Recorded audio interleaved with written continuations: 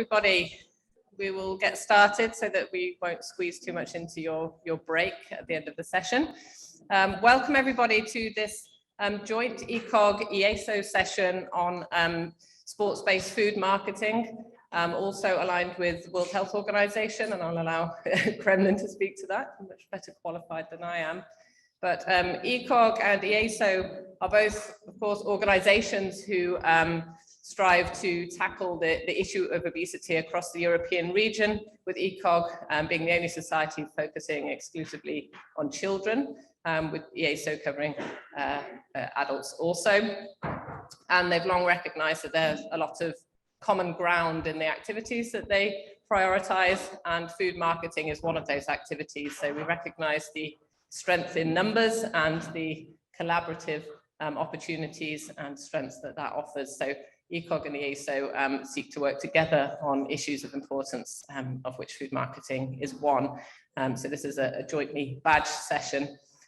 We have two live speakers here today. Professor Tim Smits and myself will both be doing a presentation from here. We also have a video from Professor Amandine Gard, my colleague at the University of Liverpool.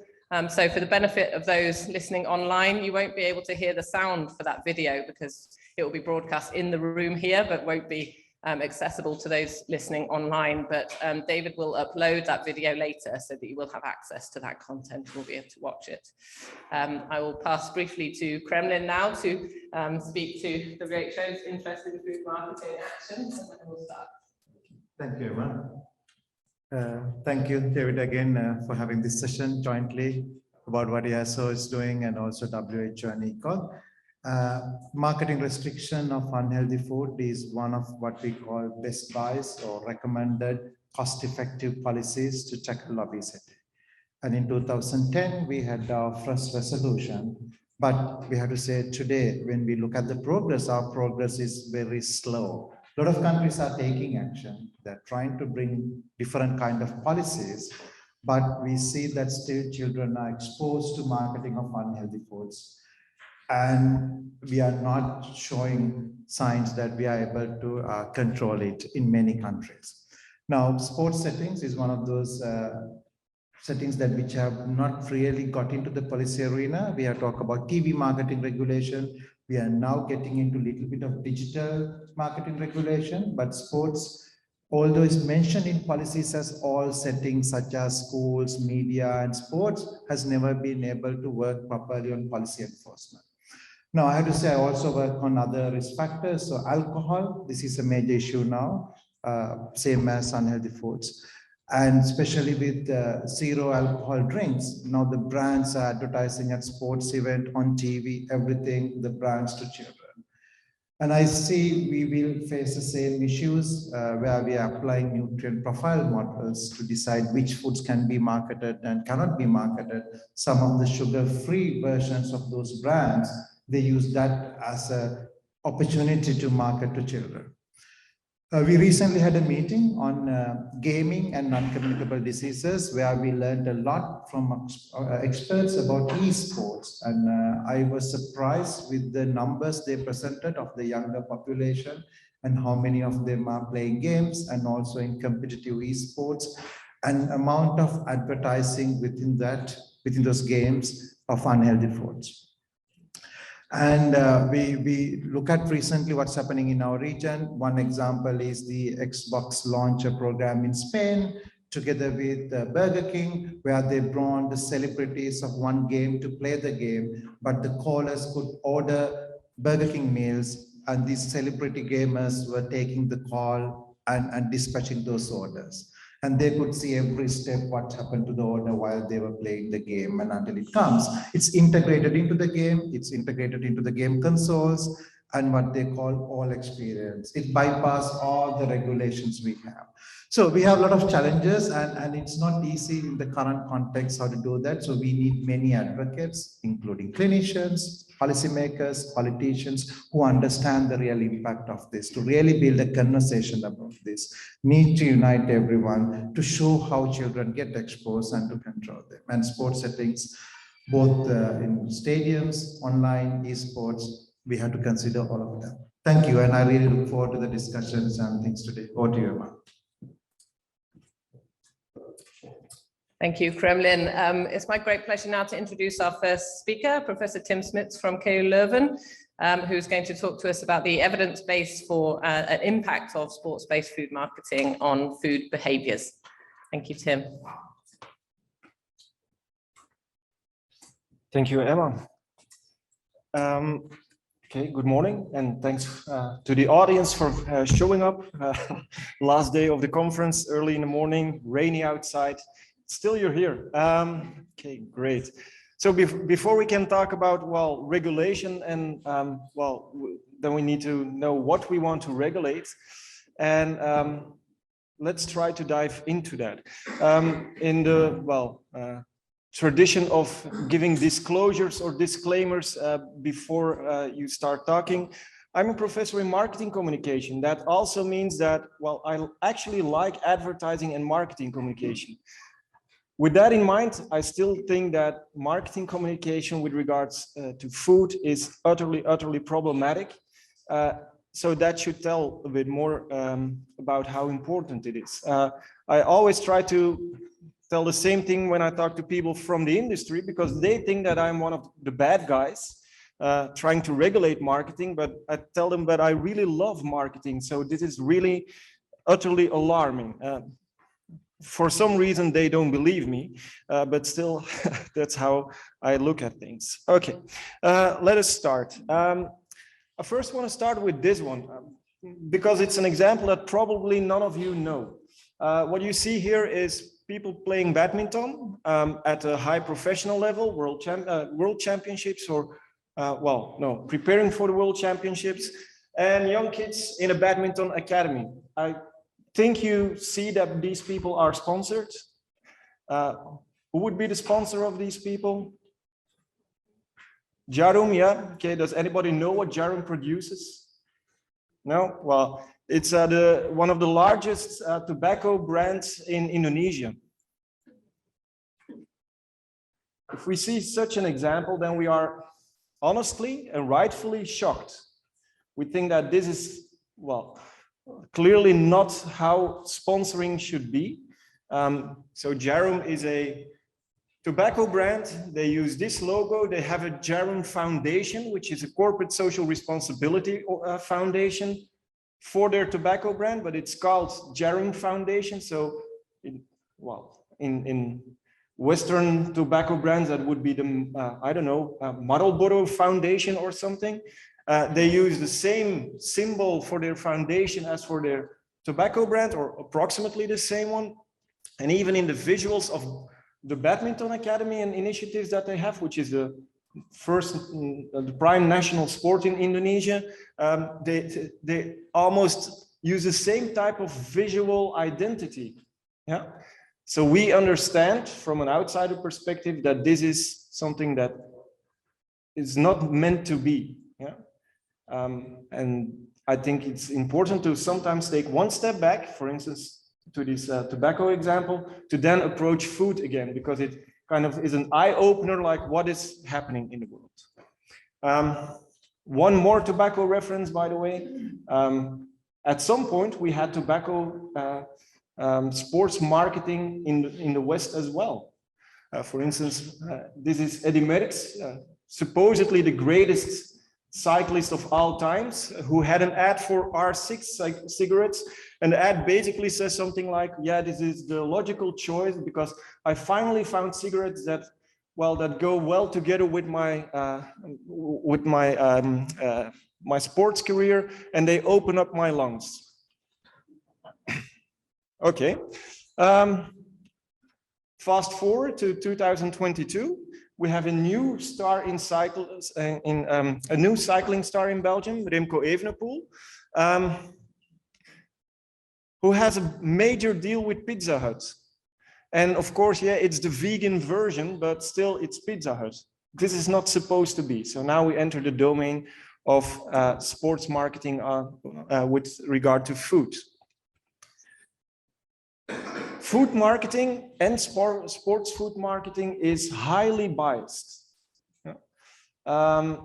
If you would project anything that is sports marketing about food on well, a random kind of dietary guidelines thing, which is coincidentally the one that I designed, but well, anyhow, if you would project it on such a thing, then of course, almost all of sports marketing that you find with regard to food is in the part where you should have as little as possible. And well, we hardly see any vegetables or fruits marketing in sports or something in between. In many contexts, many advertising contexts, it's about like 80%, depends a little bit on the context, but 80% of the foods that are marketed, or even more, are non-core foods. And that's in TV advertising, in sponsorships, in supermarkets, on social media, etc.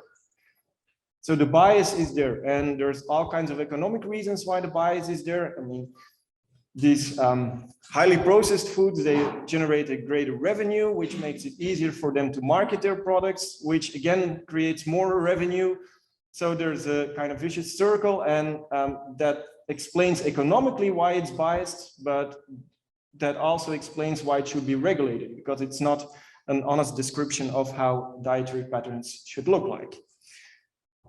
Now, before we then talk about the real issue that we need to address, like, okay, what is exactly happening? I have to talk you through, sorry, on a Friday morning, on a one-slide persuasion course, because I guess many people in the room, well, know a little bit about communication, but not about persuasion. So how does persuasion actually happen in the human mind? Typically, we could say that, well, people process messages in a system one way, which is Daniel Kahneman's terminology, the Nobel Prize winner. Daniel Kahneman says that a lot of what we process, also messages, language, is processed in an unconscious type of way. Yeah? So we don't pay a lot of attention, and by all means, don't pay attention to all the ads, because if you would pay attention to every ad that you encounter, you would get a headache by 10 o'clock in the morning, because there are so many ads. So that's why people indeed also process advertising or marketing in an unconscious way. Sometimes though, you move to a system 2, a conscious processing. Sometimes you pay attention. And that's also something that sports marketing is able to do. If we are highly interested or involved in sports, then it attracts our attention, and then we get, well, more interested in it. We have much more appreciation or a higher cognitive processing of those instances of marketing communication. Now, if you move from that system 1 to system 2, then you also become a bit more critical. You can also think about it, a message that you pay a lot of attention to. You can also think like, yeah, but it's a stupid message. And then actually your attitude goes down because of your critical thinking. One exception though, children have a harder time to do critical thinking. So for them, typically, if they are invested in it or involved, then their attitude goes up. So what can you do from a marketing perspective with this kind of reasoning? A couple of things. In that system 1, that unconscious thing, what you do is you just create massive exposure. That's explaining why we have this constant stream of marketing messages. Foods are constantly around us in all types of media that we use. Yeah? So that's just exposure. And in that exposure, they use all kinds of interesting or funny cues, and sports is one of those cues. Yeah? You use cues that create a kind of a positive evaluation for the brand, and then we like the brand more. That's just how it goes. But this, let me remind you, is at an unconscious level. So people don't pay attention to it. So it's also very difficult to consciously block that influence. Second thing you can do is increase relevance and motivation. Increasing relevance and motivation, for instance, by using sports celebrities that we like. Sports celebrities attract attention. When you attract attention, there's a bit more cognitive involvement and a bit more likelihood that you can really persuade people with messages. And then one thing to, well, downplay it a little bit, the more people have persuasion knowledge and literacy, the more they are able to fight that influence, that persuasive influence. But it basically happens most in system 2, where you have attention to the message, but not so much in system 1, where, well, basically everything occurs unconsciously. And again, for children, that persuasion knowledge and persuasion literacy is, well, quite difficult. Certainly when the message is also, let's say, mixed with other types of messages. So if your attention is divided, then it's pretty hard to focus on that. Okay, so that's a persuasive background.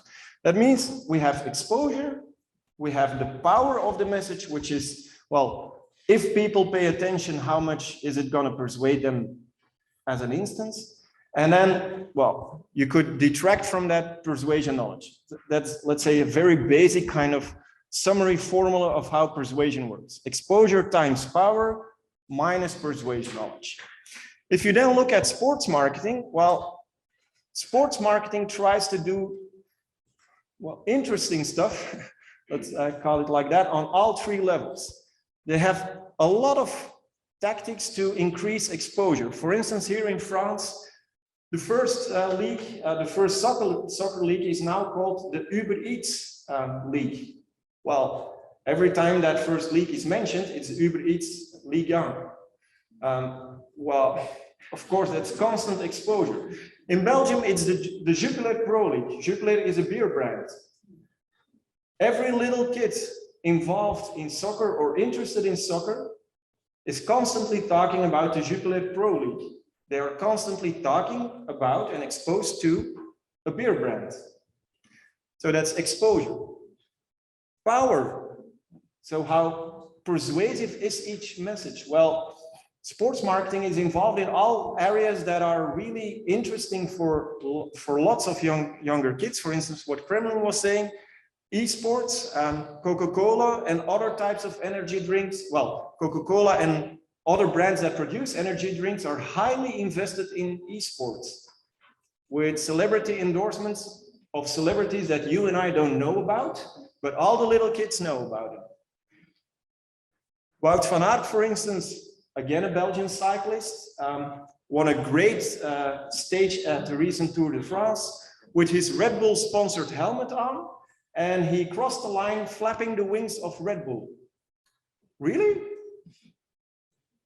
I really appreciate or admire him as a cyclist, but from a sports marketing perspective, well, I'm actually glad that Red Bull didn't do a lot with that, but it's crazy if you think about it. So sports marketing is a very, well, particular case that actually increases all the potential that marketing communication in itself has. And compared to adults, children and adolescents even face more challenges to deal with all these factors. So, okay, that was a reverse order of how I just told it. That's now on the slides. Let's talk about the exposure then. So I'm now shortly going to talk about each of the 3 factors: exposure, power, and persuasion knowledge. With regard to exposure, there's many media that, of course, have a lot, well, a high volume of sports marketing. It has been demonstrated for many media.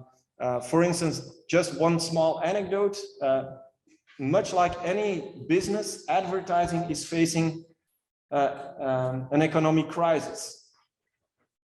That's quite straightforward, but it might surprise you that 2022, this year, is not yet a financial crisis for the advertising revenue of media. Why is that? All the full impact of the crisis this year is compensated by the fact that within 1 month we will have the World Cup soccer. That's going to compensate for all the losses that ad revenue generates. It's only next year that media are really going to suffer in terms of ad revenue. That really means that sports marketing is pervasive in massive exposure. But let's look at it just from a children's perspective. For instance, this study by Mary Bragg, she asked young kids to talk about, well, their sports club, which sponsors they had in mind, those children. Well, most children, 2/3 of them, could recall sponsors of their sports club. Almost half of them could recall any sponsor of their favorite first league team. Younger children were also reported to think about those sponsoring brands when they thought about which products they would like to have to eat or drink. And most children received vouchers for free food or beverages from these sponsors. Okay, that's the young kids' perspective. Looking at it from a different perspective, which sponsorships do exist? Bridget Kelly and colleagues identified 347 sponsors. 17% of those were food and beverage companies of, again, sports clubs of young kids. And 50% of those didn't meet the criteria for actually being a healthy sponsor, although they sponsored something that was health related. So again, a lot of evidence suggesting that it's biased. It's biased towards unhealthiness. Looking at it from the athlete's perspective, if this study, again from Mary Bragg, looked at 100 top influencer sports celebrities and which brands they were promoting. In total, those 100 sports celebrities had about 500 sponsorship contracts. A quarter of those approximately were food and beverages, and of those food and beverages, again, like approximately 80% were for unhealthy stuff, the non-core foods. Fourth perspective of the same thing, well, the previous 3 slides were about really, well, sports focused on young children, but of course, sports are also focused on the general population, and we tend to forget that children also watch these sports. For instance, this study on the Australian Open analyzed 31 Instagram accounts of food and beverage brands that did something during the Australian Open. And of course, well, young kids picked that up as well. And of these brands, a lot of were actually official partners of the tournament. So it suggests they really had a media plan. And of these partners, a lot focused on things that from a children's perspective is something that we should be worried about. So lots of exposure. If we then turn to power, how powerful is such a message? A meta-analysis by Emma Boyland suggested already that a single exposure has a dramatic effect on young children. One single exposure had a significant effect. If you come, well, a dramatic effect, that one single exposure, it was like a 0.2 effect size. It's not dramatic but if you multiply that with, let's say, 100 messages a day, every day for a full year, that's a dramatic effect. Here it seems to be that for adults, there's no problem, but again, that's for one single exposure. If you multiply that with the amount of exposures that we have, then even a very small effect of single exposures would be alarming. If you then think about, well, and what about the in-between group? We recently did our own meta-analysis of the adolescent population. Well, the graph is not so nice as Emma's graph, but still, well, what we found was that for adolescents, it was approximately the same situation as for young children. Somewhat more than a 0.2 effect size on average, again, for a single exposure. So one ad seen by young people means some effect. Multiplied by exposure, that is an alarming kind of effect. If you then focus on celebrity advertising itself, again, a study by Emma Boyland, which is, as far as I know, the only study that really focused on sports celebrities and that also gives some information on really calories consumed. Interesting and alarming for multiple reasons. So on the left, you see the typical effect, let's say. Children could eat crisps and they could eat crisps after they saw a commercial that was either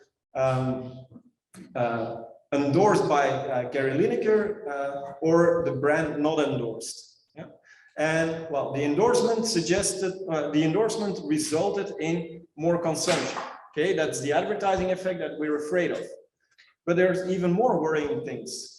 If, for instance, they see Gary Lineker, not in a commercial, but in some other context, these children, due to the, well, decades of Gary Lineker being a celebrity for Walker's Crisps, associated Gary Lineker with Walker's Crisps and therefore consumed Walker's Crisps as much as if they would just have seen the ad.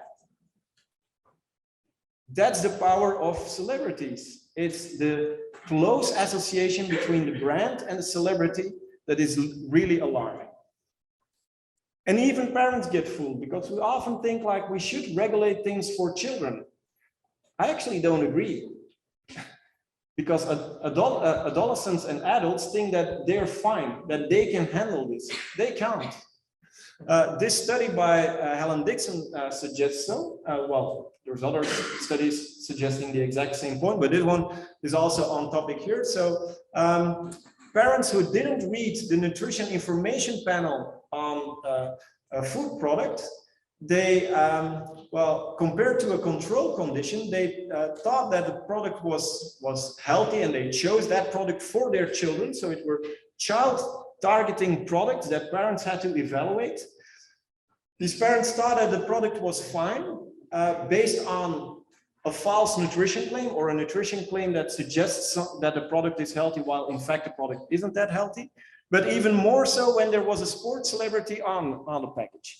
So just the image of a sports celebrity makes these parents think like, oh, the product's gonna be fine. That's a single exposure of one package that already generates this effect among parents that make choices for their own children. And then we expect that children can deal with this themselves. I'm afraid they can't. More generally, not so much focused on sports celebrities, but more generally celebrity advertising itself, systematic review we did, but approximately around the same time when Viveka Krak did the same kind of systematic review. Together we find that all these endorsements indeed influence young children's liking of food. The good news is that also the good guys, the healthy products could use the same technique, but the bad news is that the technique does work better for unhealthy products and does work better for the more expensive endorsers that the healthy products cannot afford to pay. So again, there's a strong bias in what works.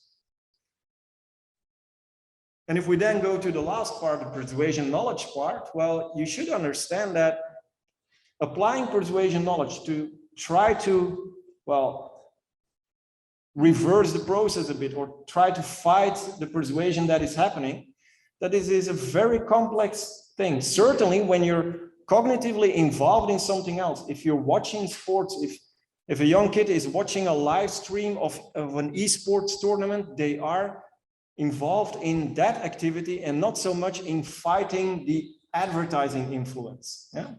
And if at the same time, the advertising influence suggests that rather than neutral, the product is actually healthy, then it's even more difficult to understand. I mean, if we would start at a neutral point, you only need to deflect it a little bit, but the advertising suggests it's healthy, so you need to have a very strong effect on that to counter it. And indeed, young kids, for instance, in this study by Bridget Kelly, thought that the food company sponsors are kind, generous, and cool. Well, if that is a starting point, then you need a lot of persuasion knowledge being activated to counter that message. Jessica Castonguay did two similar types of studies where just simply showing physical activity in an ad for breakfast cereals made young children believe that it was a healthy product and that they liked the product and more, etc., etc. So just showing physical activity suggests it's healthy and makes it much more difficult to understand that they're actually fooling you. And then lastly, what alarms me maybe the most is that social media is really amplifying all this.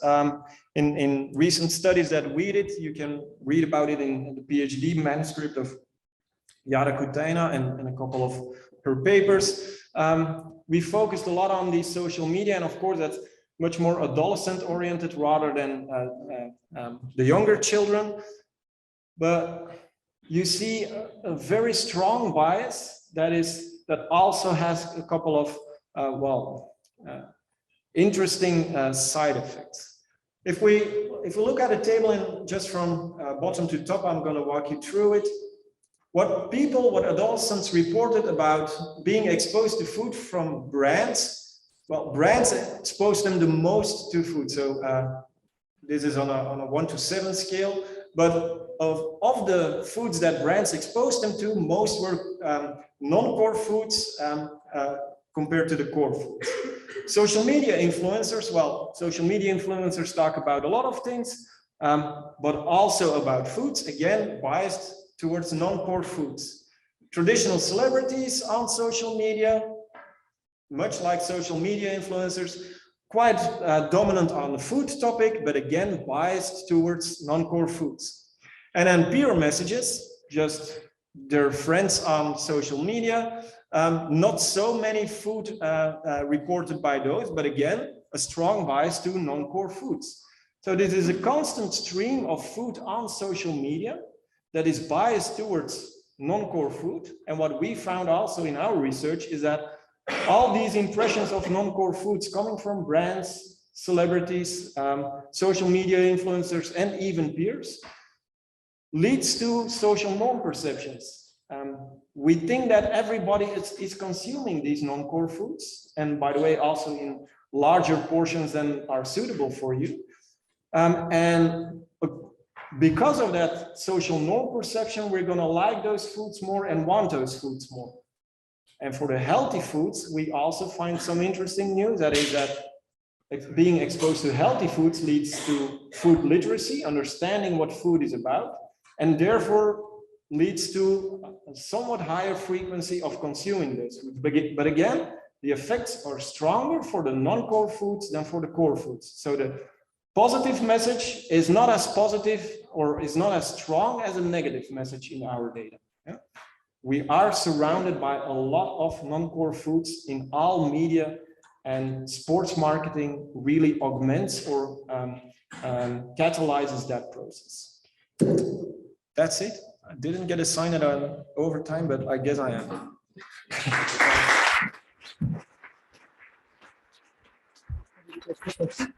Two questions? Yeah, that's good. Yeah. Maybe we take a few minutes for any questions. So I'll take it. Do you have a microphone? Yeah. Okay.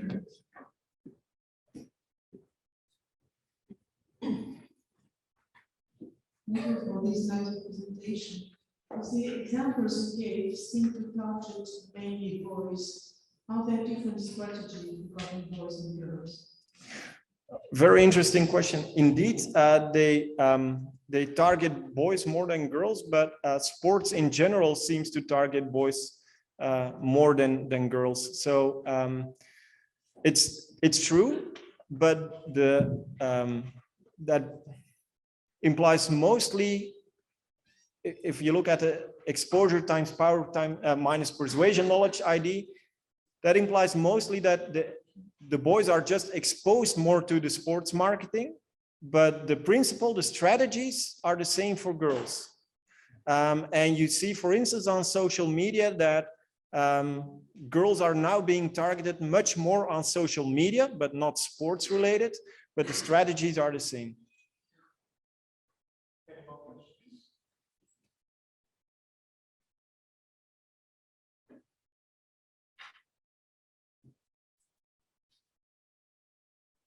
Hello, thank you very much for the presentation, very interesting. What is your opinion about using athletes or sports to market healthy food, for example, fruit and veggies or water consumption, etc.? That's your opinion. Yeah, for sure, I'm in favor of that, but there's a couple of downsides. One is that typically the very popular sports celebrities are not affordable for healthy promotion. I mean, government would then have to pay for that, and even then you could think that this is not enough that they can pay. Second, it has been done in the past, but then you typically see that a couple of years later, they are then also promoting unhealthy stuff. And that kind of confusion is also highly problematic. So if they at one time promote water and apples, and then 1 month later, they promote something else, which is also something that, for instance, is happening with social media influencers. They even shift much faster than that.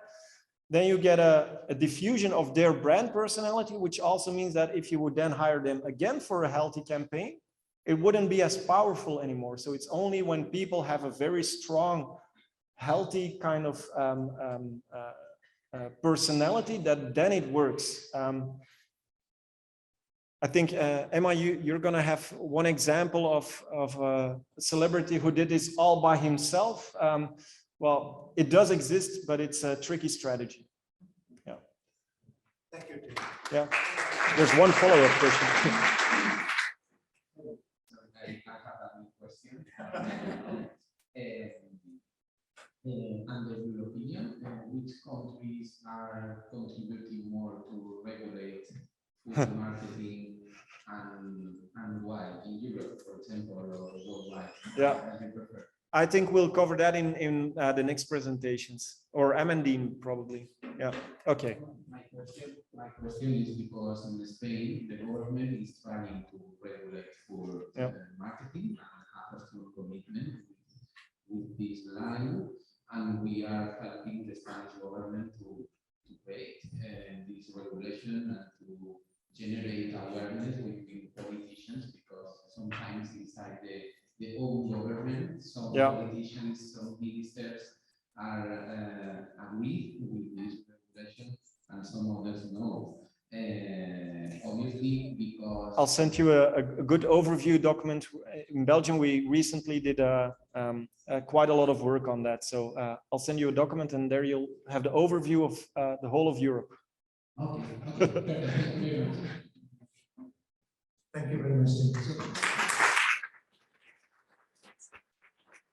Just a quick answer to the question. Portugal is a country was legally controlling marketing in the sports sector, maybe a little less, but Portugal is a good example we give here in the EU. Next, Professor Emma Boylan from the University of Liverpool. I don't need to introduce her more, so Emma, over to you for your presentation. Thank you. Just check that this moves on. It's good. Okay, so I'm going to try to situate all of that stuff in a kind of general context in terms of our fight against obesity and what we need to do next in terms of research and where we might go in terms of policy that will then lead into Amandine's presentation about the kind of the full regulatory implications of what we're talking about. But just to place it in context, of course, in terms of the obesogenic environment, you all know this, we live in an environment that makes it very easy to avoid physical activity and makes it very easy to consume unhealthy foods. And this at the top here is a book my daughter was given at the library at the age of about 3. And this was the page on food. It had pages for food, you know, travel, housing and accommodation, whatever, all these different kind of examples of words. This is what it depicted as food. It tells a small child that food consists of. And that's the message we're giving young people, which is dangerous from the get-go. But of course, food is more accessible, more available, 24 hours, fast food and so on. So we live in this environment that makes it very easy to consume and overconsume calorie-rich foods. And we have the innate preference for sugar and fat that we're born with, that then is exploited by food manufacturers. So as Tim mentioned, that bias promotion is feeding into what we already have as a greater preference for energy-dense foods. So we're eating more food, but we're also eating more food that has a greater number of calories in it over time. And so it's been termed passive overconsumption because we're not necessarily aware that we're consuming more because the food itself has changed, as well as our behavior changing. And we saw this, we know already, of course, that there are massive risks to health in terms of obesity and related comorbidities. But I think it was brought into sharp focus during the COVID-19 pandemic where we saw that people living with obesity had much more severe symptomology and much greater likelihood of hospitalization and mortality risk and so on. I know you know all of this, so I'm going fast through it, but it was just setting the context. And of course, when we talk about poor diet, it's not just a problem because we know it's not an optimal diet. We know that poor diet leads to a number of different conditions. And this is a mapping of all of the years of avoidable ill health, years lost to avoidable ill health and premature death by cause. And all of those in pink are caused or exacerbated by a poor diet. And the size of the circle depicts the strength of that, the magnitude of that effect. So you can see that diet really is playing a critical role in ill health and death. And again, when we look at things like the global disease burden, we see things like malnutrition, which of course can coexist with obesity, poor diets and high body mass index, always up there in the top factors that are contributing to the non-communicable disease burden and premature mortality. And one of the reasons for this and this change in diet over time is what we term the commercial determinants of health. Although when I was at the International Congress on Obesity just a couple of weeks ago, Professor Boyd Swinburne proposed that actually we shouldn't be calling it the commercial determinants of health, because that lends a certain health halo to the term. It suggests that there's an actual health driver from a commercial operator. But he suggested instead we go with the commercial drivers of disease and death, which probably, I think actually he has a point there. It may be more hard hitting, but it's probably true. There've been a number of efforts made to kind of define what we mean by commercial determinants of health. And one was the factors that influence health that stem from the profit motive. But I think that's problematic because we're also talking about people promoting fruit and veg, right? That's what we want them to do. They have a profit motive as well. They need to earn money as a commercial operator selling fruit and veg. So we certainly don't want to label them under the same category as what we're talking about here.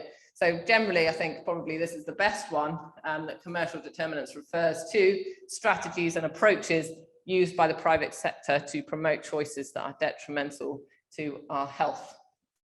And within the commercial determinants of health, these are the drivers of death and disease, I should be saying. But these are the channels through which they operate. And you can see their marketing is one of the crucial channels through which these commercial operators affect health outcomes, and also lobbying to resist any attempts to regulate and restrict their activity. Now, this is by far from an exhaustive list, but just to give an illustration of the ways in which food marketing influences and infiltrates sport. We have official partnerships that I'll come to in a minute. This is the English Cricket Board partnering with Cadbury's. You have marketing actually in the stadium itself, such as on the ad boards around the side. Of course, these used to be fixed and it would be the same one throughout. Now they're electronic and can spin and rotate through all of the different partners that the commercial operators that are sponsoring the event. You also have in-stadia activations. So this is what Tim was talking about, that kind of repeated messaging and that exposure over time that reinforces the previous message.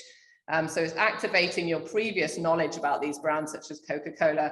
And actually what we have noticed as well is it can be much more subtle than both of these. So we've seen examples of in-stadium marketing where it will just say probably in the font used by Carlsberg. So you know their tagline is probably the best lager in the world.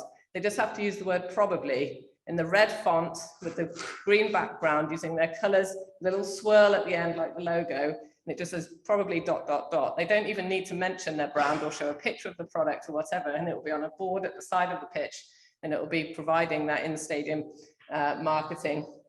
We've also seen mascots coming out onto the pitch dressed in yellow t-shirts and red shorts. So clearly sponsored by McDonald's, but there's no logo to be seen anywhere. So when we're talking about how to regulate these activities, it becomes very complex when it's such, they call it alibi marketing, but it's not even showing any kind of brand identifier in a true sense.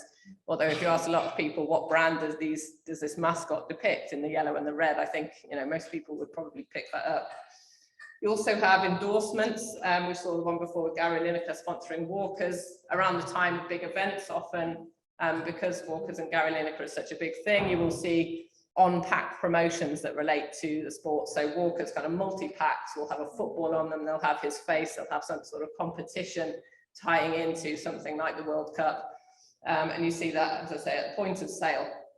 Of course, it's not all just elite and professional sports as well. We saw before they sponsor community programs as part of their corporate social responsibility agenda, which means that that brand exposure is there from very young. And we know that children as young as 3 years of age can recognize brands, particularly prominent brands like the Golden Arches, and can request those products by name before they're able to do a lot of other things. And also, this is a picture I took myself actually in Liverpool. So this Coca-Cola truck drove right into the middle of a square in Liverpool and was giving out free Coca-Cola.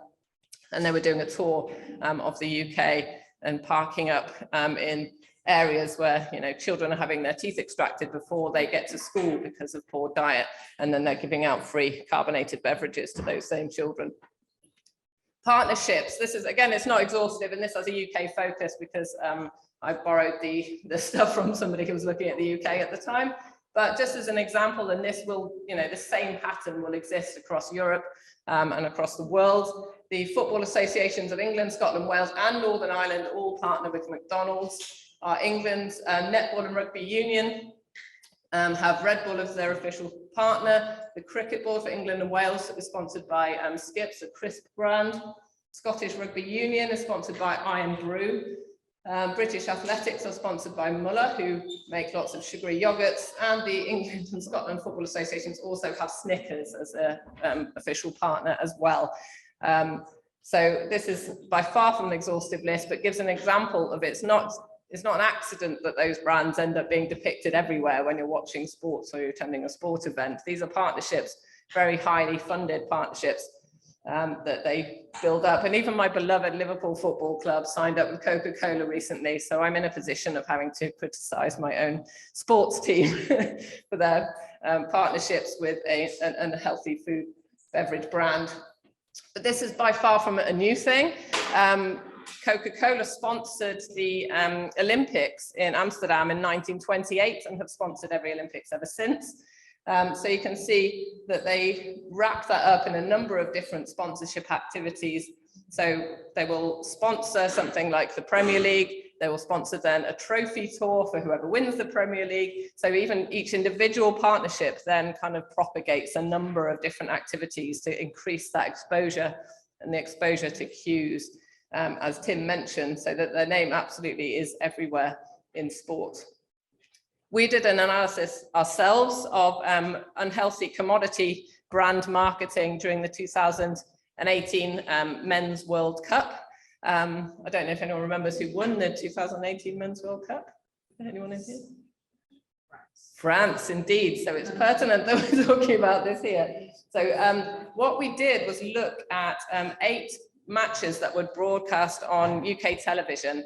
So we looked at all 4 quarterfinals.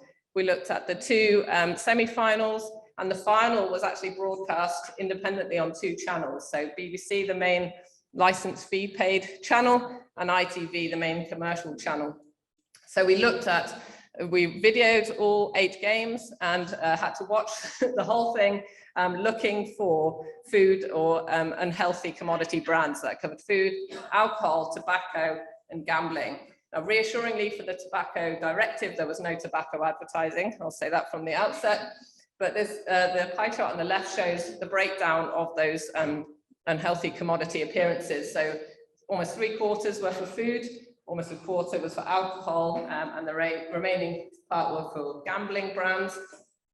We found just under 1,800 unhealthy marketing references in total across those 8 matches, which was an average of 224 brand references per broadcast, and an average of just over 1 per broadcast minute. So somebody watching the full broadcast of any one of those games would have had massive brand exposure.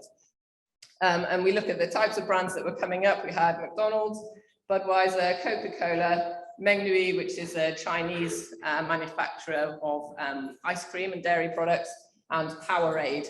So you can see again, when we're looking at the things like a healthy eating plate or a healthy eating triangle, it's very much inverted when we look at the sorts of foods that are depicted within a sports context. And as Tim mentioned, we saw kind of the power of this. We don't always have great data on how people respond to sports-based food marketing. But during the Euros last year, delayed from 2020, there was an incident during a press conference where Coca-Cola, as a sponsor of the event, had their bottles placed in front of Cristiano Ronaldo as he was about to be interviewed by the press. And he was visibly disgusted and moved them out the way, picked a bottle of water up instead and said, "Drink water," right in front of the camera. And that was associated with a 4 billion drop in the share price of Coca-Cola that week.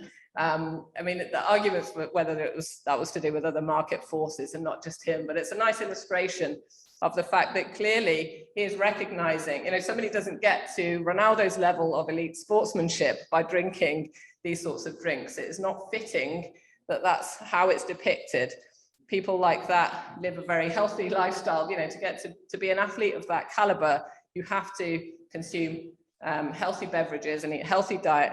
And the disparity between the way sports and food companies kind of match up in that way, he was illustrating how ridiculous that is. And it made quite a lot of waves in the press, which was interesting from a food marketing research perspective.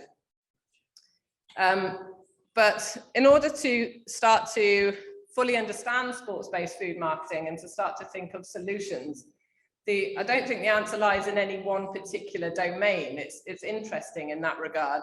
So when we're looking at all the different kind of academic perspectives that we will need in order to fully appreciate where to go from here, I'm a psychologist myself, but there is also obviously relevant input from media studies, communication studies, of course, as well. Law and human rights are on there twice. That's how important they are.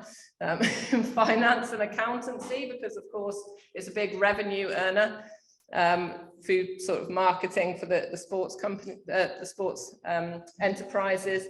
Health policy, people in sports marketing and management to understand how these sports teams actually work, as well as nutritionists and epidemiologists, because of course it works differently.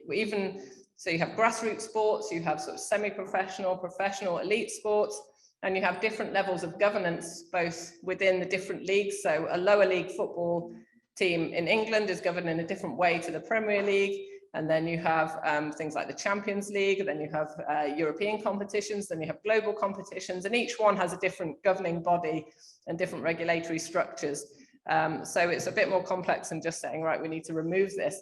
And then when you look at things like broadcasting, so when we did that study looking at the different broadcasts of the World Cup, we had, when you're looking at the actual pitch and the action is happening, that's regulated by, for example, FIFA, because it was a World Cup.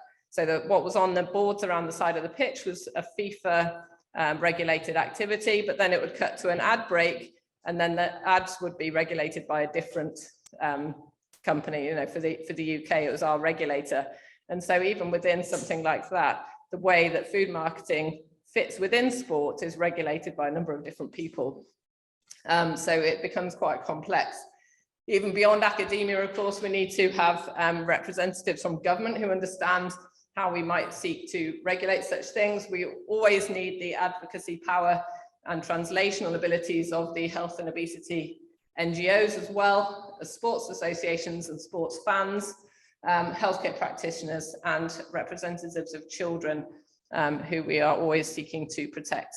Although I agree with Tim that adults require protection as well. We're not quite as clever as we think we are.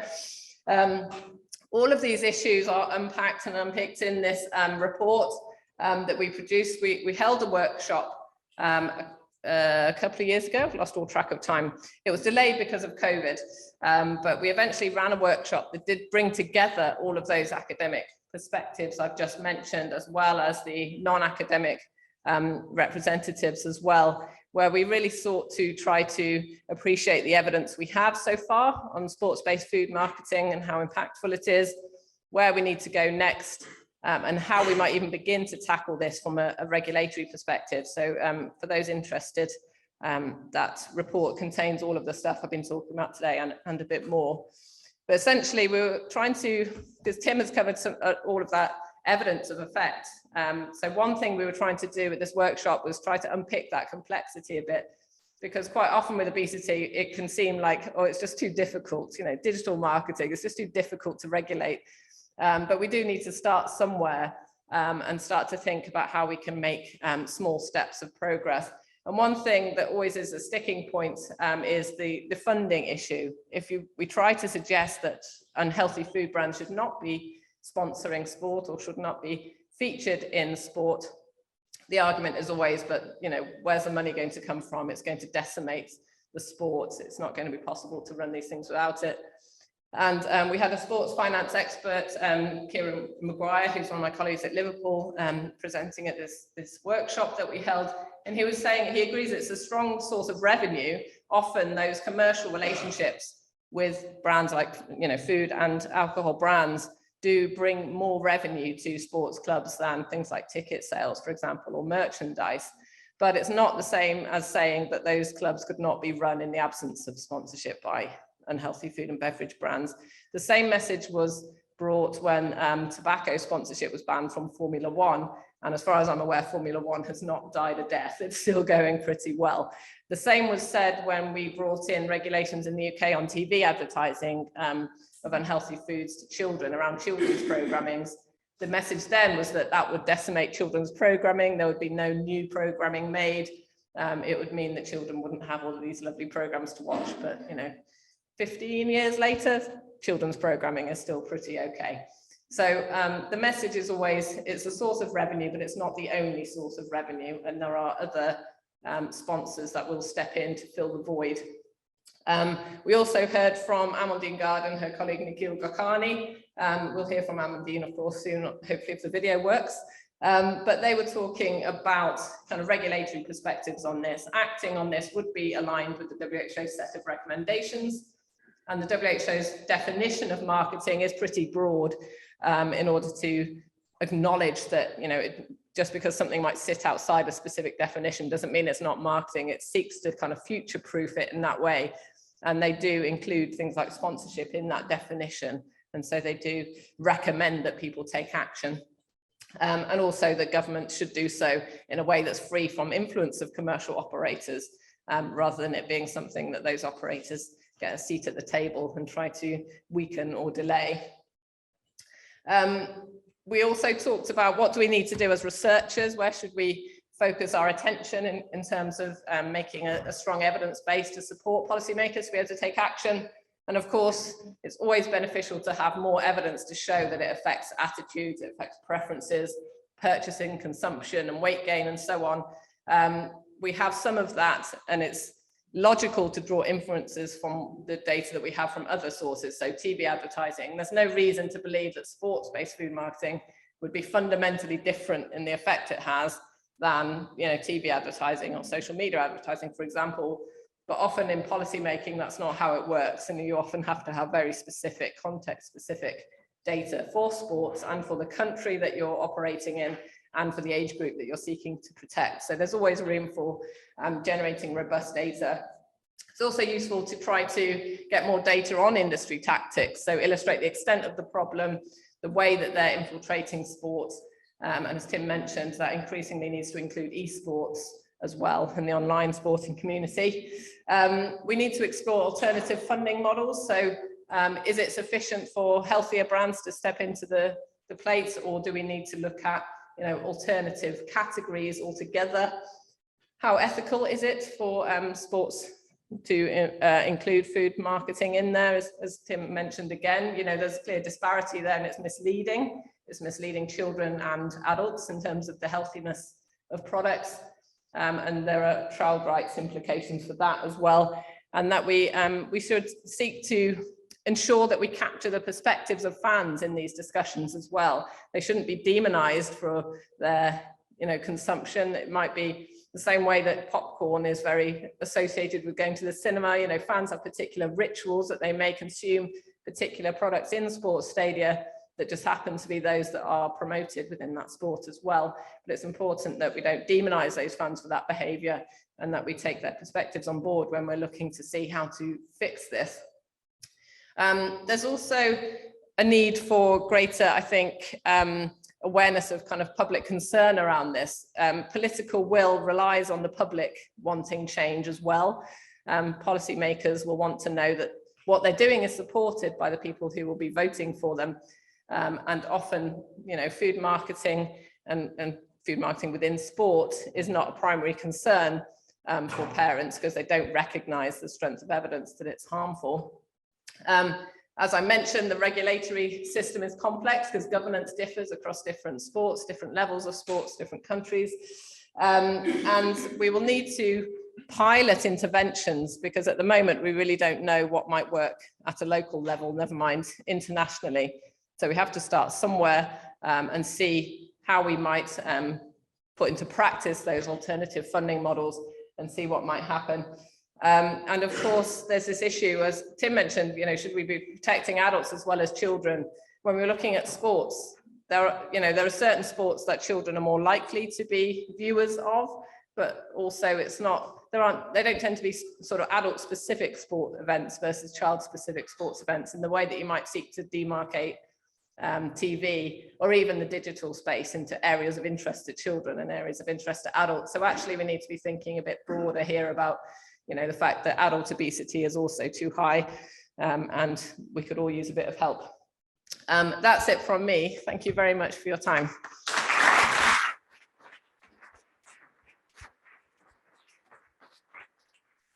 Any questions?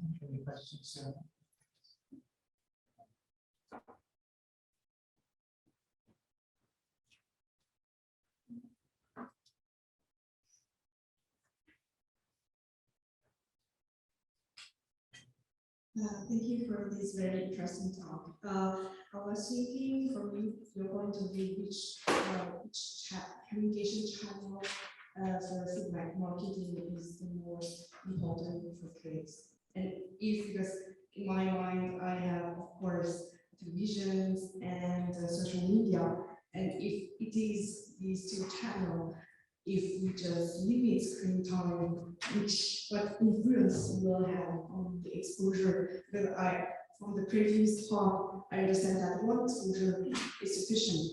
But if the children don't know these sports, the sports guy, they don't really can associate it with the message. So can you decrease the power? Because if you just try to regulate sports marketing, you know that there's all the food marketing elsewhere, such as cartoon marketing. So is limiting screen time, regulating screen time is the solution. Well, there's lots to unpick there.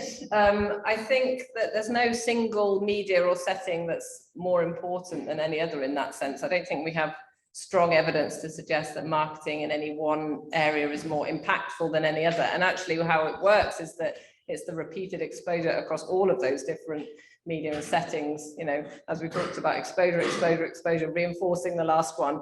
And when a new product is launched, it might be launched on TV, but then it starts appearing online, on billboards and so on. And so it really is the integrated impact of all of those things. And the challenge, I think, with regulating screen time, we were talking about this yesterday, weren't we, is that it's very limiting for children. You know, children also have a right to access the information that the internet offers, for example. They have a right to access the educational facilities that are there. They have a right to the social connection that the internet offers. And screen time can be very different things. It can be watching something with lots of food marketing in it. It can also be doing homework. It can be reading online. It can be talking to friends. So I think just saying limit screen time is a little bit problematic, and I'm not sure it's fair to impose that on children when adults are also having very high screen time as well.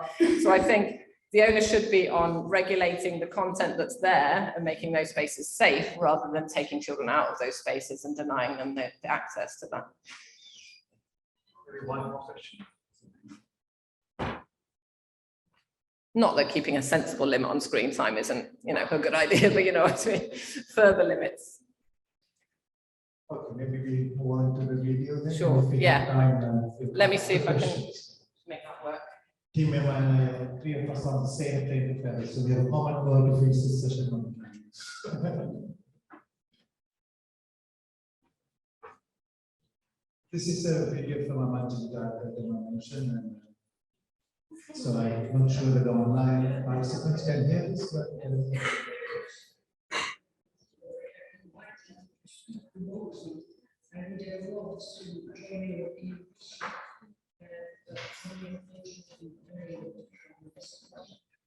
I'm going to reflect on the ongoing initiative that we launched 1 year ago, and that is intended to try and put pressure, yet more pressure, on the European Union to regulate the marketing of food effectively, and certainly more effectively than it has gone to date.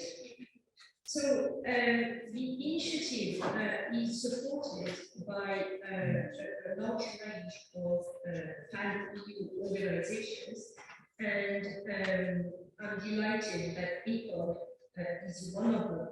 At the heart of this initiative, we have drafted a directive which focuses on food marketing and calls on the EU to ban the marketing of unhealthy food that has any cross-border effects.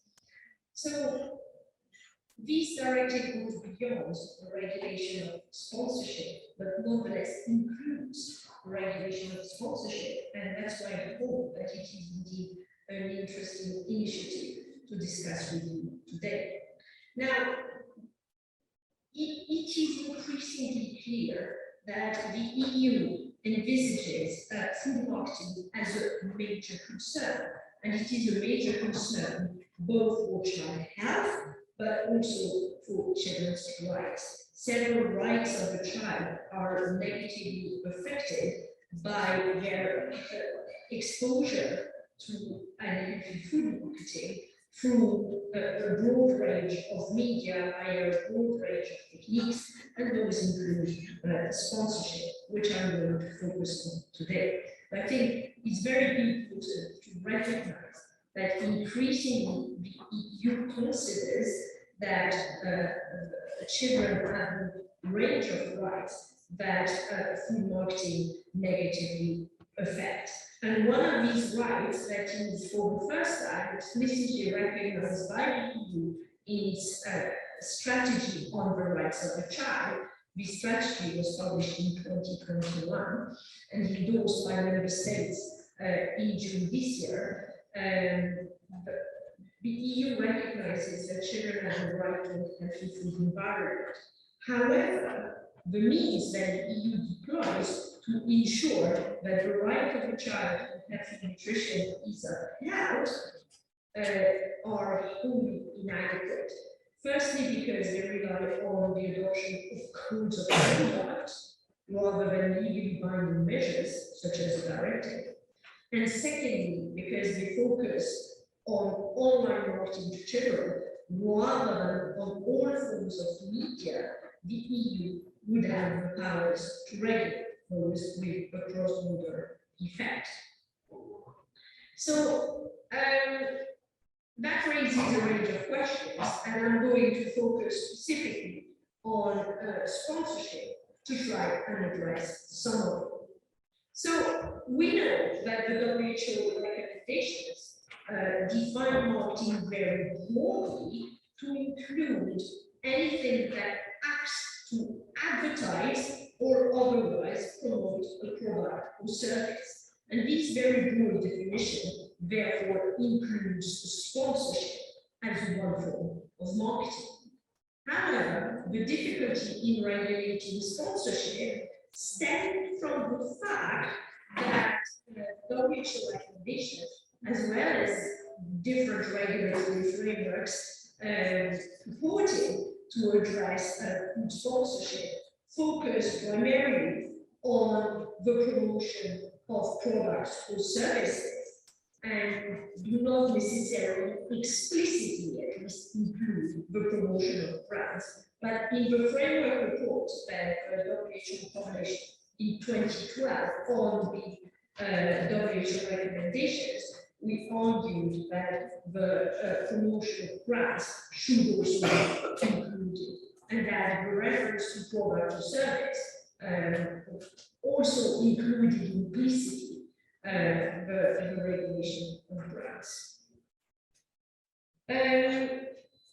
So if we look a bit more specifically at what the EU itself is doing, it is very clear that the main text that purports to address food marketing, the Audiovisual Media Services Directive, does include in its definition of marketing or audiovisual media commercial communications, it does include sponsorship, and it specifically explicitly refers to sponsorship. So how does the EU regulate sponsorship? Well, for some products like tobacco, it has a very robust approach to the issue. It bans all forms of audiovisual commercial communications for tobacco products, and it specifically contains a provision on tobacco sponsorship, Article 10.2.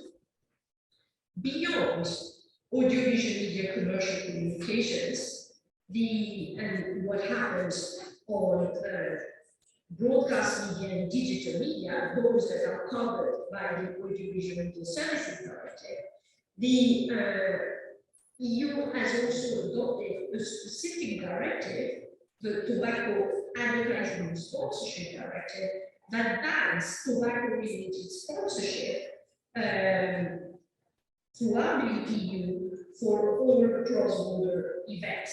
And in the prohibition of sponsorship, you also have a prohibition on the free distribution at events of tobacco products. So very broad prohibition. The only caveat that I must emphasize is that the EU is only empowered by the EU treaties to regulate sponsorship that has a cross-border appeal and a cross-border impact. Why is that? Because the EU only has delegated powers that the member states have given the EU, and these are unavoidably limited.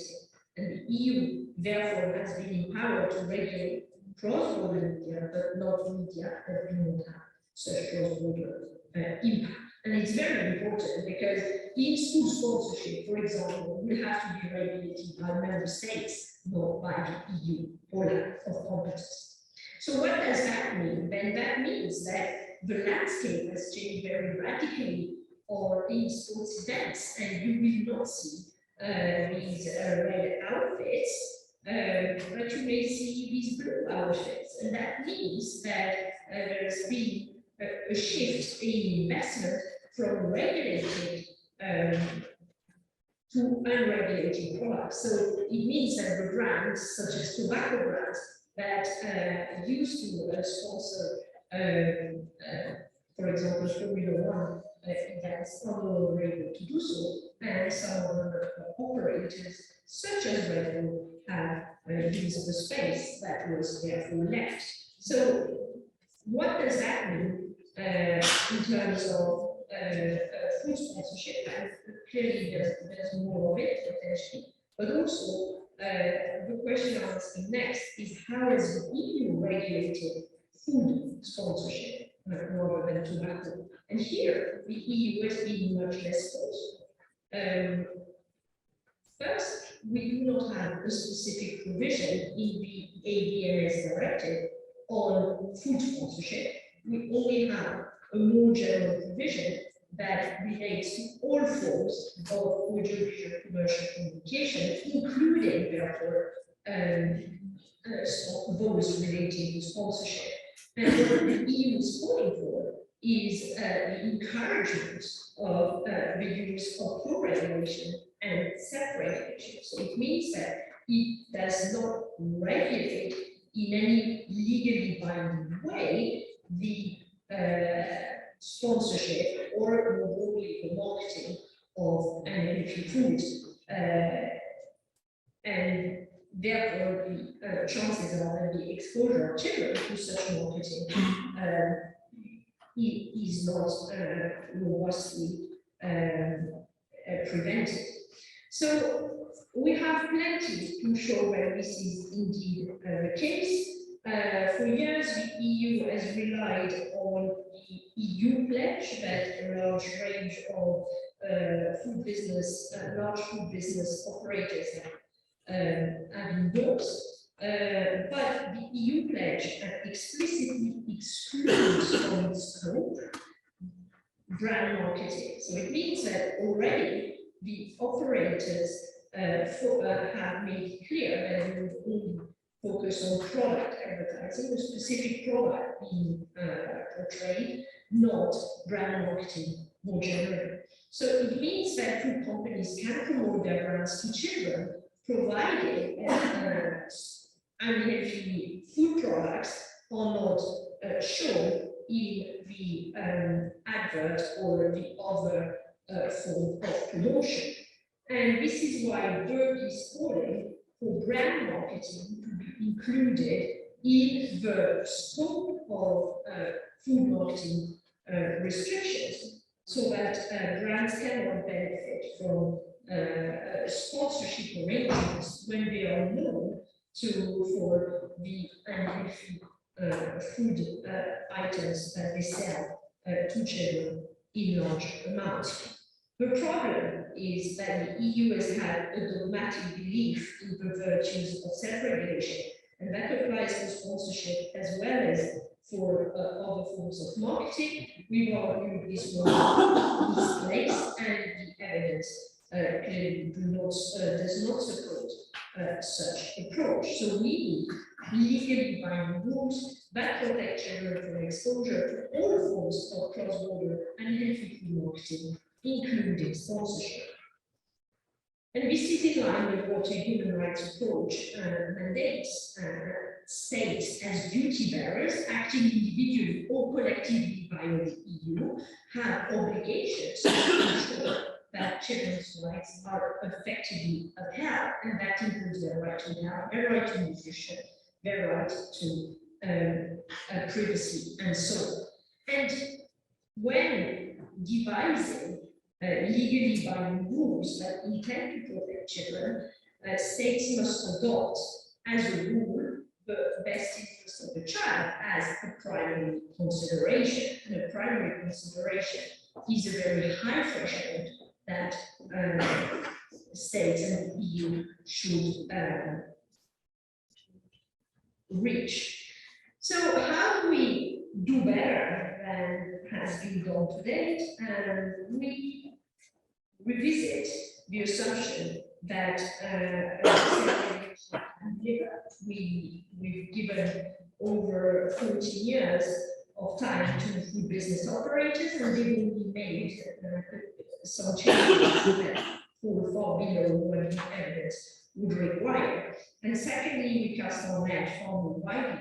We do not focus only on children's programs and children's media. We do not focus on audiovisual media services only, but what we do is we reflect on all the media that the EU would have the powers to regulate, and we ensure that there is no marketing for unhealthy food in these media.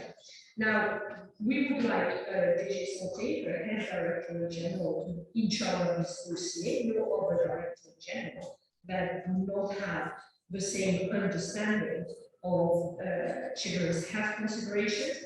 And we have therefore proposed the following provisions. Now, I don't have time, of course, to review them all, but I will focus for a few minutes on the provision on sponsorship that we have proposed. And you find it in Article 11 of this draft directive we've put on the Commission table.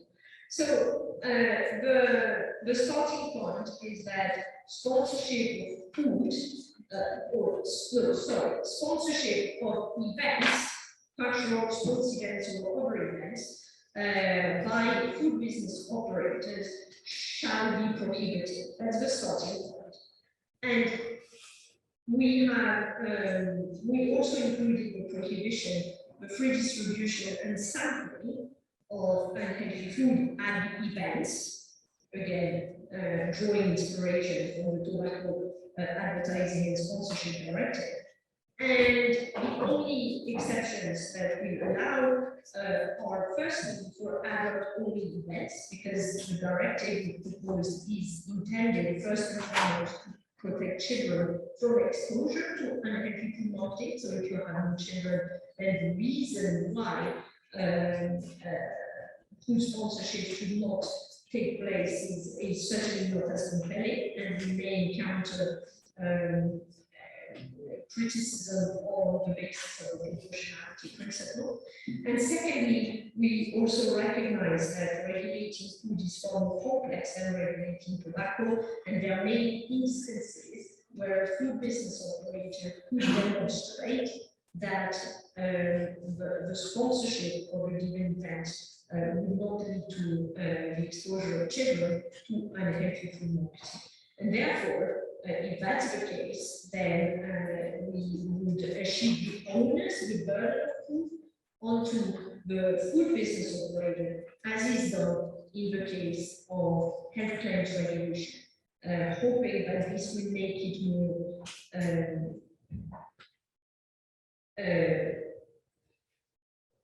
more likely that children are effectively protected from the impact of unhealthy food marketing, including sponsorship. So these are the ideas that we've developed and that have found their way, if you like, in this directive. This is a draft directive, it can evolve, and we very much welcome any input you may have. Comments that you would like to send us. My email address is on the first slide, and I'm very happy for you all to get in touch to continue the discussion. Again, I would like to thank ECOG not only for having me today, but also for their support in promoting this initiative. And I may see some of you next week at the European Public Health Conference in Berlin. The auspices of UFA, that is also one of the signatories of the initiative. Thank you very much, and I hope you have a very good and powerful conference. Bye-bye.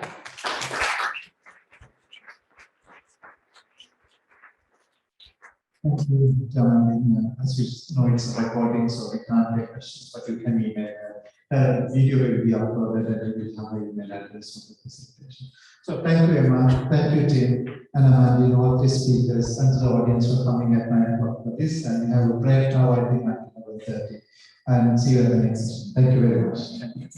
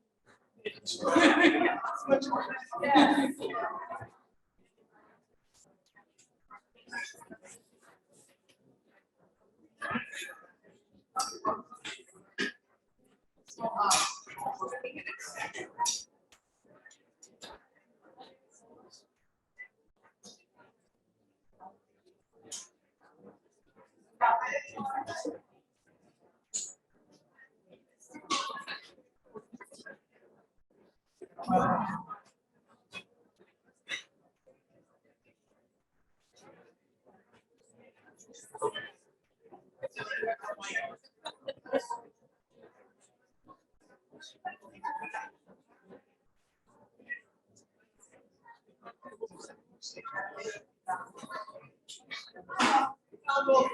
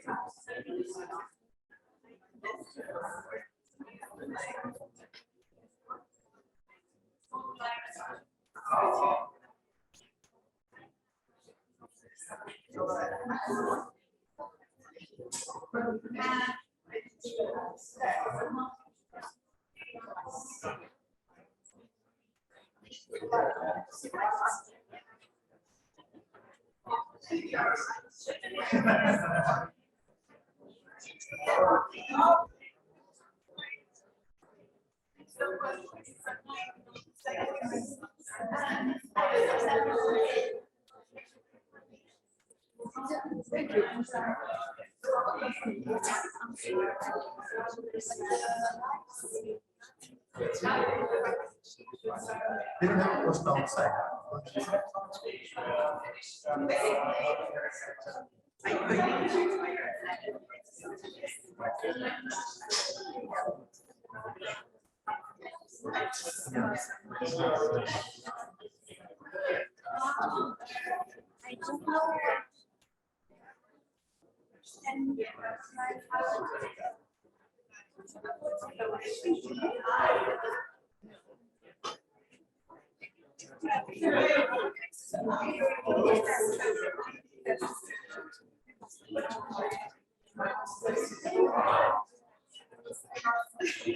The university website.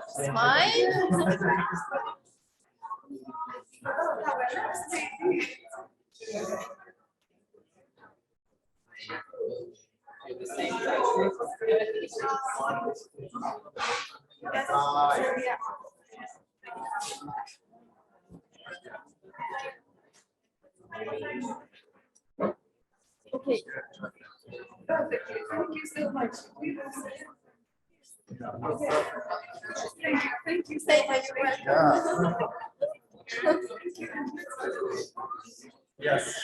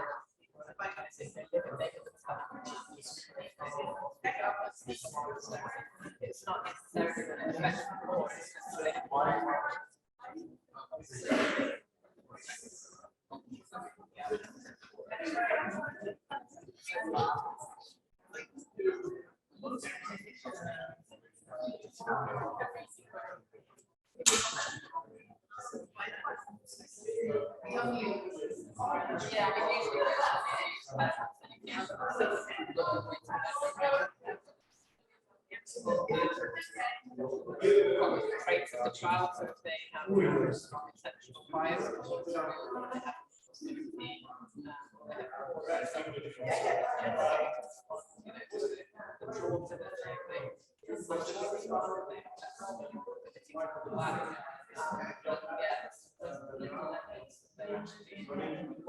just because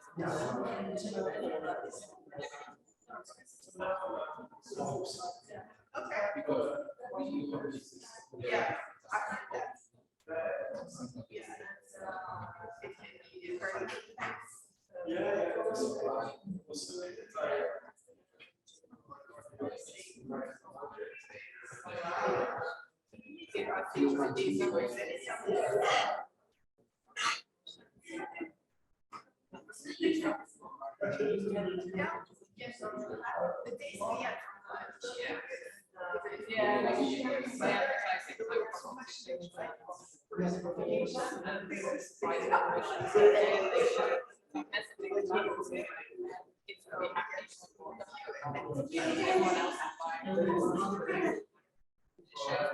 families together.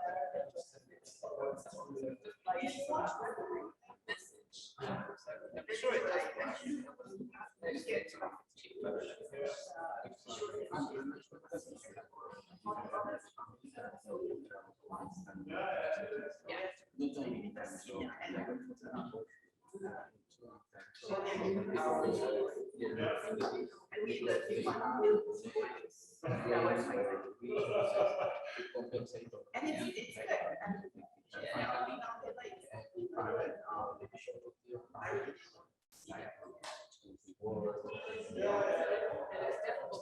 They should stop doing it, right? When your children don't have anything, and they're happy with it.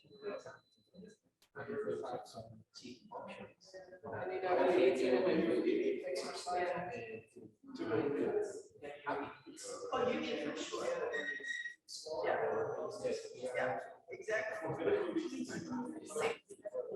Yeah, but no, I mean, even for, for these snacks, like, they have fever, high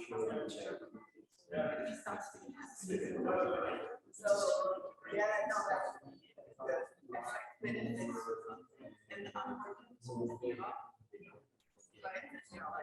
Yeah, so it's no, it's okay. That's worse. I don't get what. Yeah, there's not much on that.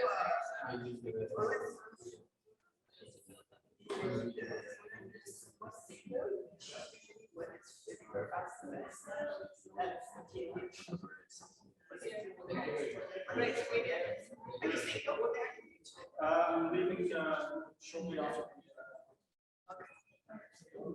Thank you for your presentation.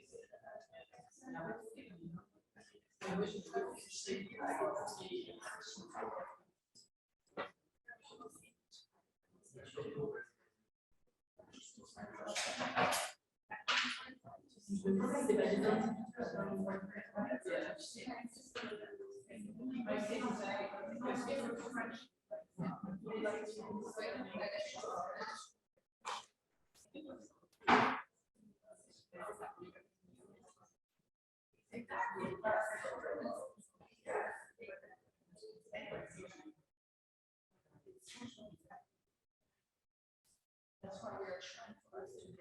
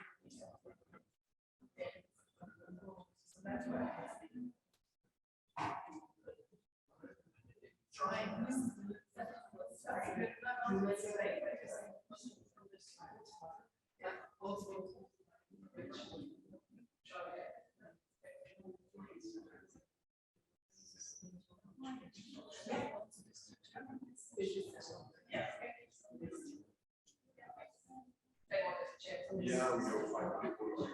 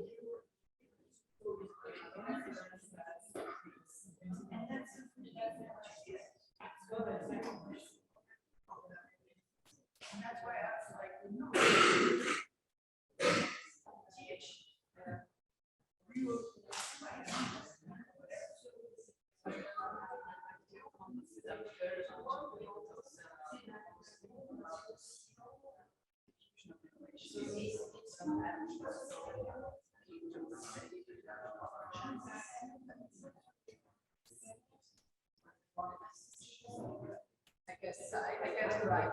Yes. Yes. Yes.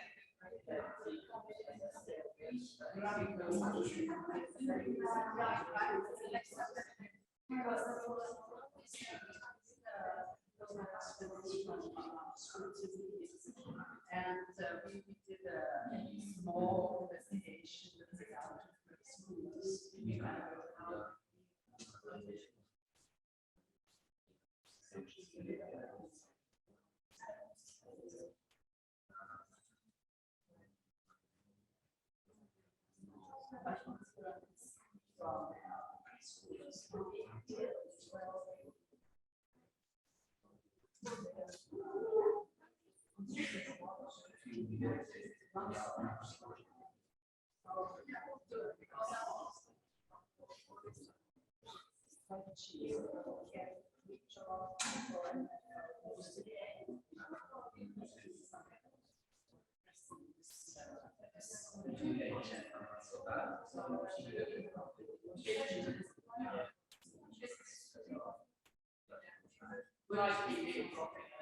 Yes.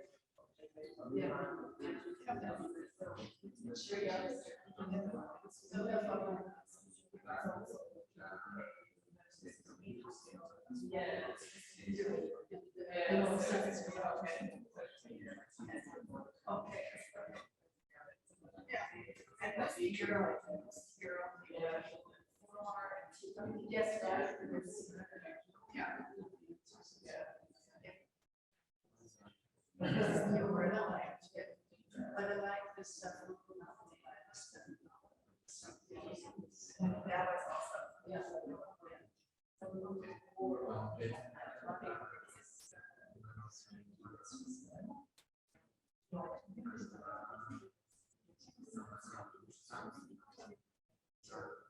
Always very exciting when you do. Yeah, genuinely honest, and that's like really, I'm like studying so that I really, that's why I think I'm support. Yeah, I don't think it's good, but it's just like, yeah, she has the same. Yeah. That's what we're saying. I know it's like very strict. Yes. Yes.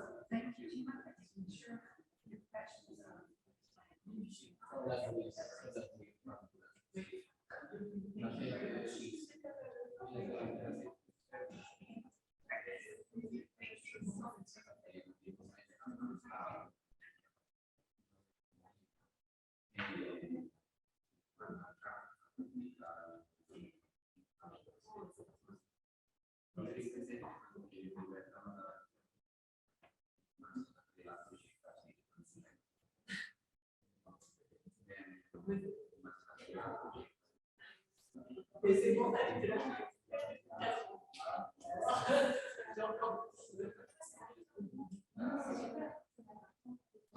Je m'écris.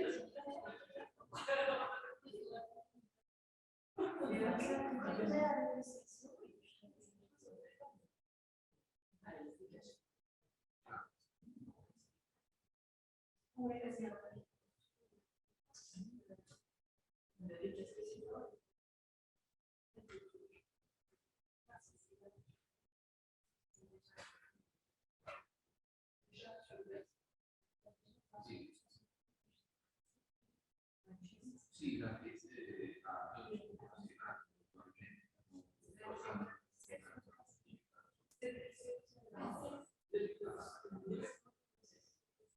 Y la estas facturas a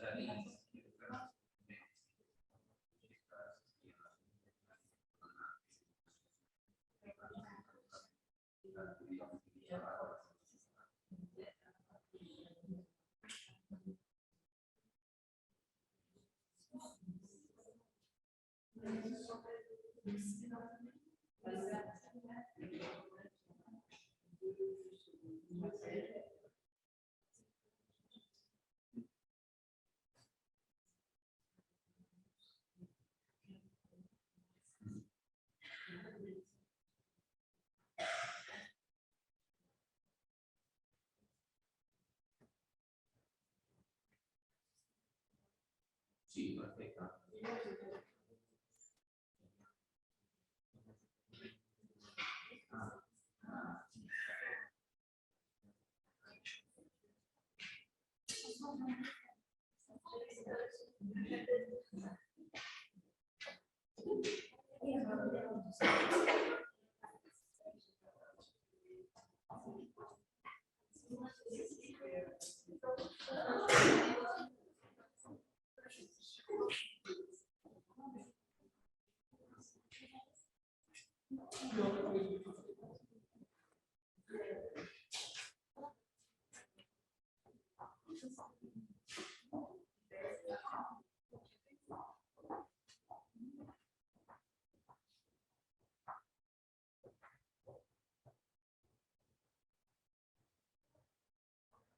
Claro.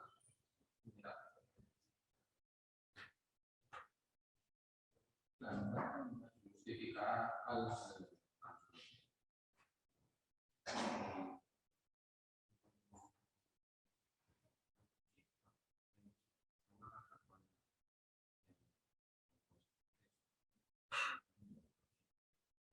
un 40% de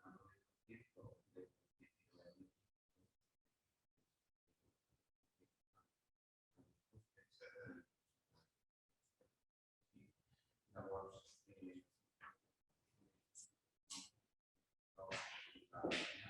també té sentit que no havia sobre en la universitat las entrevistas a las motivos sí, personal y aquest 19.565 suposo que sense tanta la suma de todos los IVAs no recuperables de cada ciudad. Sí.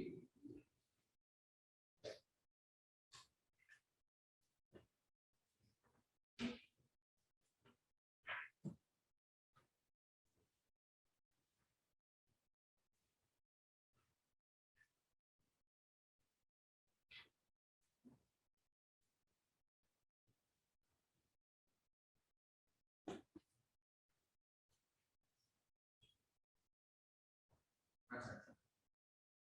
Sí, es la suma de las bases disponibles más los IVAs no recuperados. Al total de la factura.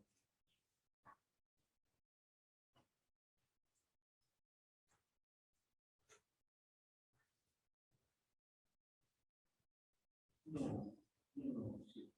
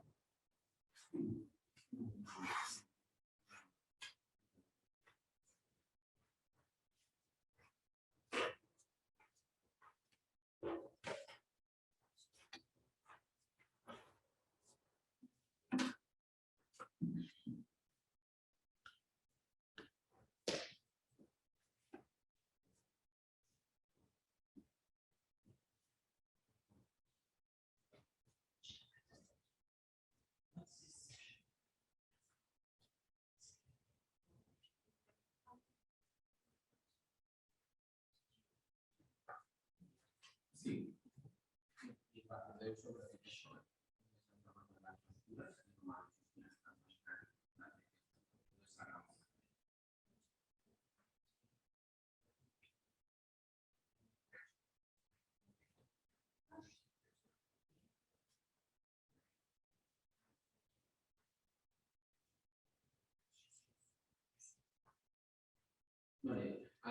Sì, anche il progetto era facile, puntualmente la maggioria del progetto è quello che una sintesi senza sempre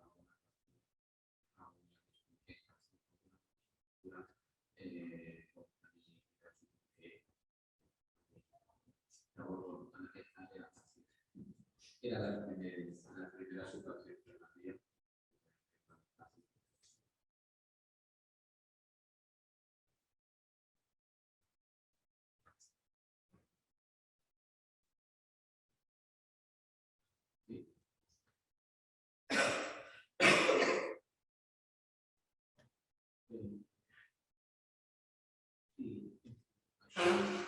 Vale.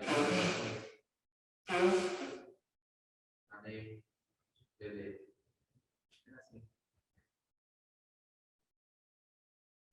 Sì, io credo che sia una cosa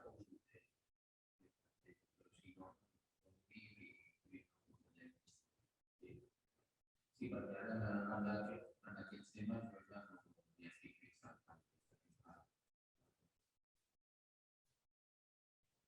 Vale. Gracias.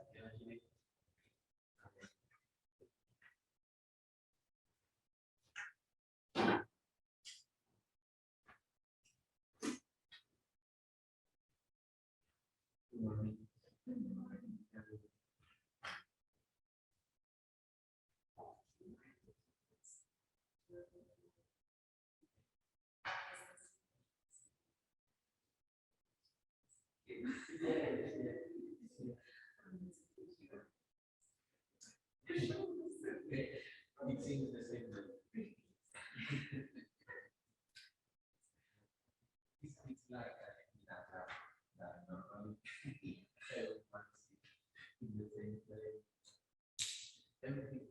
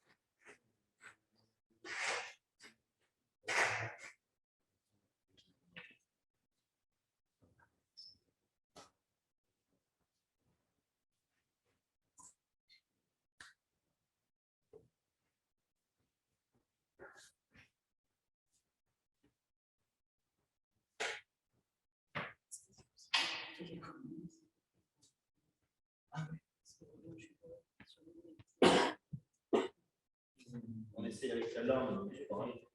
Hop.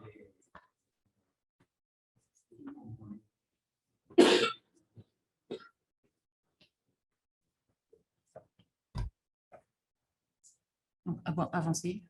Ouais, reculer. Reculer. Lumière. Lumière. Située. Voilà, c'est ça. Devant. Ouais, celui-là. Ok. Ça, c'est Donc, assez non, suffisant. ouais. Ça marche.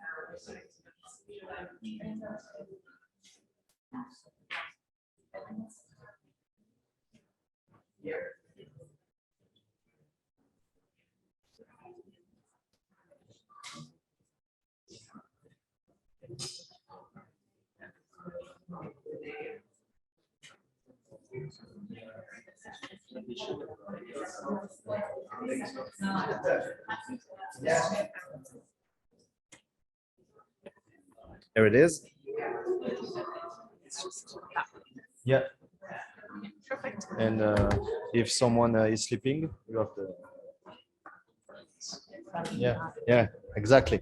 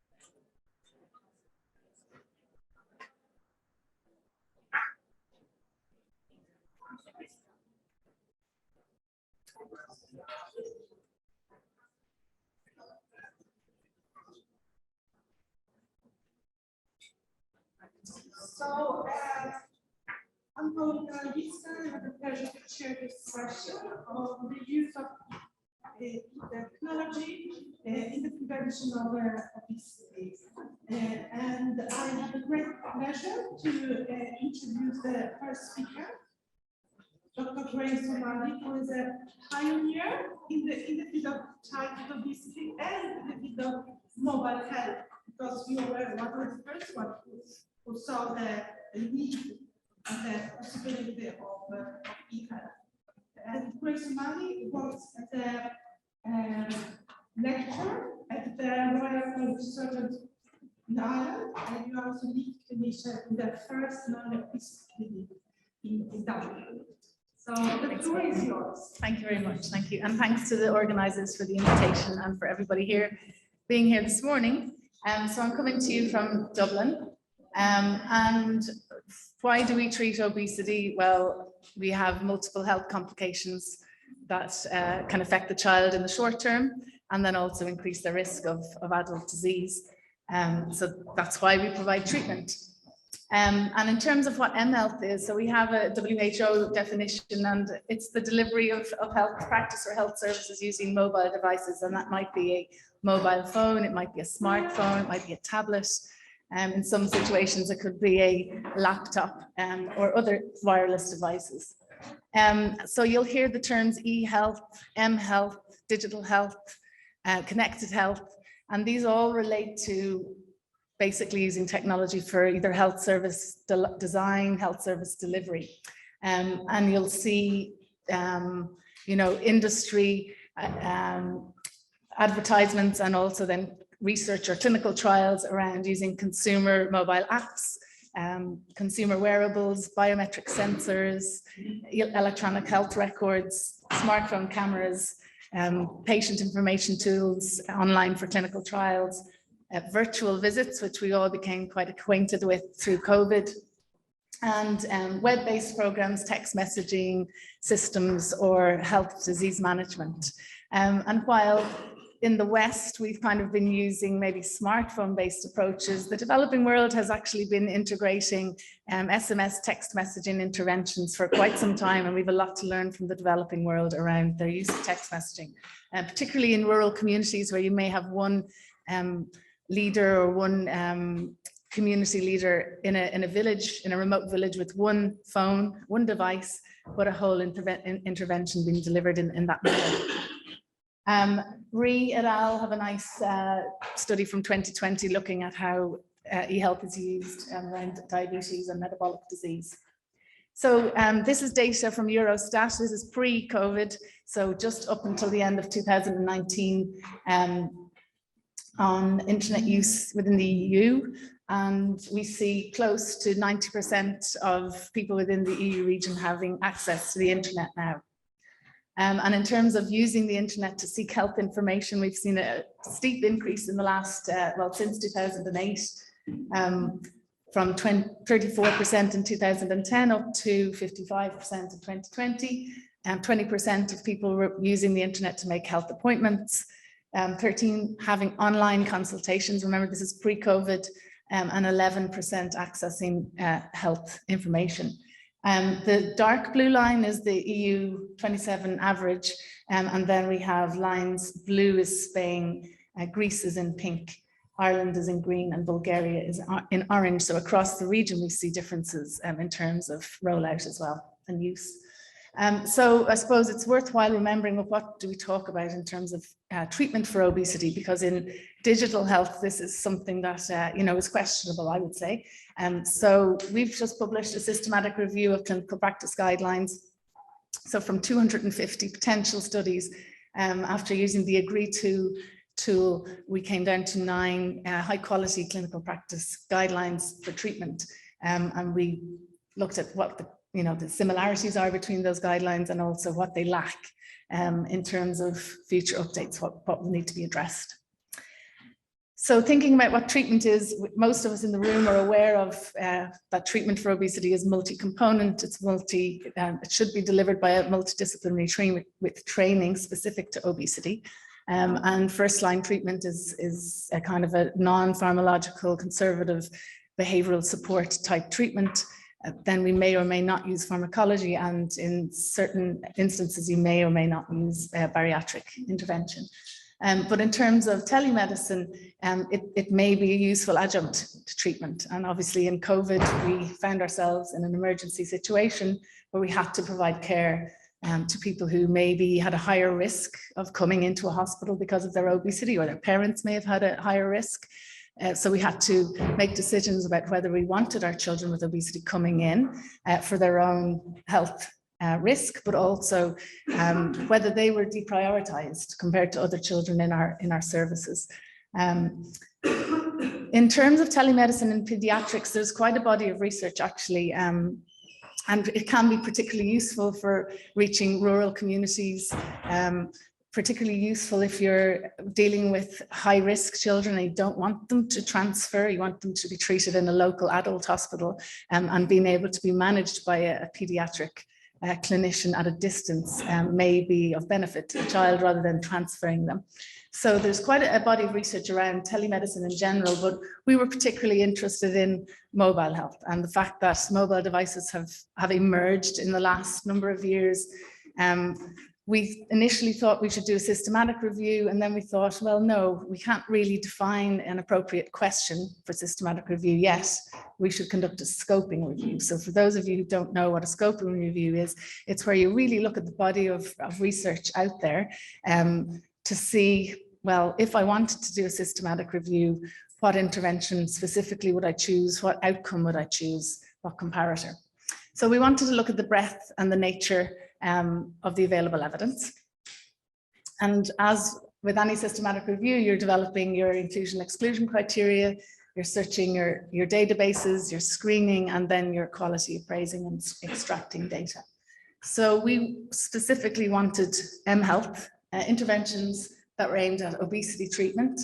Now, obesity treatment for those of us working in the area is not obviously weight loss in children, but most of the studies describe it as such. So we had to use that type of definition. We wanted to look at ones that looked at the effect or the efficacy of treatments and other studies. Anything that looked at patient experience or patient satisfaction, if they looked at adherence, and then if they had any economic evaluation. We didn't want to look at the use of email interventions or telephone interventions. So we were specifically kind of more around the smartphone-based devices, and we didn't want to look at prevention in this study. Because smartphone devices really only emerged in, after kind of 2000 and, well, really 2010, I suppose, for smartphones, but we did have SMS, so we looked at from the year 2000. So from about 8,000 initial studies, and then looking at bibliography, about 5,000 studies after duplicates were removed. When we applied our inclusion and exclusion criteria, we came down to 42 studies. And these were basically a mix of types of studies. So we had acceptability studies, where this is where you introduce an intervention to your user group to see whether they find it actually an acceptable form of intervention. Usability studies, which are either technical usability studies, which look at whether the intervention does what it's meant to do technically, so that you don't get lots of errors when you're using the application, or usability in terms of whether somebody finds it a usable intervention. Feasibility or pilot studies, there were 15 of those, and then clinical trials, 17. In terms of when these were published, so between 2010, we saw mostly kind of SMS text messaging interventions, and then 2014, we start to see publications around wearable technologies. And so you see this kind of trend over time. So just some examples of what these kind of interventions look like. This is from Curtis et al. So you'll see different user interfaces, different ways of tracking behavior, monitoring behavior, usually looking at mood, eating behavior, physical activity behavior, sleep, these type of things, socializing. And then this is an example from an SMS texting intervention, where you have these predefined messages and then they're timed and notified through the device to the intervention participants. So 42 studies were included in this scoping review. 29% of them had participants, over 100 participants, and 12% of them reported, only 12% reported on adverse events. So adverse event reporting isn't really common. 69% of them reported using a behavioral change theory in their design. The kind of outcome measures that were used, BMI was used at 43%, other biomarkers in 9%, and usually dietary measures 31%, and physical activity 9%, and psychological health 14%, which actually is fairly low considering these are the core aspects of first-line treatment for obesity. So from our review, we felt that mHealth is a new and emerging field related to childhood obesity.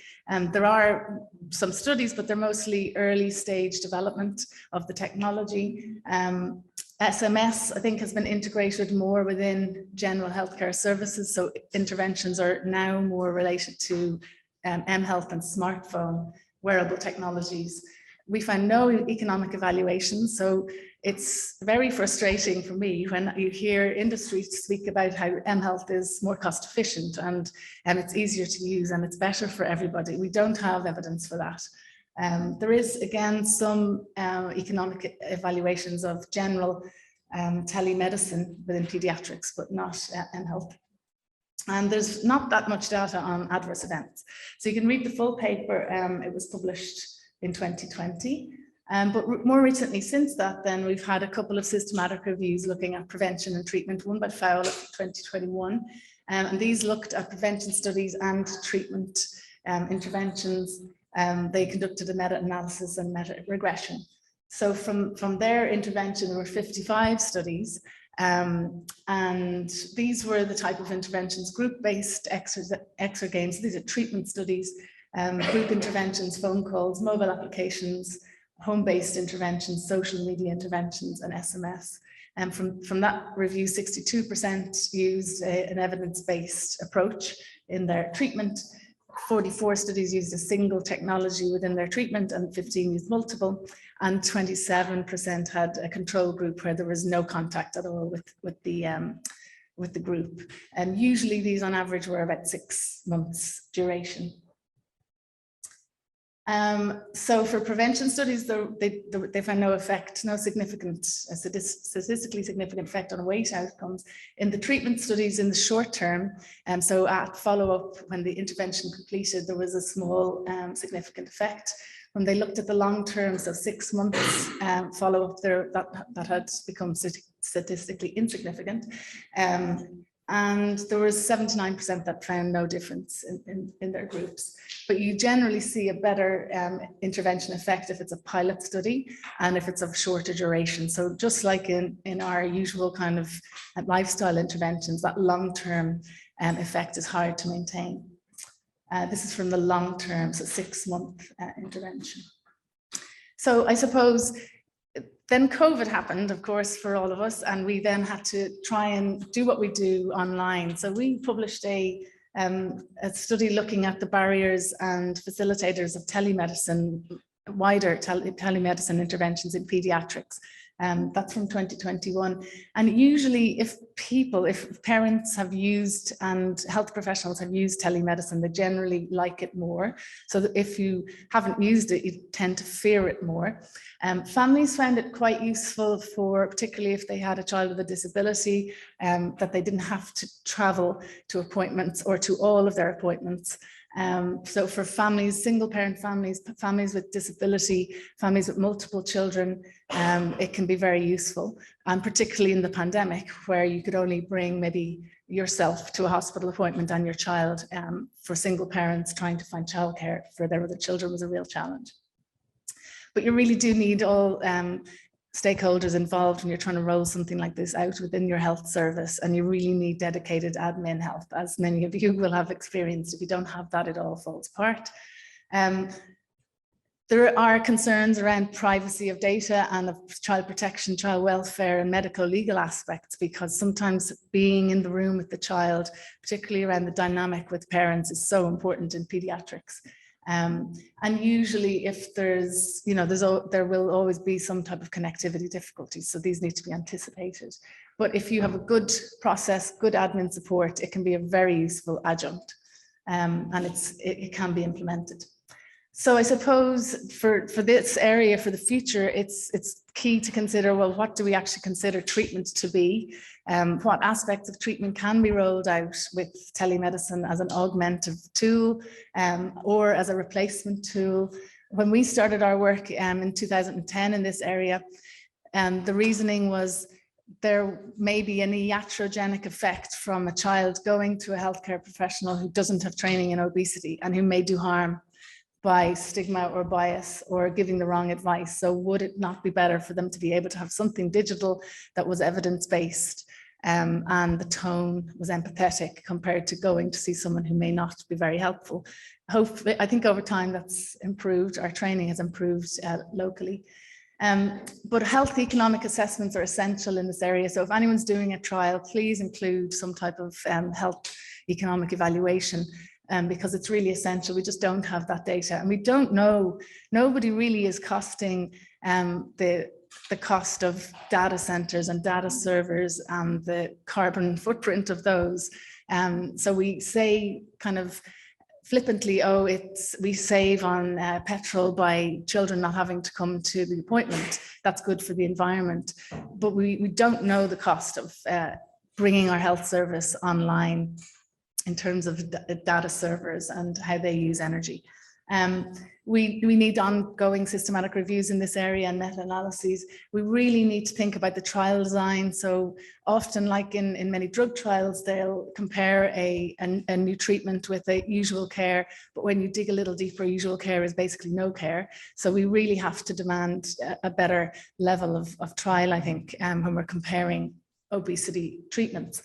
And then we really need to report adverse events and we need to be publishing all results, so negative results and positive results. We can't look at any of the evidence in treatment for obesity without seeing the good and the bad together.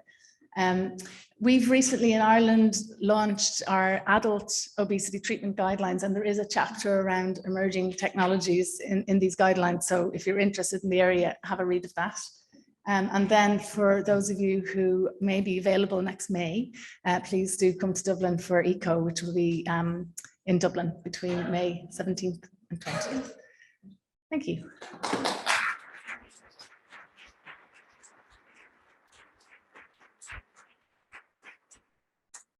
Thank you, Grace, for a comprehensive and clear review. I start with the first question.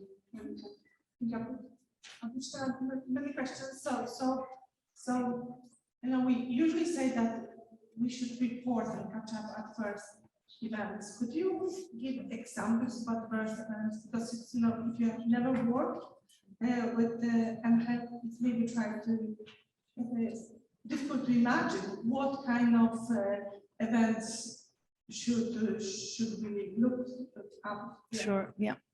So you'll have some related to the actual technology. So like you might have an adverse event related to the delivery of a drug, the same with the delivery of this. So you might have connectivity problems, errors with the system, not kind of caching the information or not saving the information, so the technical stuff. But then you'll also maybe have things like somebody using the app and tripping and falling.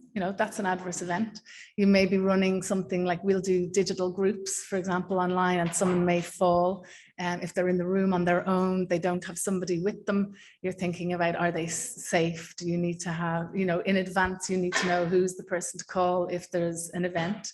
If there's a cardiorespiratory event, you need a policy. You need to also think of distress protocol if you're having if there's a texting component. If a child is in crisis, if there's a mental health aspect event, what do you do? If you have groups of people working together, participants, if there's insults, if there's bullying going on, how do you respond to that? If you're using imagery, what if there's an indecent image of a child taken? What type of protocol do you have to have in place? So it's looking at all these things that can happen on the usual online environment, but now you're working with a high risk group, a vulnerable group of children, and how do you protect them? And then obviously data.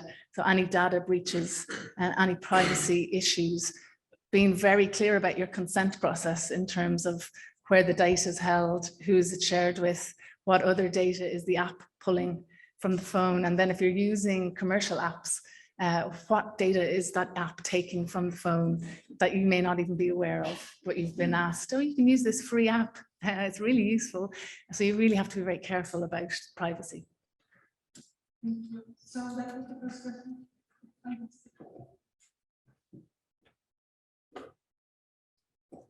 Thank you, Grace, for this very nice overview. I was wondering whether you scoping review looked at app design and how it was designed for user engagement and whether it's monitored in the trials. I guess I will have to look at the paper.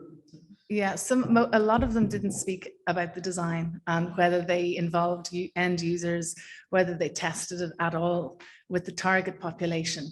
And this is something we found very important because some of the kids that we see will have fine motor difficulties, and they find it hard to use particularly small screen phones, or if the sensitivity of the keypad is very high. Some people with motor difficulties will find that hard. So most of the studies don't report on it. And we've conducted another systematic review of usability testing, actually published by Neve Arthurs as the first author. So that you might find that of interest. One other thing I meant to mention actually around adverse events came up in our own trial. So when you're trying to develop content, it's very expensive if you want to do good quality, let's say video content. So we had used YouTube as a platform to deliver videos. And in 2008, the rules with YouTube changed. So prior to, it was about 2010, you could put up a video and it would show to your participant. And then all of a sudden advertising started being in front of every video. And usually if the person was registered, so we were providing the phones in our trial, if we registered the person as somebody who was 13 or 14, all of that advertising was for high energy dense foods, looking at Emma Voiland. So now we had an adverse effect of the child using our intervention and now being exposed to more marketing. So the workaround was we had to register them as like an 80-year-old person. And then they were being given insurance and cruise adverts and things like that. So it was a different advertising, but that's something really important that we have to figure out a way of having a platform that is regulated and that has, is health approved, and that we can share content and develop content together cheaply, because it's very hard to do that.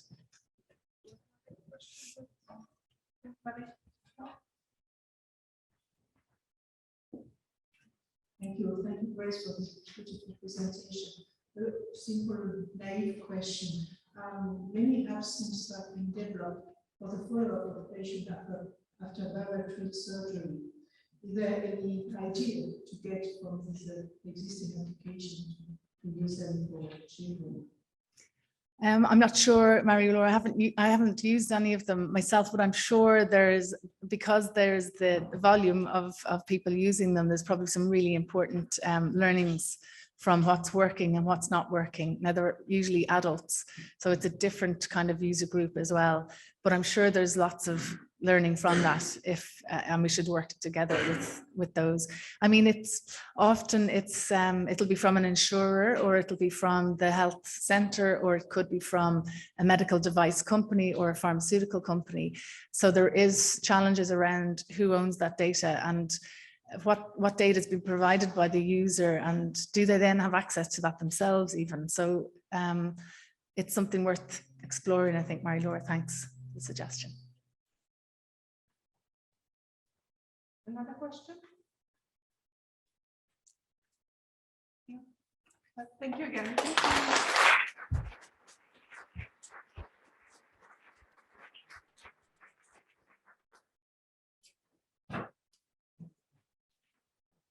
I'm just waiting for the presentation to change. And while we're waiting, I'm going to invite the next speaker. Mr. Smith from Kent University, who's a psychologist and working on a Horizon 2020 program on health. And is it me who's supposed to change the slides? Correct, I can talk.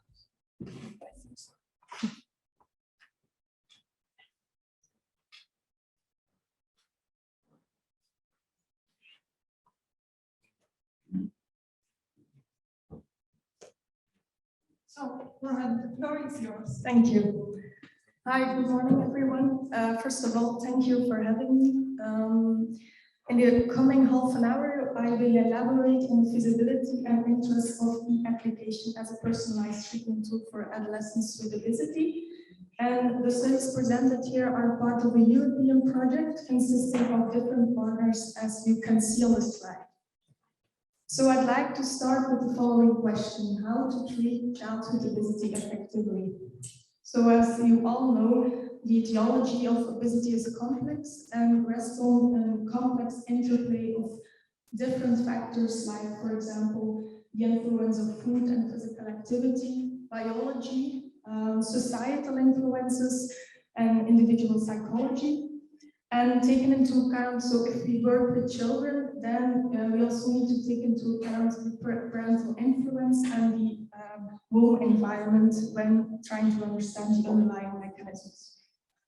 So due to this complex etiology, we need to take into account three main factors. So one's intake, energy intake is exceeding one's expenditure, a genetic sensitivity for fat storage when one's energy is not balanced, and psychological factors. And for this reason, the recommended treatment for obesity is multidisciplinary, meaning dietitians, physiologists, medical experts, and psychologists are involved. So being a clinical psychologist, I obviously want to elaborate more on the psychological part. And there's not something like the child or the adolescent with obesity. No, research of our group has shown that children and adolescents with obesity can be clustered into three groups. So first group is the emotional eaters group, and these children and adolescents eat in response to negative emotions. So eating serves as a coping mechanism. The second cluster is characterized by a limited inhibition, so problems with self-control, which results in overeating, because the children can't resist to temptation, and this results in overeating. And the last one is the reward deficiency cluster, which is characterized by low levels of automatic reactivity to rewarding stimuli, which is compensated by overeating. So interestingly, these three clusters differ according to age and gender. So analyses were conducted for 4 different samples, so childhood girls, childhood boys, adolescent girls, and adolescent boys.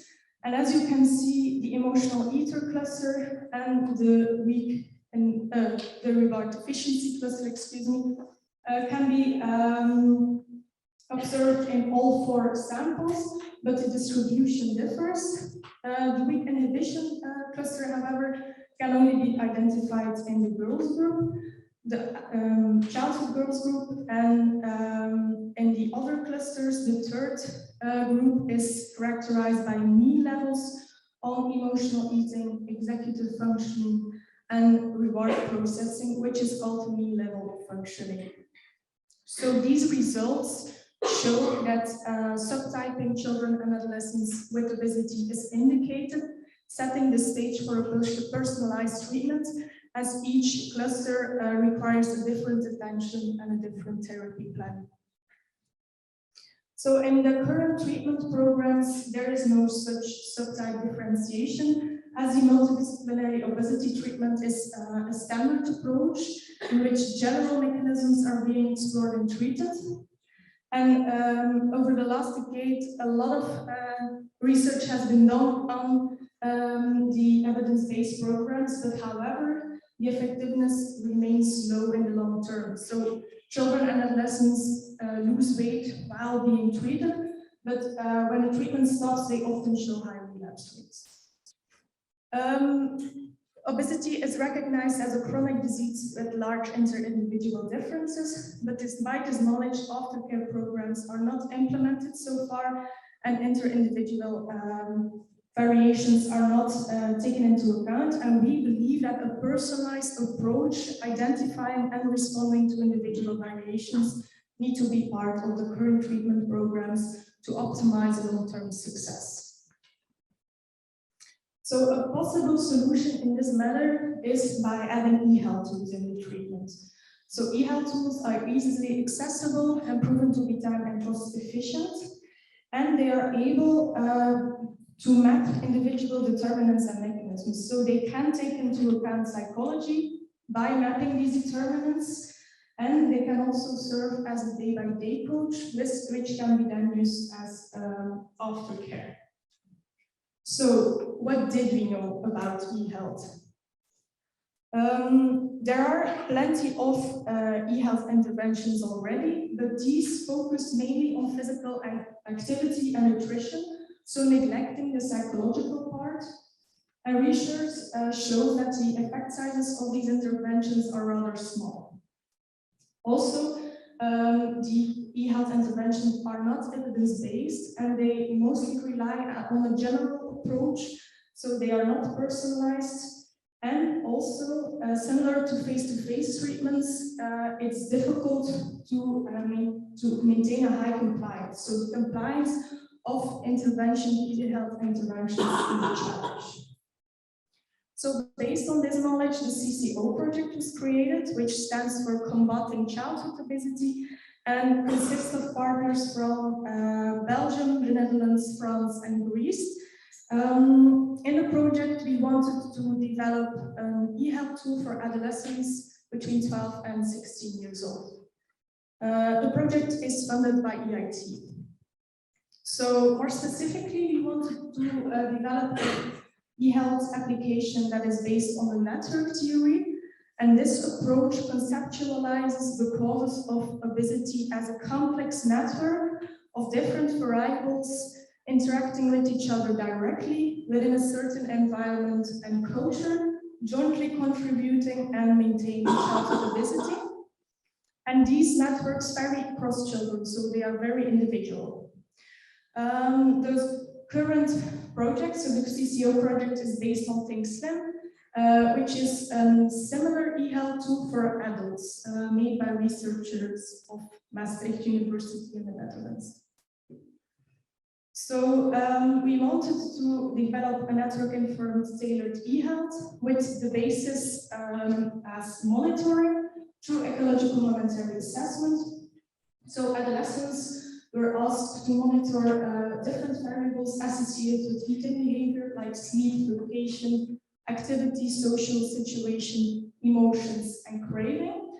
And based on these registrations, a network of variables is created which estimates risky moments, so moments at which the adolescents are likely to overeat.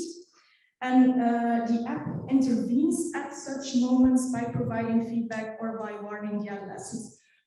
So it's not only an ecological momentary assessment, but it's an ecological momentary intervention as the app really intervenes. So in the project, 2 studies were conducted. The first one is a focus group study, a second, the ecological momentary assessment study.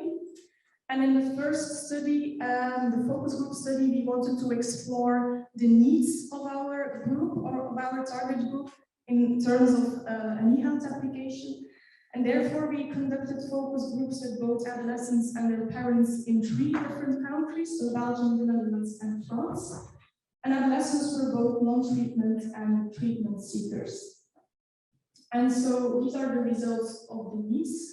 Adolescents and their parents mentioned similar needs, like monitoring on body behavior and weight, and also a need for information.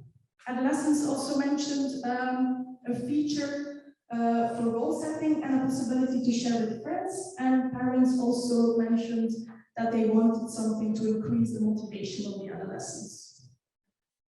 So interestingly, we had also some results on the parental influence, and 60% of the adolescents mentioned that their parents had a negative influence on their eating behavior. So they had a bad influence. So parents influenced the unhealthy nutrition of the adolescent. while only 30% of the adolescents recognize their own role. So this is an interesting finding. Also, parents mentioned that they experience parenting in terms of a healthy lifestyle as difficult. The second study was an ecological momentary assessment study for the purpose of the data collection of the algorithm, which is needed for the ecological momentary assessment intervention, and also to discuss the usability of the app. This was also done in the 3 countries and was done via a 2-week ecological momentary assessment study. So adolescents were asked to register different variables, like seen previously, during 2 weeks by receiving 8 notifications they needed to respond to, and they were also asked to register during eating moments. So as you can see here, the compliance of the adolescents was small. As in Belgium and France, less than half of the notifications, so the random notifications, were responded to. In the Netherlands, the compliance was bigger. As you can see, 60% of the random notifications were responded to. But important to note here is that the 3 countries received another reimbursement. So in Belgium, the adolescents received €2 a day. In France, they didn't receive any reimbursement as the study was part of a bigger project. And in the Netherlands, they received the big amount of €75 for the study period. So as you can see, in Belgium and France, there's not such a big difference. And even in France, the compliance was better. In the Netherlands, the €75 was clearly a good motivator for the registrations. So we also analyzed the variables linked with the compliance, and interestingly, we saw that the variables linked with the subtypes are also linked with the compliance. So people with good executive functions, with better executive functions, had a better compliance. Children with maladaptive eating behavior had more difficulties with compliance, and lastly, also external rewards were linked to the compliance, as you can see in the €75 of the Netherlands. So we can conclude that we didn't have enough data points needed for the predictive algorithm. So we can state that it's not feasible for children and adolescents. And subtyping here can be a solution, so will be indicated to ensure the personalized treatment, and as seen, this will also influence the adherence. And we are currently also conducting a network analysis on the EMA data, so results are still ongoing, but we have some surprising results, like for example, the role of positive emotion in maladaptive eating. So mostly negative emotions are linked with maladaptive eating, so emotional eating, but we saw that also positive emotions have an effect on maladaptive eating behavior. So now I would like to show you the app, so some screens of the app. These were the first, so the home screens of the app of the adolescents. And so there was a possibility to set a personal goal. The main goal or the main aim of the app was to monitor, so track your own mood and food. And the adolescents also received tips and feedback. This was their start screen, in which they had like a summary of different factors. And so here you can see the monitoring part. Just so adolescents needed to indicate how their sleep was. They needed to rate it. They needed to indicate if they had any health complaints. The next one is about the location. So they needed to indicate where they were at the moment, what they were doing, also the company, the social situation, and also the positive, the emotions. So as you can see, there were both positive emotions and negative emotions. And they also needed to indicate their desire to eat, so the craving level, what did they crave, what did they drink at the moment, and what did they eat. And so based on these registrations, graphical feedback was provided. As you can see here, information about craving levels, emotions, and so on. And so adolescents were able to make links between different variables linked with eating behavior. And this was a last screen, the last screens in which they had like a timeline. They got information about what they already did in the app, and then a last tool in the app was a tool based on cognitive behavioral therapy, but this was rather limited. So it was, children also indicated that they didn't really look at it during the study. So the user feedback, the adolescents really liked the fact that they could earn insights in their own behavior via the graphical feedback. They also liked the design, but they were less positive about the amount of notifications and about the little variation in the app. And they all would also like more advices. And our next objective is to update the app. So the basis will stay the monitoring, but we will use the clusters for the personalized feedback, and we will also update the psychological modules. And so, as already said, based on cognitive behavioral therapy. So based on this experience in the project, what do we know about e-health? We found out that compliance is a challenge, and that we believe that personalized can work when defining subtypes. We also experienced that it will be very important to make the use of the app rewarding by making the app really attractive or using a rewarding system. And we also believe parental involvement will be needed. As also seen in the focus group study, the parents play a huge influence in the eating behavior of the child, even in adolescence. So in this matter, we are currently thinking about making an app for adults. So this was it. Thank you for your attention. And please,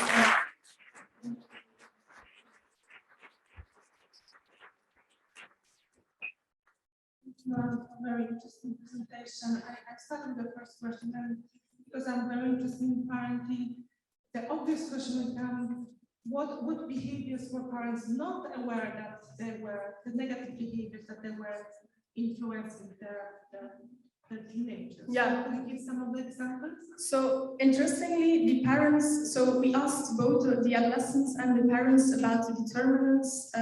We asked questions like what makes it difficult or what makes it easy to eat healthy or to make a move. And then parents mentioned their own role on a positive influence, so on healthy nutrition and physical activity, but they mentioned less the negative influence. So also interesting was that they really neglect their role about, so their role model. So they're not really aware that they model constantly their behavior to the child. So yeah, that's the most specific information I can give you. Thank you. So it's back to it's not what you say, but what you do. Yeah, yeah, indeed. So yes, we have a question for Monica.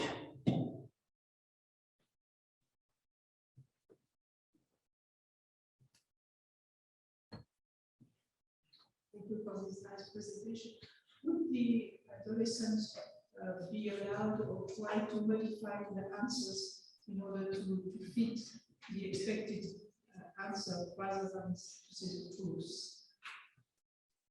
Rather than to say the truth, than to give the real information, because you know from the trend we try to fit the good model. Yeah, you mean that if they are likely to answer socially accepted? Yes. Yeah. Well, that's a good question. I don't know, but I think if you really make sure to the adolescents what the purposes of the app, that it is to bring insights in own behavior, and that because of the insights you can adapt or adjust your behavior, that it won't be really socially accepted, but yeah, it's always the chance. Yeah.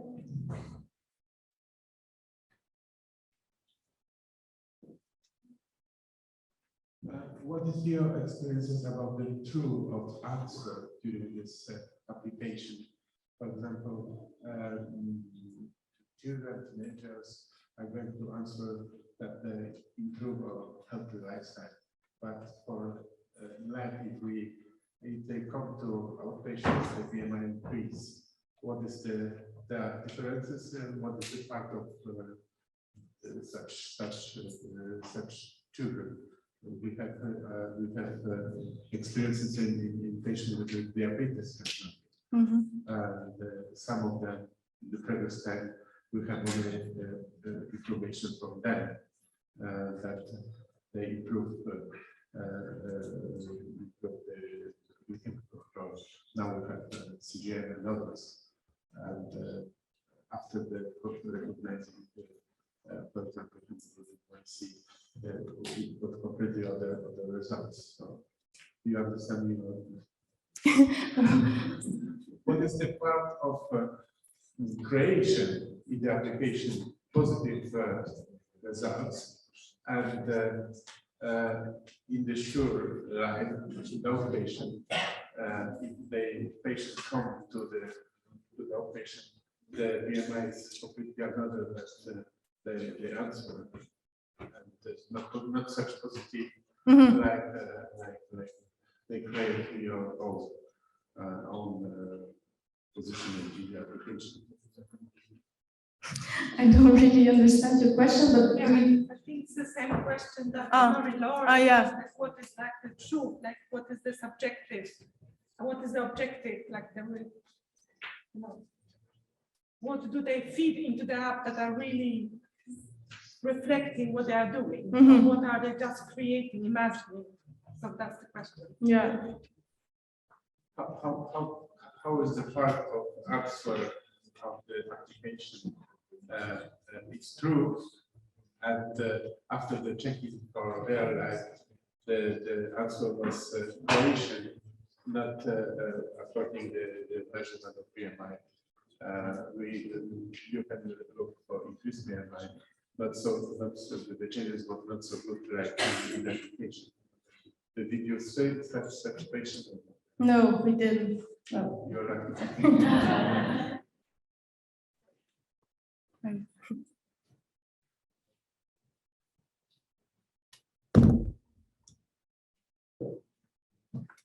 I have one more. I was thinking, because I do think it's exciting to use the network theory.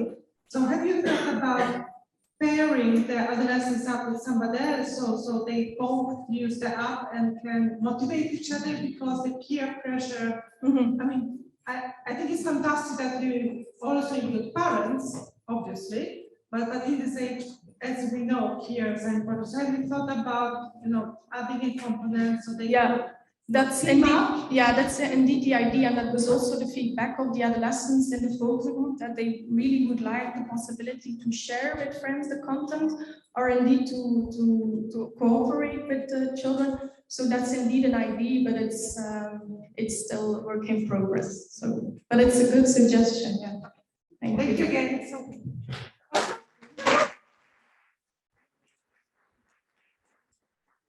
It's great. Well done. It's excellent work.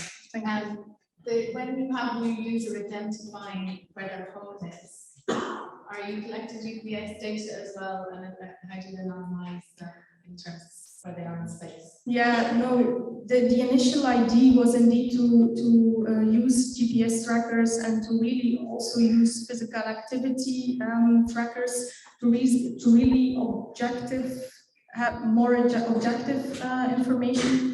But now in the current app, there was only the possibility to like click on the icons where they were. So which just home, and then they could click on home, but we didn't have GPS information. And how are you triggering the EMA notifications? Are they predefined, or is there some trigger for those based on where they are?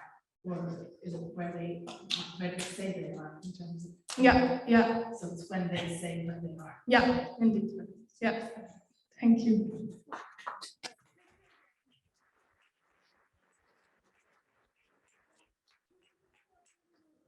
Seeing this field developing, and I thought the session maybe to work to David, who has very important announcement to make.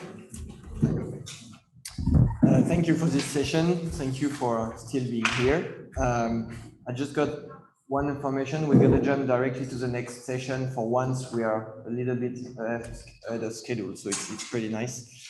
And yesterday, as you might know, there has been the General Assembly, and the General Assembly this year had to elect a new board. And first, I would like everyone to applaud the last board, the former board, because they have done a great job during the last couple of years with Daniel Weguber and all the board. So I would like to say thanks to them.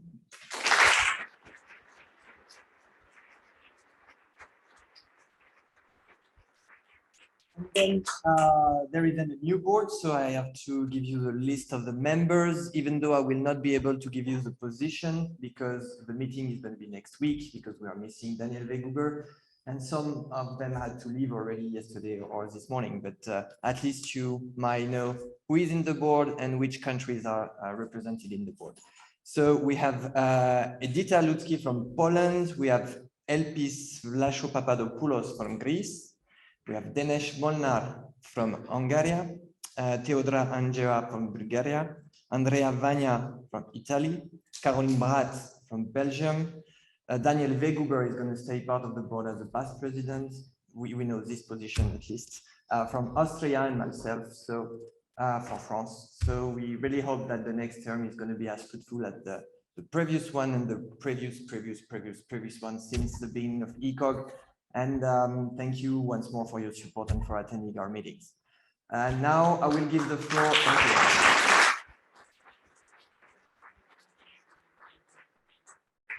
I will now give the floor to Dr. Gaël Hennequin, who is going to chair the oral communication session.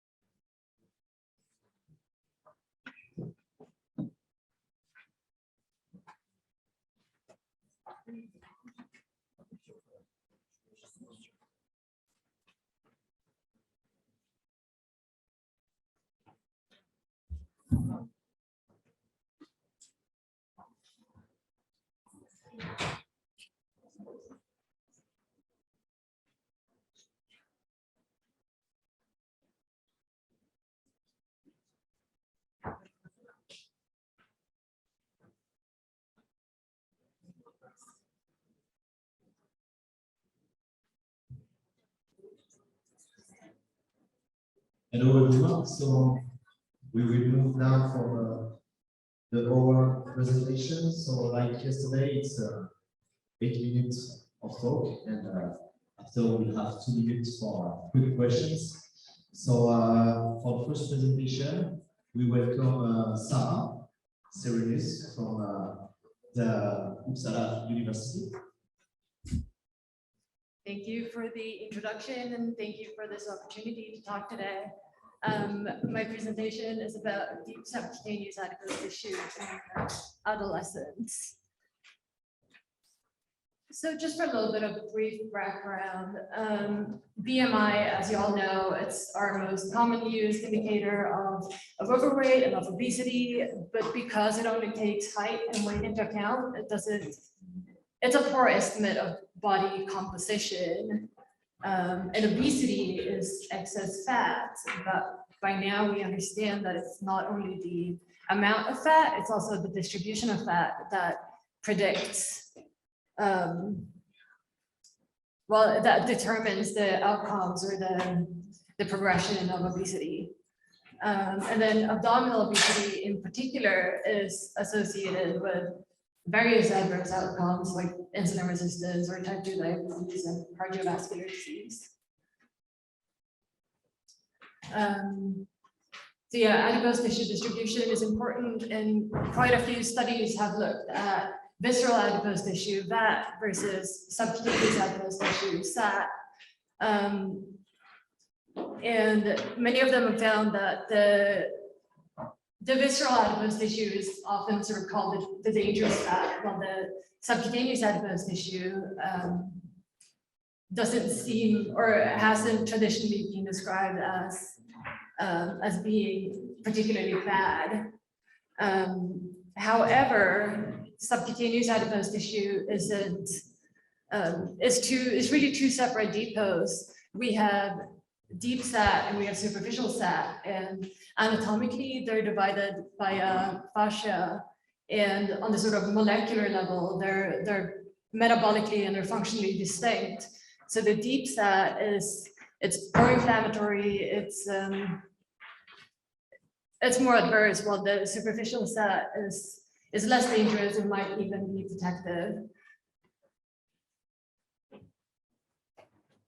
There we go. And then just to step back a little, adipose tissue deposits in visceral organs, especially the liver, has also been associated with obesity and with complications such as the metabolic syndrome. And this is particularly true for liver fat. There's been some studies also on pancreatic fat. It's less described, but it's also been associated with adverse outcomes. And to go back again to the subcutaneous adipose tissue depots, they've been described mainly in adults, not so much in children. So the data that I'm presenting today comes from our cohort of children with obesity. We've included in this study 203 patients, 182 of whom were obese. We also included the lean controls. We had 107 males, we had 96 females, and they were aged about 14 years. They all underwent an OGTT after an overnight fast, and usually on the same day, they also had an MRI. And then from those MRI images, we determined the total volume of SAT, and then we manually determined the amounts of deep SAT and superficial SAT, as well as the fat fraction in liver and pancreas. And for the data analysis, we normalized the deep and superficial SAT against total SAT. So we looked at proportions rather than absolute volume. So if we look at the results, this first one here is liver fat against superficial SAT, the first panel. We have males in blue and females in red. And the first panel is total SAT and liver fat percentage. And we see that there's a positive correlation. If you have more subcutaneous fat, you have more liver fat. It's a little more pronounced in males than it is in females. And then if we split the SAT into deep and superficial, we see the positive relationship again between deep SAT and liver fat. Well, there's a negative correlation between superficial SAT and liver fat. And we did the same thing with the pancreatic fat, and we see the same trends here. So there's a positive correlation between total SAT and pancreatic fat in both males and females. And in males, we also see the positive relationship between deep SAT and pancreatic fat. I realized this, or hold on. These are just incorrectly labeled. It should be, yeah, it should be pancreatic fat, but basically it's the same. We see the positive correlation between deep SAT and pancreatic fat, but there's a negative correlation between superficial SAT and pancreatic fat. And then we looked at liver fat and insulin, and we see there's a positive correlation between liver fat percentage and fasting insulin in both males and females. both at fasting and at 120 minutes. And then with glucose, there's no relationship between fasting glucose and liver fat as determined on MRI, but there's at 120 minutes, there's a positive relationship between liver fat and plasma glucose. So just to summarize there's a positive correlation between total fat and liver fat in both males and females. There's a positive correlation between deep fat and liver fat in both sexes also, but there's a negative correlation between the superficial fat and liver fat in both males and females. The pancreatic fat follows the same pattern, but it's only significant in males, not in females. And then liver fat is positively correlated with insulin at fasting and at 120 minutes. And then there's a positive correlation between liver fat and 120-minute glucose in males.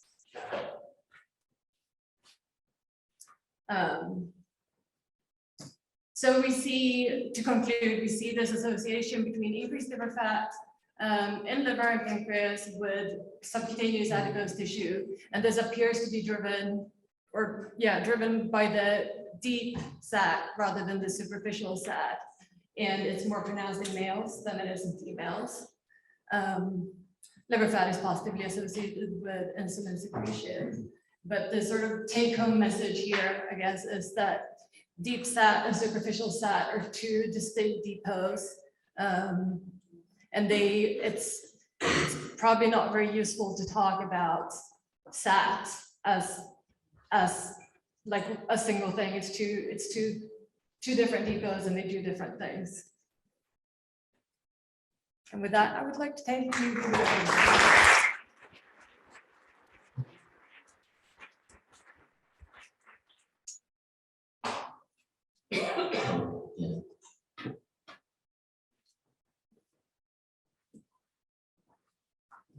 Hi, thanks for the talk. I was just wondering, in the first slide of the results, which you showed the graphs, it looked like there was a slightly non-linear relationship instead of a linear.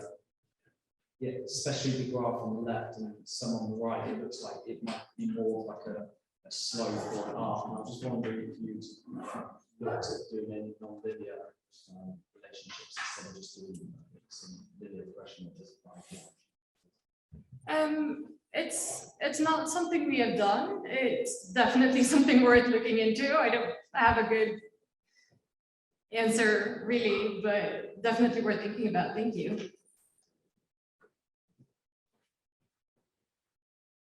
Thank you very much. Being the dinosaur I am, I'm not familiar with deep and superficial subcutaneous fat. I mean, is its distribution the same as superficial stuff? I mean, the same spread around the body or not? So it's abdominal fat, and it's the abdominal subcutaneous fat, and it's divided by the scarpa fascia. And is there any way of measuring it apart from doing something like MRI?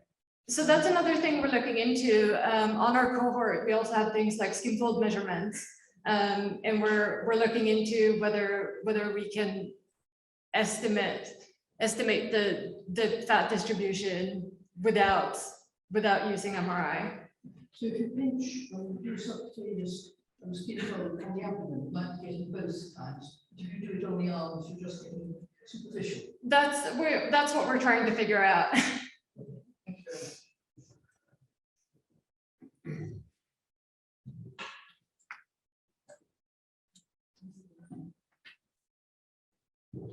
Thank you. Thank you. We move for the next presentation.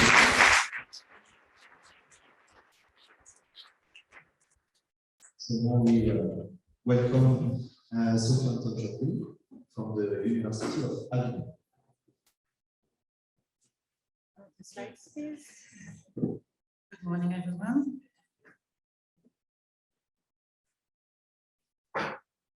We'll get the slides, and for the moment, I can tell you that I am an exercise physiologist from Avignon University, and it's my pleasure today to share with you the results of a study that we conducted on obese adolescents and on the perivascular adipose tissue, and its variation in response to a body mass loss intervention. Oops. So first, as you all know, the association between adiposity and the metabolic and cardiovascular risk is strong, but it's also a complex association, and this is due to different distribution, location of adipose tissue. And there has been recently more and more accumulating evidence about the deleterious effect of ectopic fat, and in particular when it's surrounding the vessels. And in that case, we're talking about the perivascular adipose tissue. On the carotid, one such ectopic tissue, ectopic fat is directly adherent to the blood vessels, and it represents the main part of the space that is here. Oops.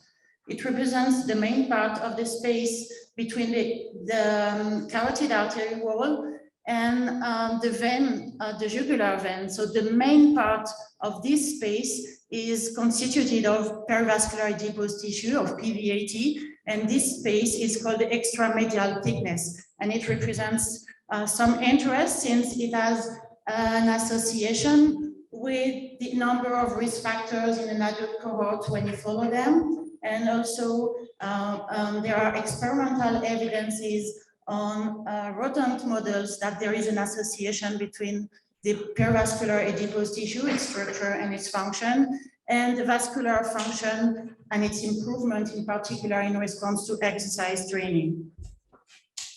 But in humans, what is not known for the moment, to the best of our knowledge, is whether the improvement of vascular function that occurs with the decrease in fat mass is related partially or not to a decrease in the thickness of that perivascular adipose tissue when it's measured at the carotid level.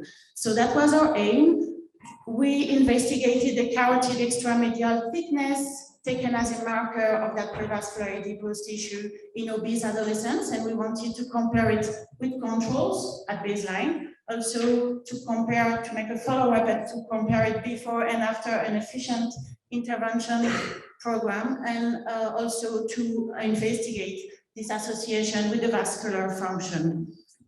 So to this aim, we run secondary analysis of signals and data that were acquired during a control trial conducted in a pediatric weight management clinic, and the results on the primary outcomes are published already, but this is a secondary analysis, as I was saying before.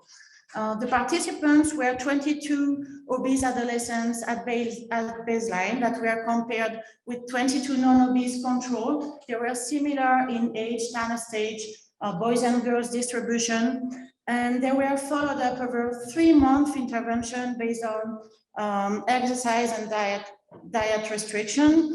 And the intervention was quite efficient in terms of glycemic control, body composition, so that was interesting.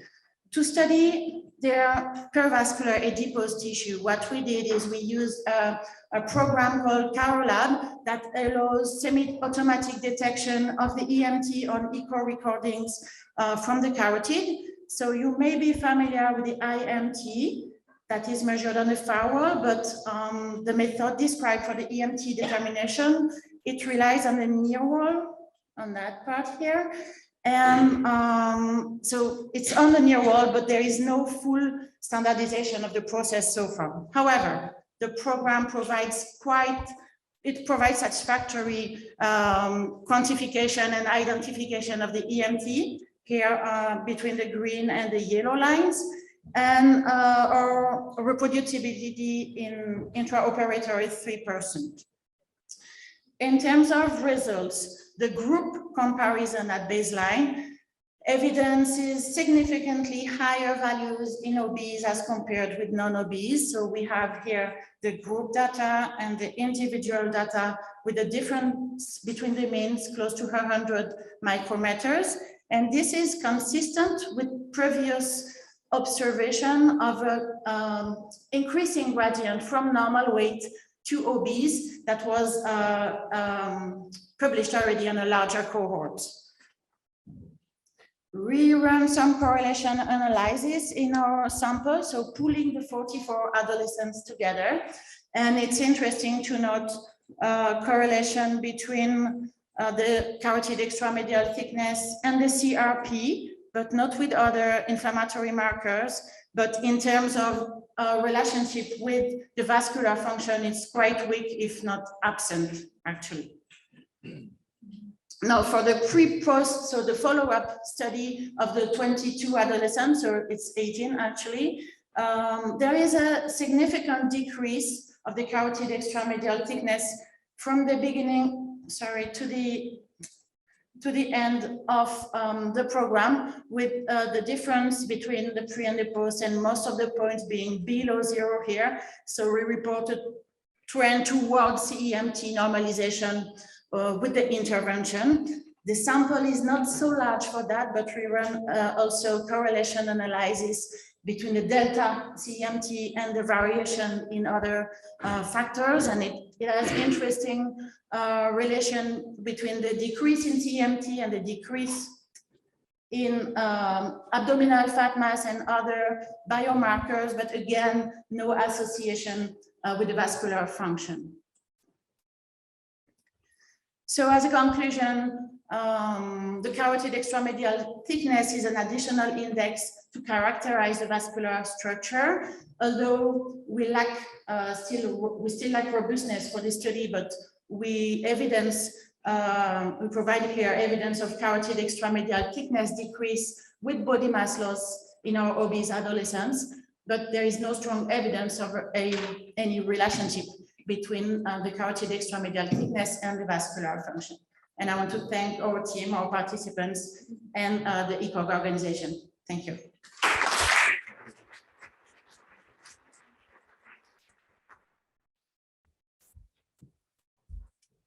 Thank you very much. I'm just wondering about the intervention and what type of exercise intervention or activity was resistance aerobic.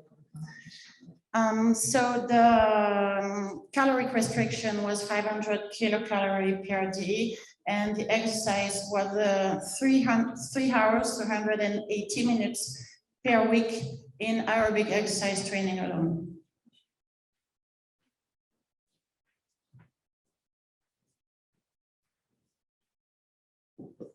Thank you for the presentation. Did you look at leg circumference and fat deposit into the leg, and sort of force relation to that to a potential sleep apnea? No, unfortunately, I didn't.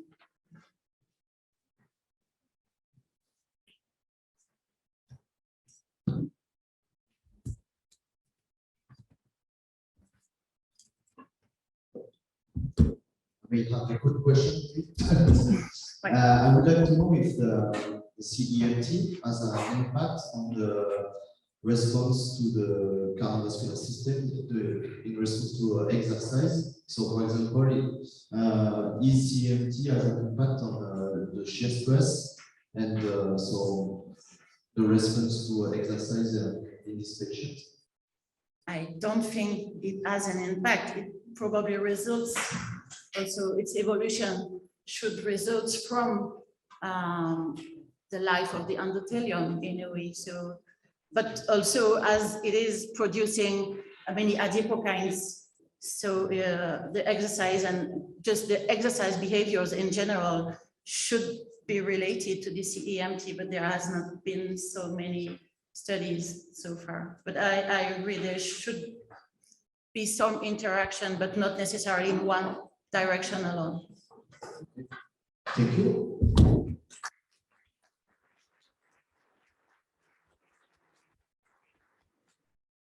So now the next speaker is Samuel Gordon from the Oxford University.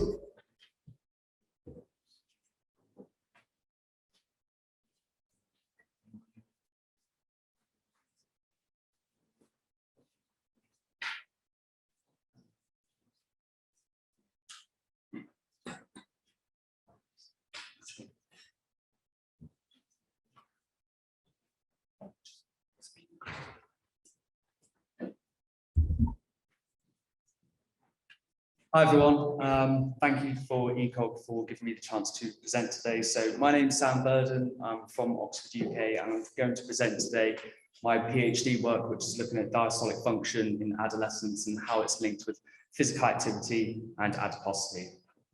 So what is left ventricular diastolic function? Well, the cardiac cycle is made up of two key steps: systole, which is the contraction of the heart, and diastole, which is the relaxation. So left ventricular diastolic function is basically the process of how the left ventricle relaxes and fills with blood. And why is this important? Well, it's been found that young adults with impaired left ventricular diastolic function have a 2 times elevated risk of a future cardiovascular disease event. And impairments within diastolic function underpin diastolic heart failure, or heart failure with preserved ejection fraction, which is prevalent in around half of all heart failure cases. But this prevalence is thought to be increasing, well, it is increasing, and it's thought to be this is due to the rise in overweight and obesity, as 84% of those with diastolic heart failure are overweight or obese.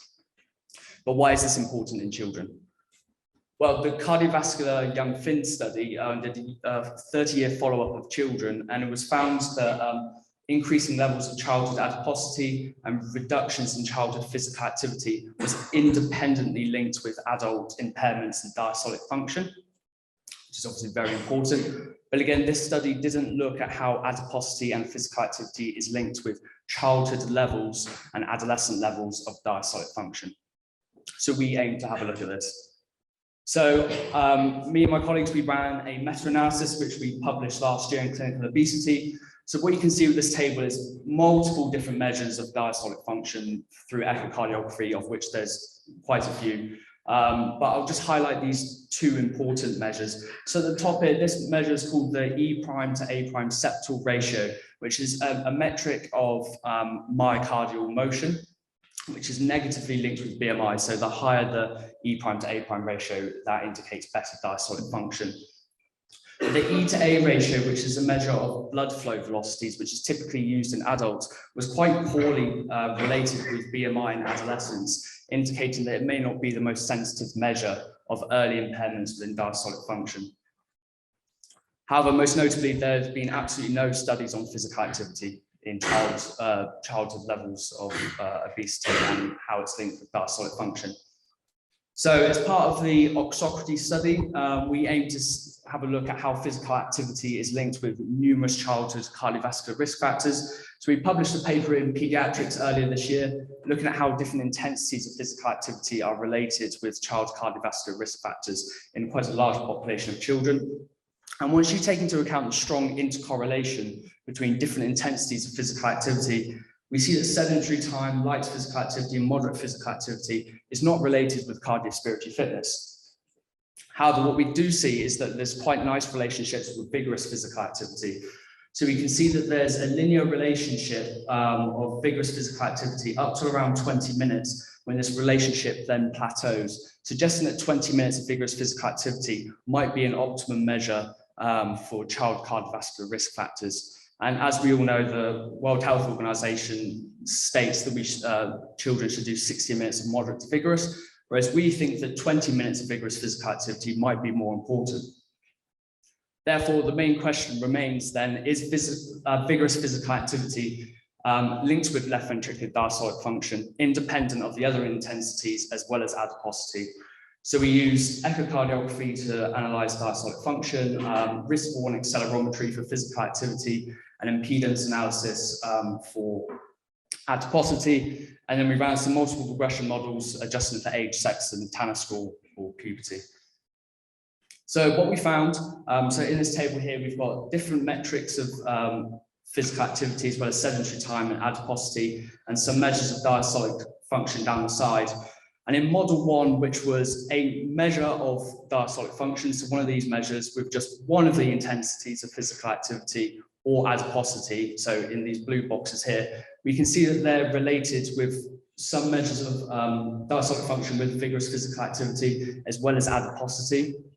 But most importantly, in model 2, in which we adjust for all of the physical activity intensities as well as adiposity, we see that there's still some relationships remaining with vigorous physical activity as well as adiposity.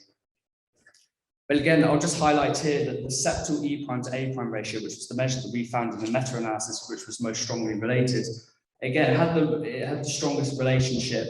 So you can see 0.34 here compared to some of the other measures here. Again, indicating this might be the optimum measure to detect early impairments. And I'll just state that this is in 80 adolescents, of which 30 or 40 were overweight or obese, and there was a good spread of age and sex as well between the groups.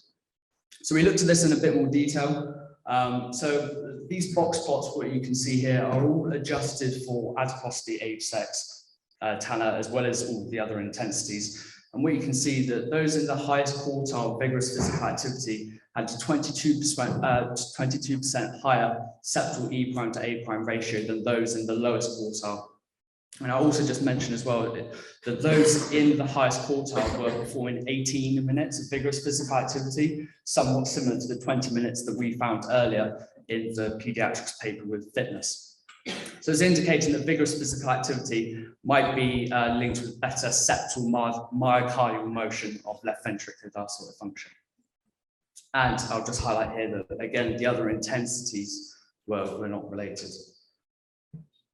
So do our findings support other research? So yes. So this paper here, it looked at children who either do or do not meet the World Health Organization's guidelines of 60 minutes of moderate to vigorous physical activity. But they only used the E to A ratio, which is the measure that we found was, again, quite poorly related with obesity measures as well as physical activity. And they found no differences between the groups, perhaps unsurprisingly, but they didn't use other measures.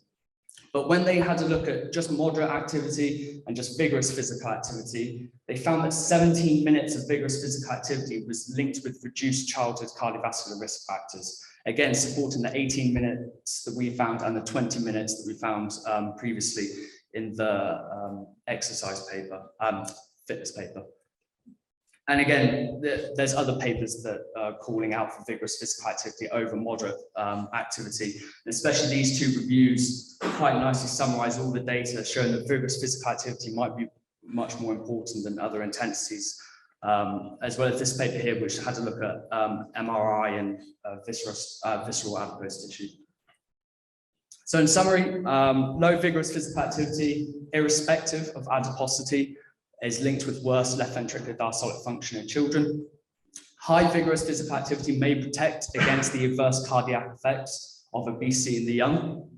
And moderate to vigorous physical activity may be unhelpful for protecting against child cardiovascular risk factors, especially if the children meet the guidelines by just doing moderate activity alone. So we think that we should try to incorporate within that 60 minutes, and maybe at least 20 minutes of vigorous physical activity.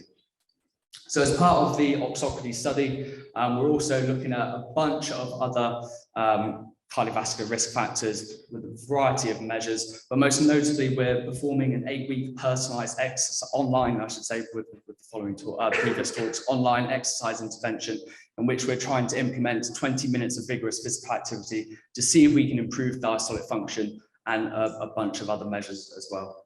So I'd just like to say thank you to my supervisors who helped contribute to all this work, as well as the ECOG board for allowing me to present my work here today. Thank you very much.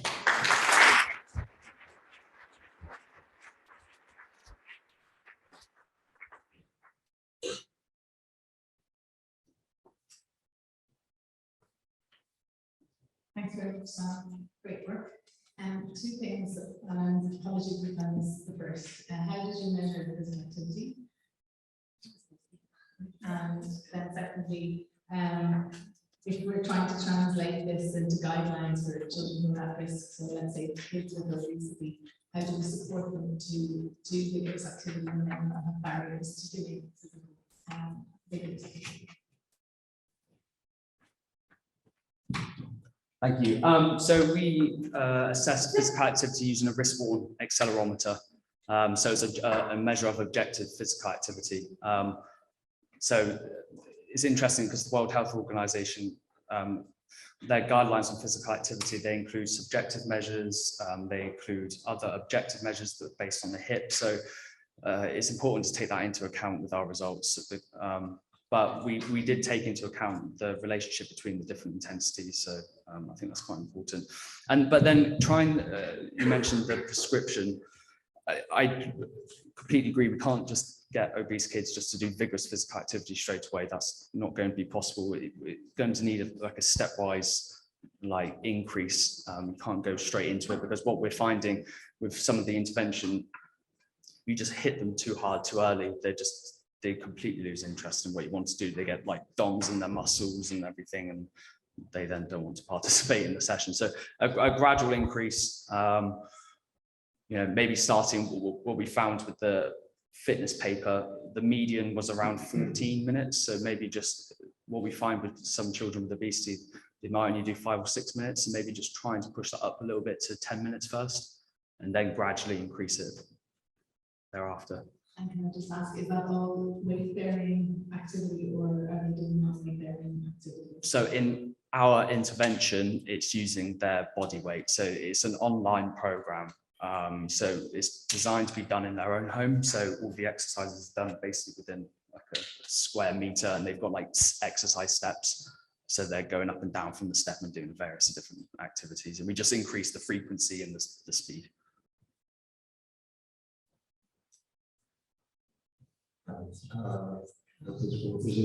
Just I'm personally doing high intensity interval training. So the way we monitor the intensity is by heart rate. So I would suppose that children with obesity, heart rate is important, because it could be an indicator of going off rhythm or too high.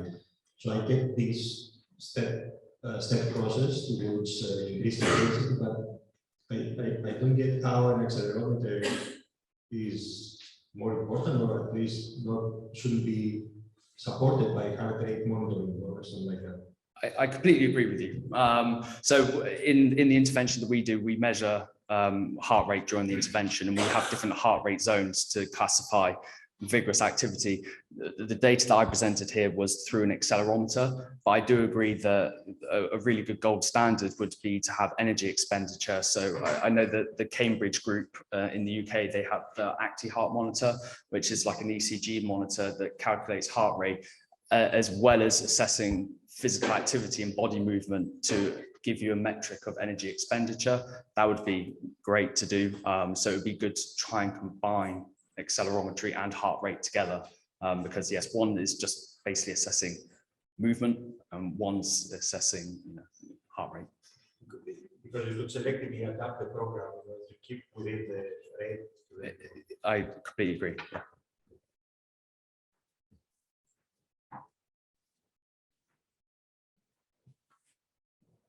So thank you. I think there's a question.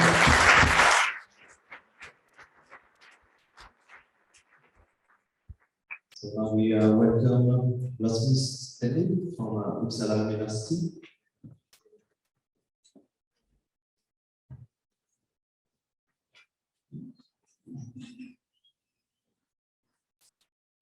Okay.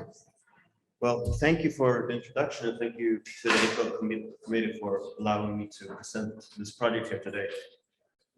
Well, I think one of the great things about ECOG is that it highlights how complex the disease of obesity is. So this morning we were discussing marketing, and now we're going to discuss some molecular stuff. So it's very nice that we can see all the aspects that leads to these changes in the human body, and so let's see what we found in this project, where we looked at this treatment with the GLP-1 receptor analog exenatide, and we looked at an enzyme, how it's effective.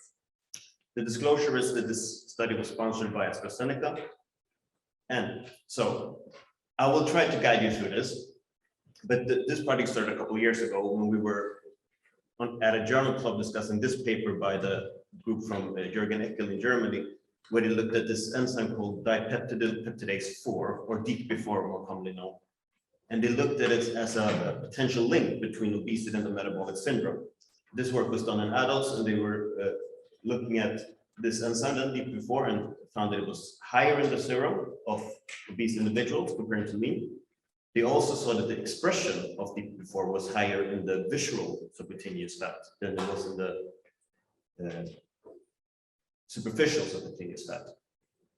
Moving on, they looked at the different measurements of body composition and found that DP4 was correlated with BMI, with visceral adiposity, as well as with insulin, which made us wonder, how is the situation in children?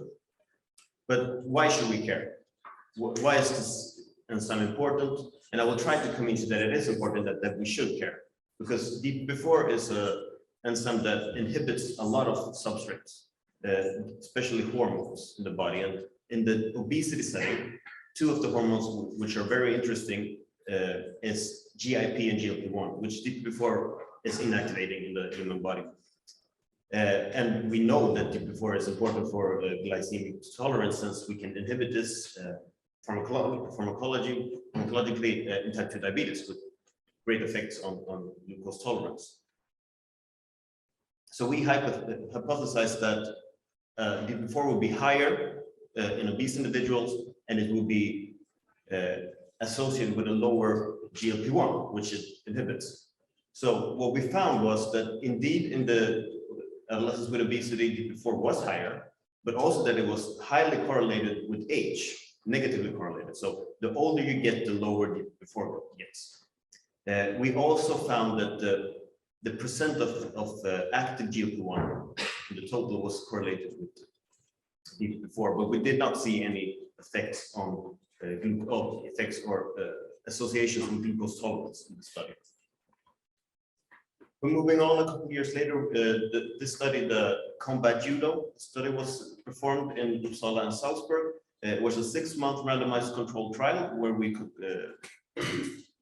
randomize patients to either receive exenatide, weekly injections, or placebo injections for 6 months. And then we looked at the first primary outcome was weight, or BMI. And this was published a couple of years ago in Pediatric Obesity. But we had sub-studies on this project, and one of the sub-studies was to look at how does this treatment affect this enzyme that we're talking about. And this is the results from that small sub-study. And you can see on your left-hand side is the circulating DP4 in the placebo group before and after treatment. And there's no effect there. But if we look on the right-hand side, we look at the group treated with exenatide, and then we see it's a significantly decrease of DP4 in the circulation, which made us wonder, is this just something we see, or is there a local effect somewhere in the body, which made us try to look at this more mechanistically. And we have access to the transplantation unit in Uppsala University. So we get human pancreatic islets from brain dead donors when someone unfortunately had an accident. So we can look at the human pancreas in vitro. And what we do is that we expose these islets to palmitate, which makes it an obesogenic environment. So it simulates obesity in some way. And we see that when we culture the human islets with palmitate, which is a 16-carbon saturated fatty acid, DP4 is higher. But if we add the exenatide GLP-1 analog, we can lower this significantly. So it seems that there's also a local effect mechanistically by this GLP-1 receptor analog. And we tried to look at the same way as in the previous study we did. We tried to look at DP4 in the relationship with GLP-1. So we looked at how much DP4 changes, or the delta DP4, and tried to associate it with how much GLP-1 changes, delta GLP-1. And there is a significant relationship here. However, if you look at this graph, you can see there's one outlier. And if it's basically this whole association is driven by that outlier. So when we remove it, there is no relationship. So I wouldn't draw any conclusions from this at all. But anyway, what we did conclude from this study is that in the obese adolescent, the treatment with exenatide does decrease DP4 after 6 months of treatment. And we can also see in vitro that this lowering effect on DP4 by the GLP-1 receptor analog is also true in pancreatic islets. So it adds on to us thinking that exenatide is probably a good treatment for pediatric obesity. And with this, I would like to thank you and also thank our sponsors. Thank you.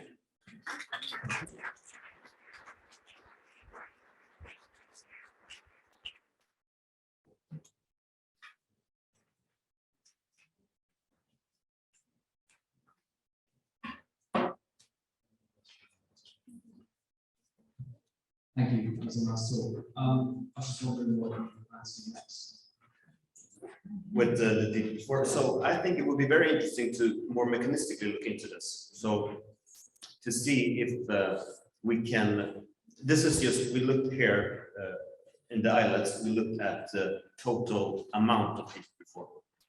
We did not look at the expression or on a genetic level, see if this alters anything in the islets. Does it alter how much deep before is produced?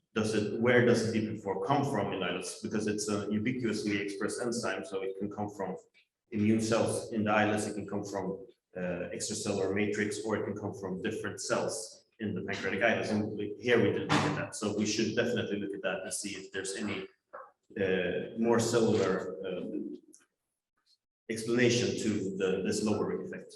I think that would be nice.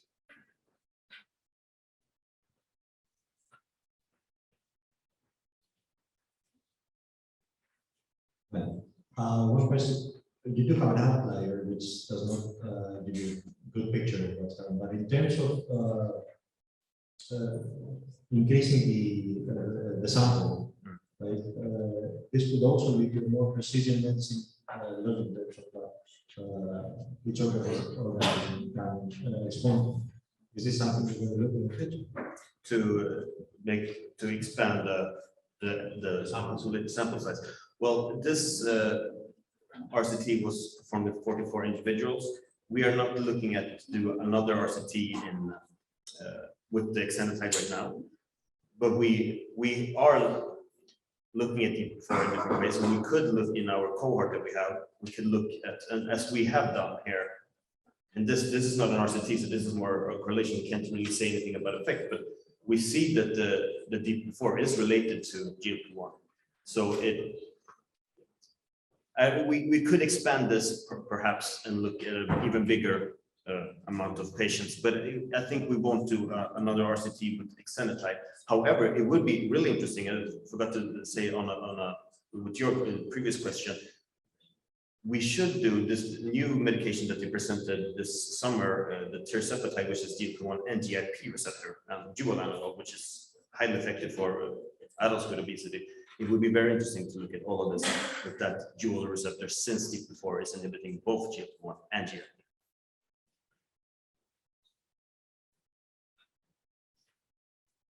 Thank you. Thank you.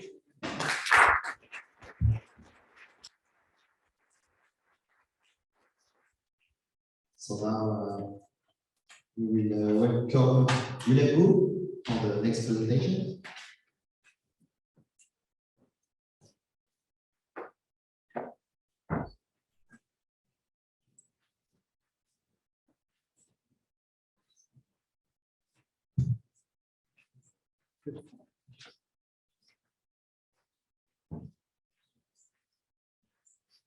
Yes.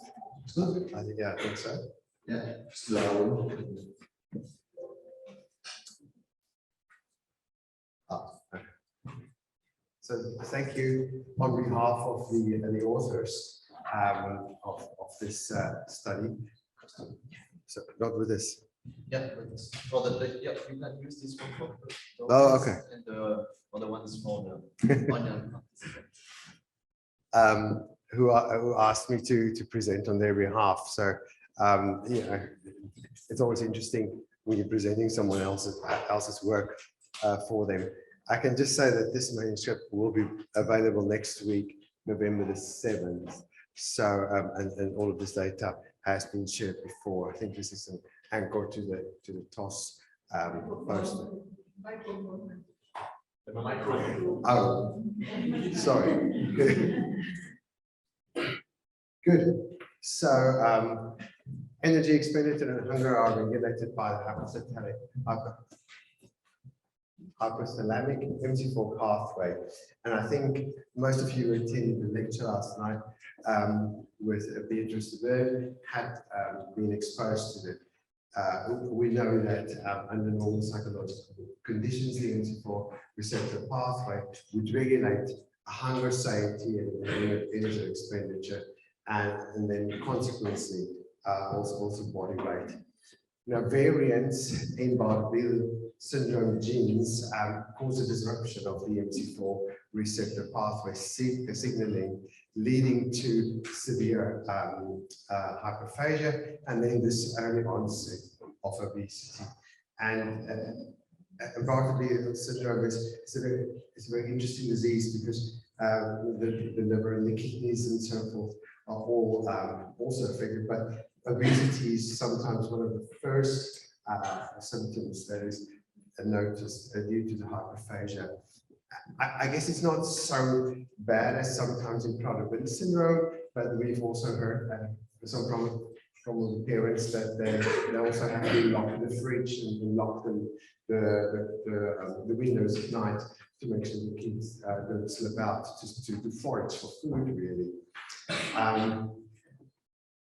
The clinical trial was designed basically to investigate the benefit of setmelanotide in patients with the BBS by checking the weight-related parameters, hunger and quality for life as well. So there was a 2 to 3 week screening, and then there was 14 weeks of placebo or a setmelanotide dose escalation with a set dose limit eventually of 3 milligrams, and then after the 14 weeks and the dose escalation had taken place, the patients had been on the drug. The trial was made open label. Patients had been on the drug for 38 weeks, and then the patients rolled over to another open label treatment, basically where they would go on commercial drug if the drug was successful to them. Now, the interesting thing about this trial was originally designed for 2 diseases. It was the Alström's disease and BBS was actually assessed. And unfortunately, it was quite challenging to get Alström patients recruited into the trial. And there's a separate poster that will be presented actually today in the US that deals with the Alström data. We just couldn't see a signal in the 6 patients we eventually had. The inclusion criteria was a clinical diagnosis of Alström disease, or Alström syndrome, and BBS. Patients had to be older than 6 years, and then there was certain parameters for the obesity. The key exclusion criteria was that they shouldn't have been on a rigorous diet. They shouldn't have had a gastric bypass surgery that resulted in more than 10% weight loss, and they shouldn't be making use of other anti-obesity pharmacological drugs. Also, the HbA1c had to be larger than 1%. So the analysis of the clinical and meaningful changes, and the outcomes were assessed basically at the last available study visit of these patients, and it was weight, hunger, and quality of life was important. For the patients older than 18 years, a 5% reduction in body weight was required, and this doesn't sound like a lot, but that this for many of these patients that had quite an implication of the cardiovascular system, the way they could move, and then also with the fact that the hyperphagia was addressed, they could actually focus better on schoolwork and have a more social life and social engagement with their peers. For patients younger than 18, it was if you see for yourself, there's a 0.2 decrease in BMI-Z score, and then also 5% percentage points in percent of BMI at the 95th percentile. On the hunger, there was a 1-point reduction in the daily maximal hunger, and this is also a separate publication that we will champion to explain all of that, because it's hunger and hyperphagia is essentially the same thing, but the hunger is what we could measure at that time, and then the quality of life. It was also important to kind of look at the quality of life of these patients, and a lot of the feedback was actually also gained from the caregivers. course. And we can also see, what was the expectations there in terms of what would be meaningful. A very busy slide. The color, I think the colors are the most important. You can see that there was the age of entry, the weeks on study at the last visit.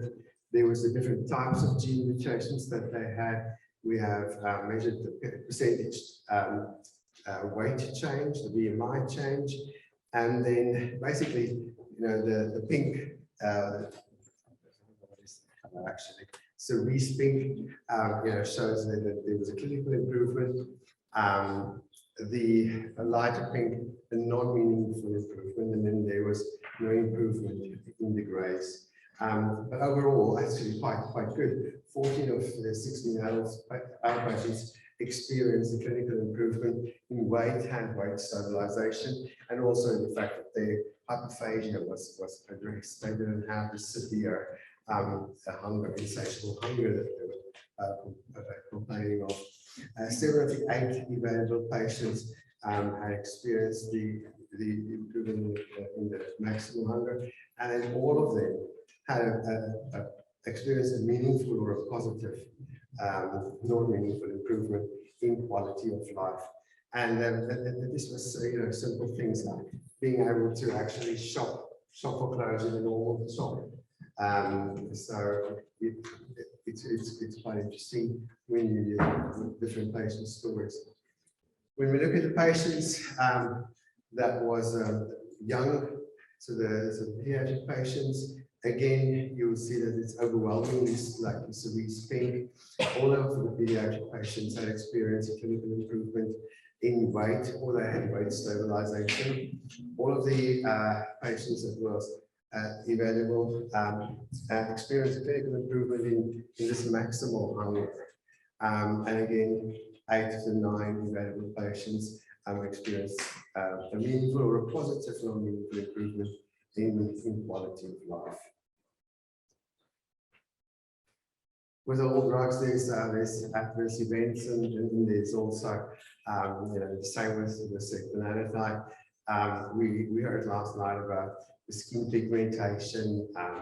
There's the nausea. There's the unexpected erections in the male patients. There's one patient, funny enough, who experienced an anaphylactic reaction to the placebo drug that's used. But no placebo reactions were seen. I thought today to any of the patients who had used setmelanotide. And then the usual stuff, nausea and exercise cruising, some vomiting, and this see with most of the other drugs as well. And then there was also some of the other the adverse events that lead to drug discontinuation. And then there was none, at least, that led to death. So the summary would be that most patients with EDS, so Bardet syndrome, had shown a clinical benefit following the setmelanotide treatment that they were on. And this was measured by the decreases in their age-appropriate weight-related measurements and the decreases in their overall improvement quality of life. Assessing the hunger and the quality of life changes during this clinical trial provided us at least additional information how to better assess the improvement of this multifaceted disease burden in these patients. And this is also, unfortunately, one of those syndromes that we do not have a disease severity index. So it's difficult to really assess sometimes, what effect has the weight loss and the improved quality of life also on the kidneys and the liver and the eyes. It's most of them turn blind. So so we have approval for the use of setmelanotide in these patients who suffer from hyperphagia and obesity. And that's it from my side and on behalf of the audience.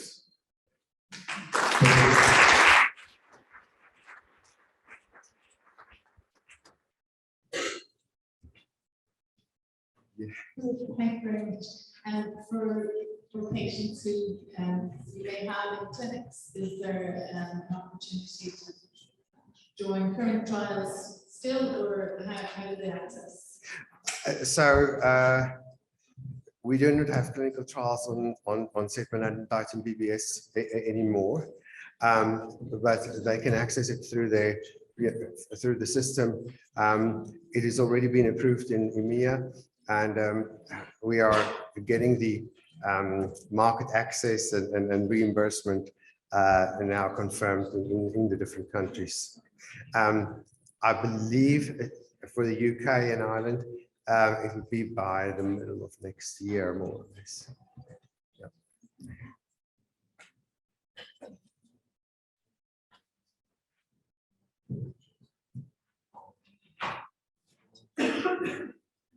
So thank you for your Thank you. presentation.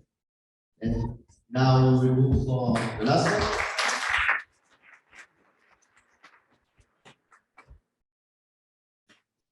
So I'm really sorry, but you are Kuan Wan from Uppsala University. Yes. Did I pronounce it well? Your name? Is that okay? Yes, Kuan Wan. Yeah.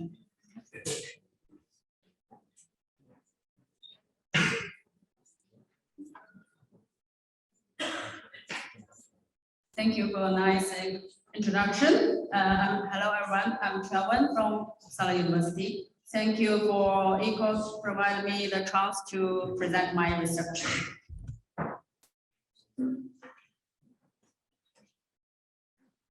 We know that childhood obesity is still a serious public health problem. Type 2 diabetes is one of the most common complications of childhood obesity. As an insulin precursor, hyperproinsulin is also common in type 2 diabetes and childhood obesity. An increased beta cell workload or primary beta cell defect might contribute for the elevated proinsulin or elevated proinsulin to insulin ratio. And lots of clinical trials show that elevated fasting proinsulin or fasting proinsulin to insulin ratio is a predictor for type 2 diabetes. Metformin is an old and worldwide used anti-diabetes drug.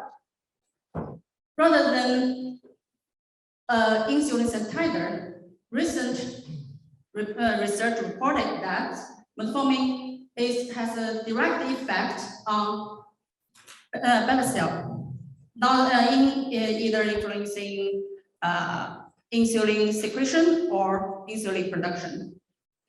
So our study aims to look at how metformin affects fasting proinsulin or proinsulin to insulin ratio in children with obesity, and to find whether metformin can directly affect proinsulin secretion or PI ratio from parameter-treated islets, and how it works. Firstly, we conducted a retrospective study based on our WSCO cohort. Those who had treated with metformin for more than 6 months with obesity, and who had 2 times of OGTT and 2 times of fasting proinsulin and fasting insulin were included.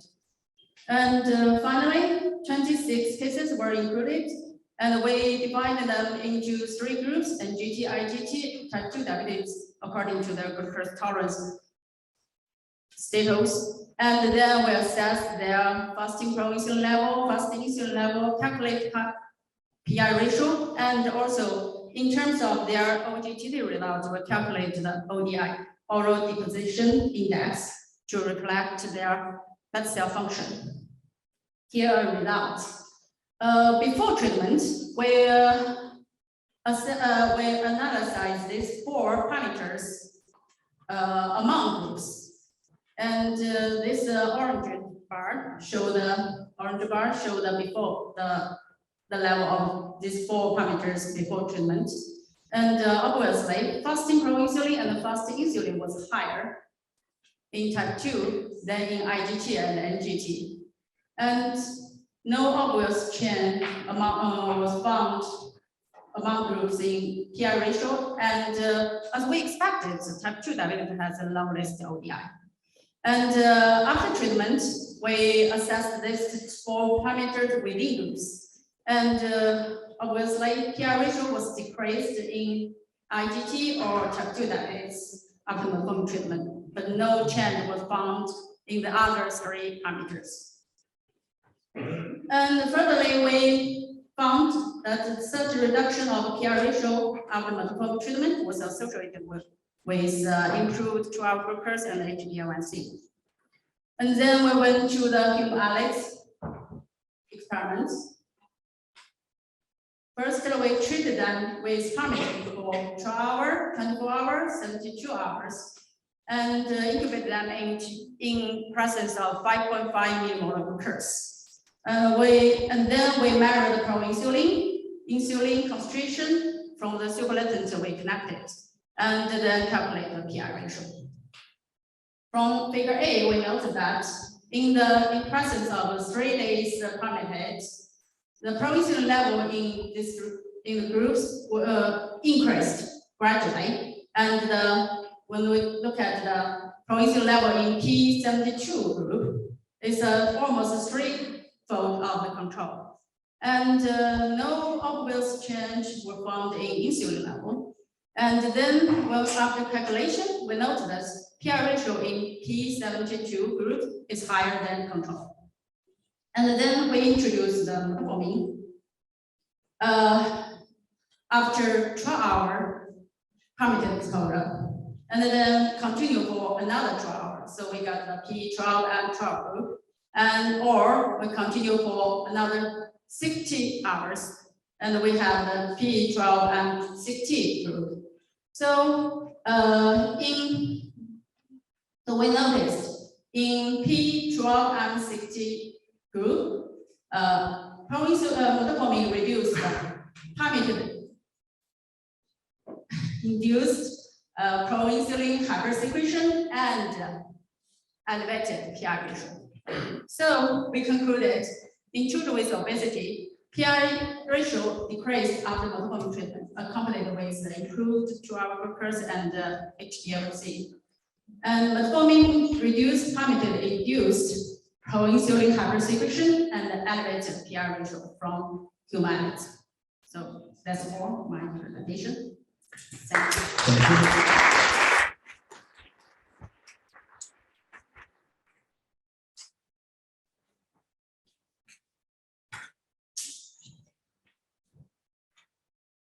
So I might have one or two questions regarding your experiments yeah, this one. I was wondering how did you assess the amount of insulin and proinsulin? Was the amount of insulin and proinsulin in the median? So you assessed the protein, or it was gene expression?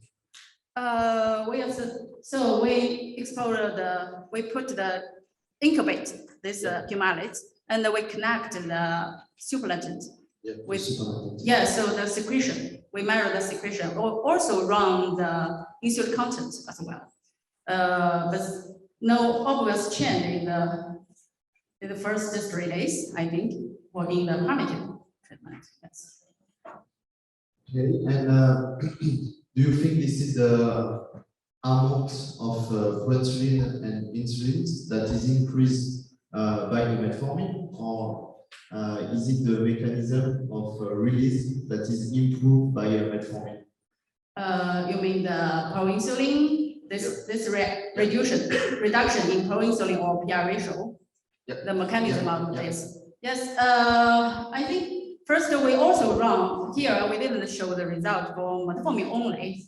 We have metformin only. There is no influence, but in the presence of parameters, we noted that they have reduction, and the mechanism we think one possible is we know that metformin benefit for the ER stress. Yes, so that and the misfolded of pro-insulin is one of the reasons for hyperproinsulinemia, I think. So I think one possible mechanism is ER stress, And another future plan we want to work is PC13 because interesting in the clinical data and in vitro data, we noticed that the metformin can improve the PR ratio. So maybe there's something happens in the pro-insulin to insulin conversion, so that the pro-hormone converters 1, 3, and is chaperone CTE, maybe metformin have some effect on this. This is our final further plan. Yeah. Okay, thank you. So we are finished for this session. David, do you want to say something?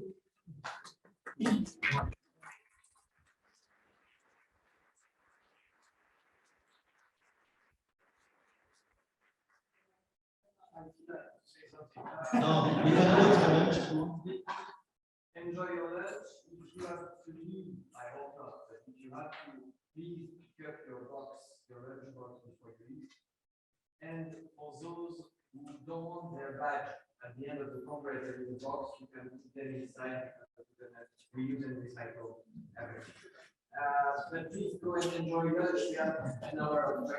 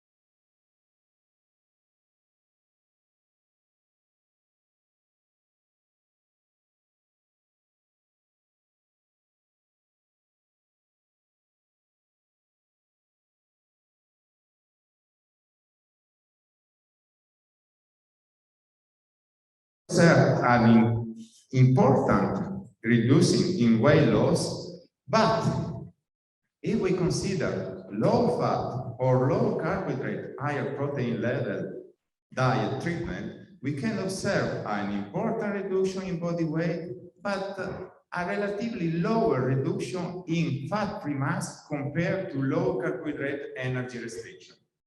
Also, sex difference has been observed with greater decrease in fat-free mass for male than female, and a greater overall weight loss for male than female.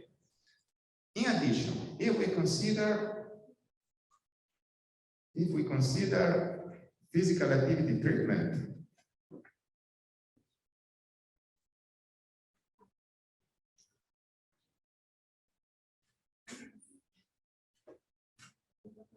no, so much.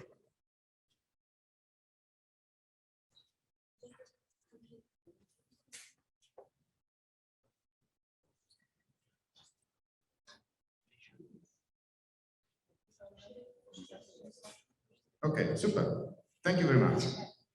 Okay, if we consider physical activity treatments, we can observe, even if we can observe a lower reduction in body weight compared to diet alone, we observe a reduction in body weight, but also a slightly increase in fat-free mass, even if we consider resistance training or aerobic endurance training. In particular, resistance training, resistance exercise promotes skeletal muscle mass improvement, growth, and preservation of skeletal muscle mass during the weight reduction program. However, aerobic exercise promote fat loss during weight reduction program. Then, another kind, if we consider the combination of physical activity plus diet compared to diet alone or aerobic or exercise alone, we can observe an important weight reduction program related to a lower decreases in fat-free mass compared to diet alone or aerobic exercise.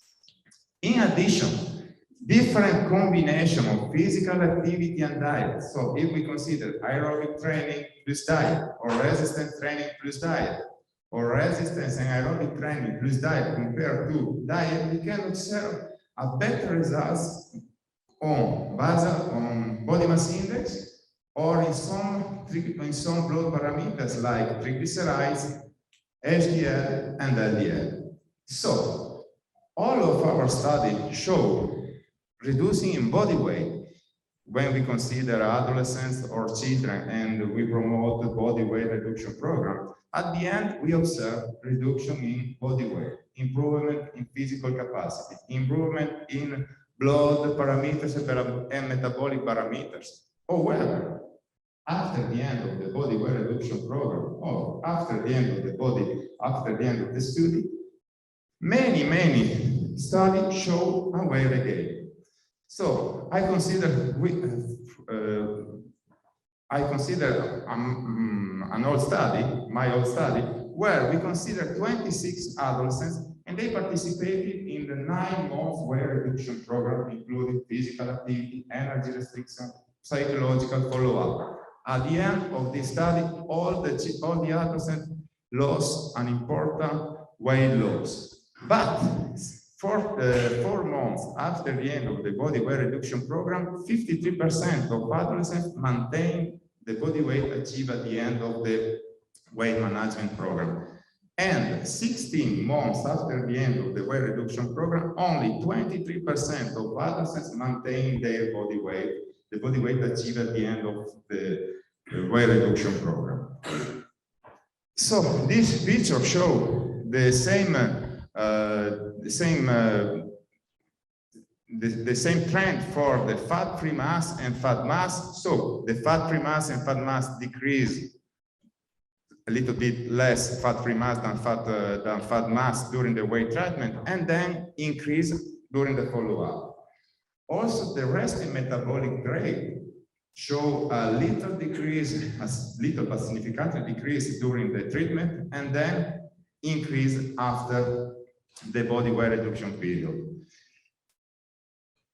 Also, Martin et al. In 2022, they followed a group of adult peoples and during a weight reduction program, including only diet restriction. And they observed an important body weight decrease, and followed by an important adipose tissue decrease, and also skeletal muscle decrease.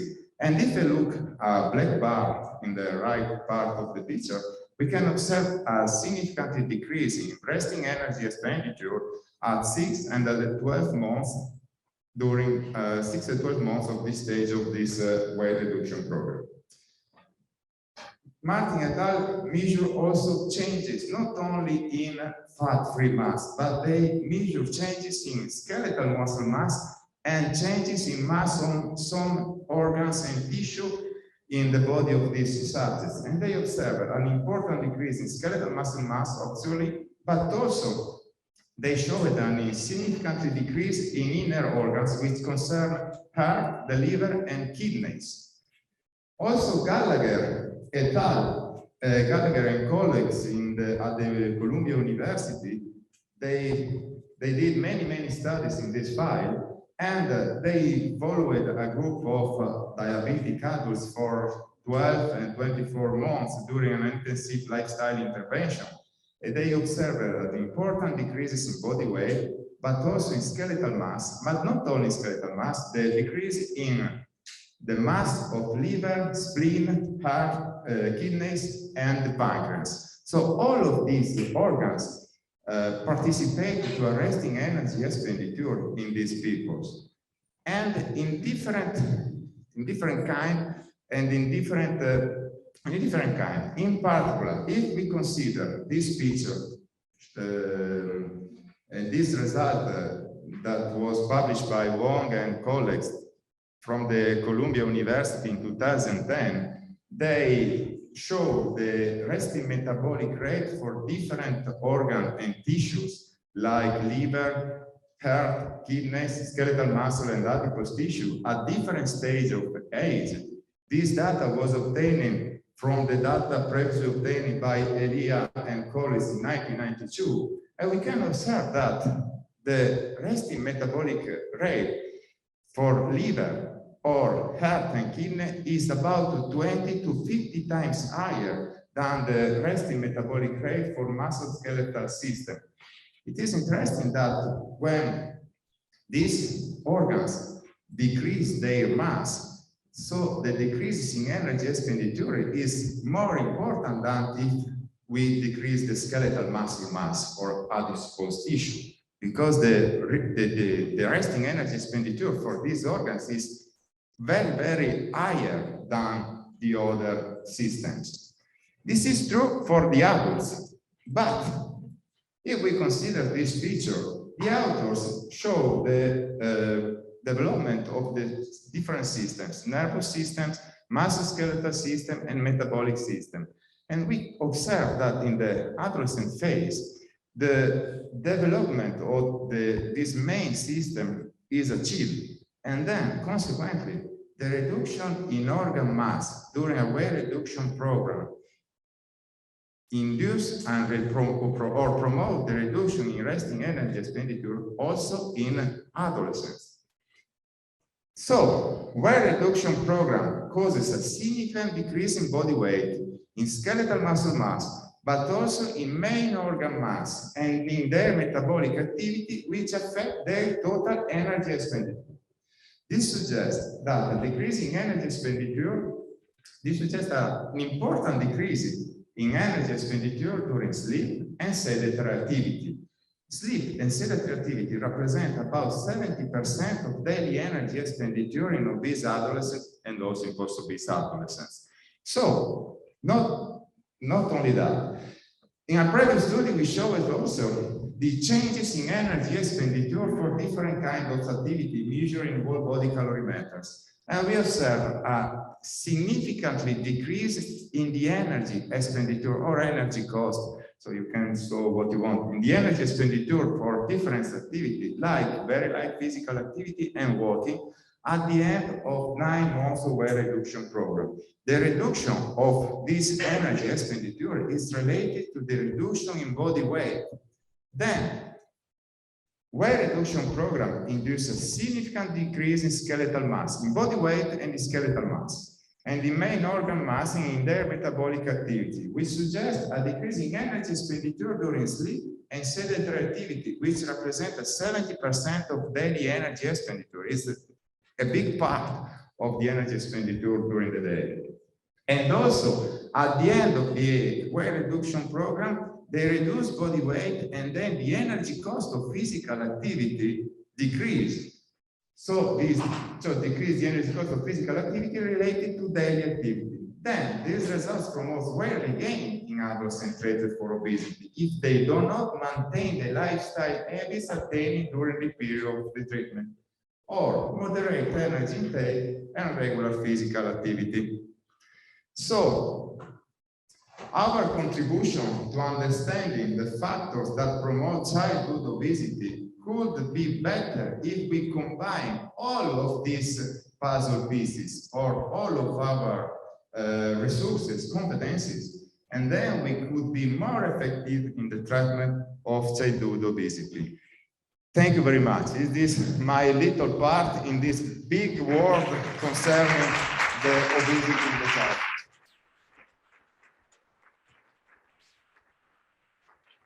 Thank you, Stefan, for this insight, and I guess there has to be questions. Yes, right in the back.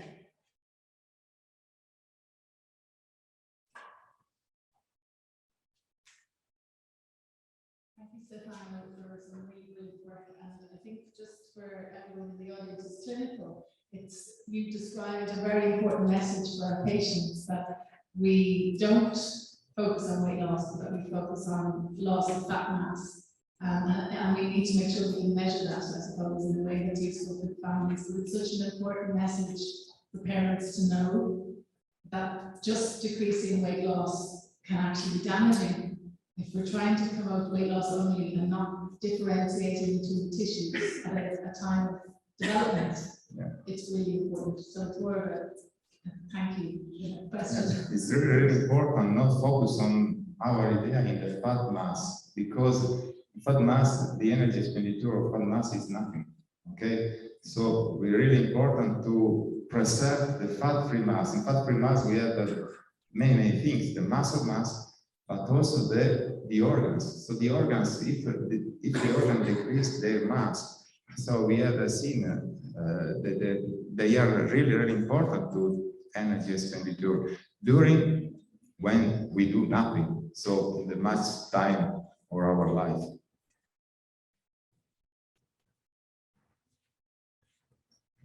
Thank you.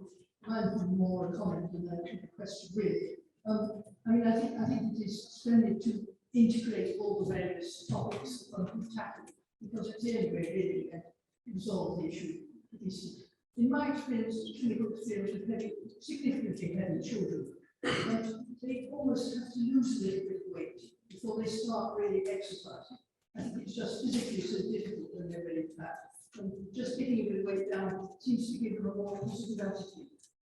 I think after a Royal question, in your jigsaw, which is the fourth piece after those three?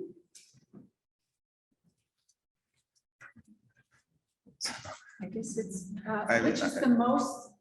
Sorry, I don't understand your question. If you can. Quelle est la quatrième pièce du puzzle qu'il faut enlever?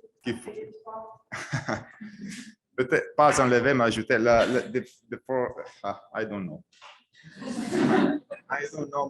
Maybe it's really, really complicated because we try to promote physical activity, diets, etc., etc., etc., but I don't know answer. It's about 25 years I work in this field, but and we promote different kinds of physical activity, different kinds of diets, but the number of obese children increase. So what we can do to stop this phenomenon? So I don't have an answer. I'm sorry. I have a question. What do you think are the implications of that with regard to recommendations? So maybe talking more about how to preserve the skeletal muscle mass and organ mass instead of how to get a weight loss So I think it's impossible to take about organ mass for the people. So I think it's really important to talk about muscle mass. So they know who is muscle mass, and then we need to promote physical activity to prevent losses of muscle mass. And so we can have many kind of specific physical activity that we have the professional here, the sports scientists, etc. They can do that. They promote specific physical activity. Walking is interesting, is super, but it's not only walking. We need to improve muscle mass, because when we stop walking, our body continues to expend energy, and we need to improve the engine. So the muscles, and they continue to spend energy also during when we do nothing. And we do nothing for about 80% of our life, because we sleep and we stay sit. If you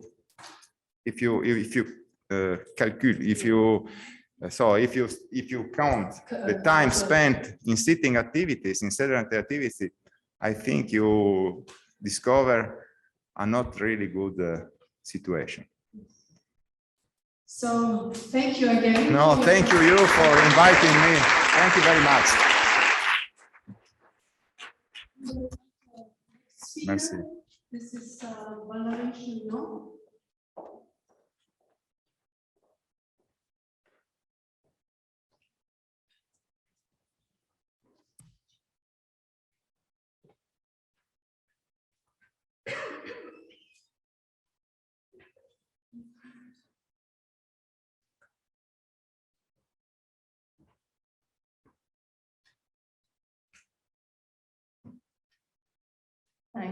Thank you very much. I'm very happy to be here.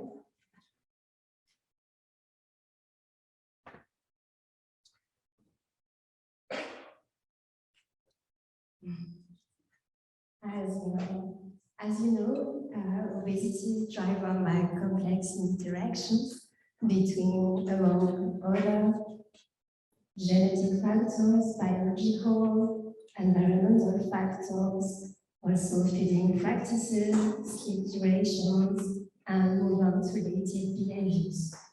Cardiovascular and metabolic risks are at the first rung of the related risks.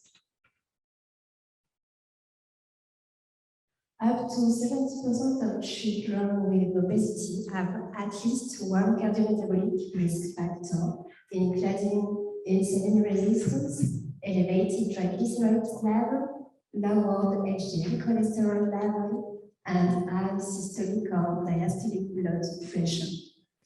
The metabolic syndrome is a clustering of multiple risk factors defined by the presence of abdominal adiposity as a key factor plus two other risks.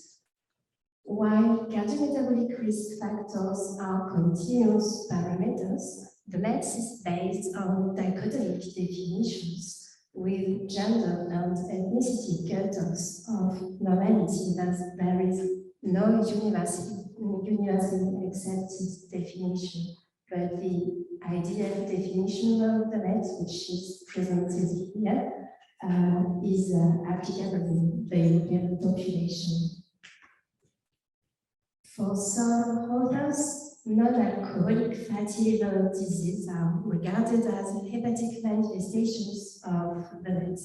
Indeed, the presence of the MATS in children with obesity increases by 5 the risk of developing NAFLD, and the presence of NAFLD in children with obesity increases all cardiometabolic risks, and this is independent of children's BMI.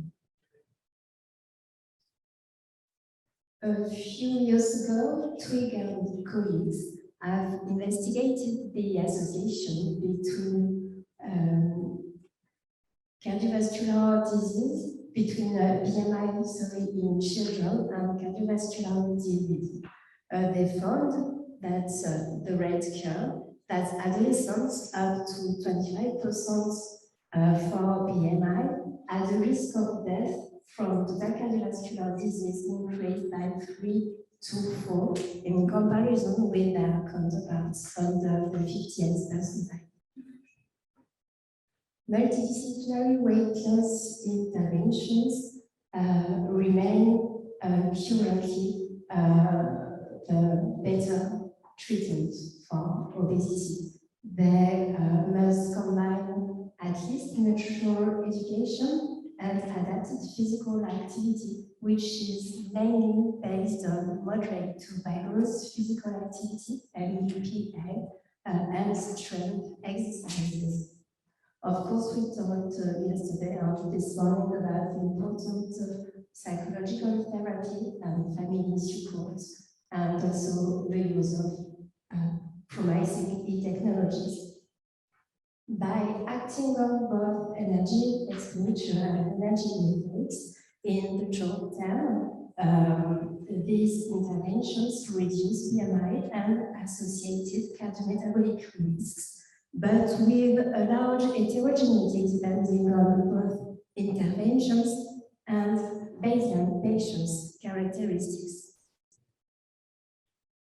In the long term, unfortunately, most treatment centers cannot prove the effectiveness of their interventions due to high dropout rates or lacks of documentation. For example, in this analysis of Rayner and colleagues, less than 10% of data were available after 2 years. Thus, in real-life conditions in the long term, weight regain is often the reality. What about cardiometabolic risks? Considering the impact of weight loss followed by weight regain in children with obesity, Vermeulen and colleagues have recently conducted a systematic review last year, including all studies reporting data on at least one cardiometabolic risk before and after weight loss and after a longitudinal follow-up in which any form of BMI regain occurred. So only 9 studies were available, including 7 multidisciplinary weight loss interventions, but with large heterogeneity in their methods and their content. The qualitative analysis included 551 children with a mean age of 10 years old and a mean BMI of 26.5 kilograms per meter squared. Considering abdominal adiposity systematic review based on 5 studies reporting waist circumference, showed that waist circumference parallels the amount of weight regain. This can be well illustrated by the results of Shanti and colleagues after a 12-month outpatient intervention and a 6-month of follow-up.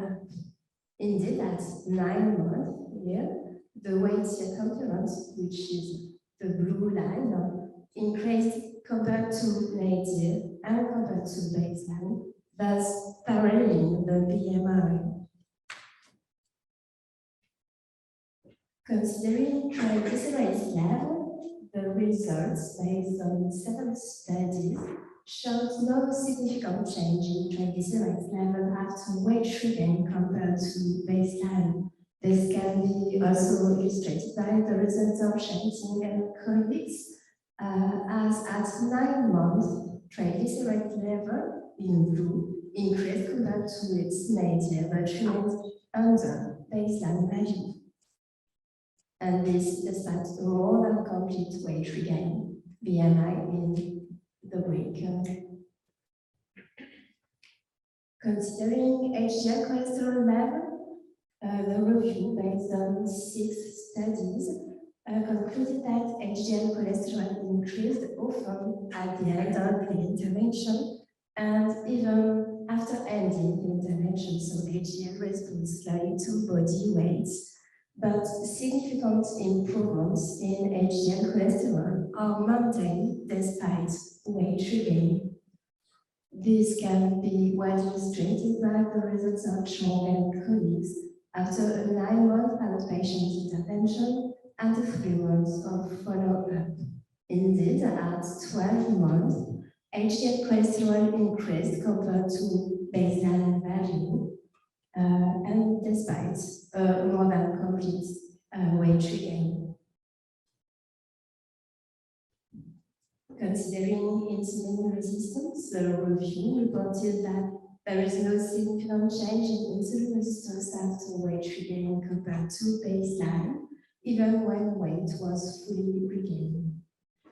This can be illustrated again by the results of Chong and colleagues, as at 12 months, OMA in blue significantly increased compared to its nadir, but not to its baseline value, and this despite a more than complete weight regain. Finally, concerning blood pressure, the review based on 6 studies showed divergent response for diastolic and systolic blood pressure and sustained benefits at least 6 months after the interventions, and this even when weight was completely regained. This can be well illustrated by the results of Juan and colleagues in a prospective study designed specifically to assess the effect of weight loss followed by weight regain on blood pressure.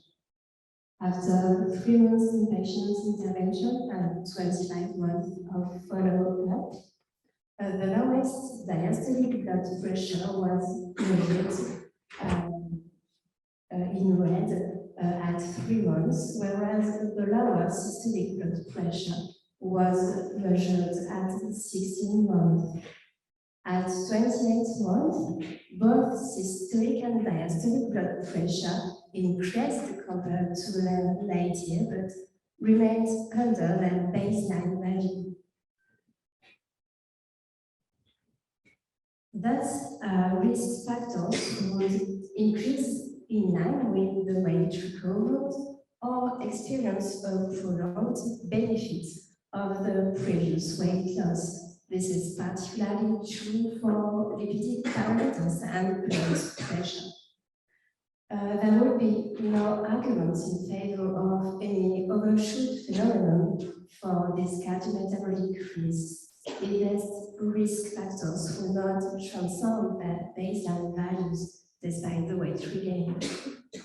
Moreover, considering the kinetics of each risk factor, a decreased prevalence of the meds despite weight regain has been supposed.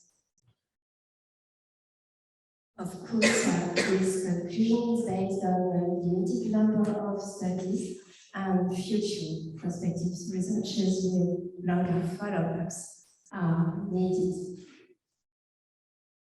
Moreover, high dropout rates are often present in the literature without clear description of the population that drops out.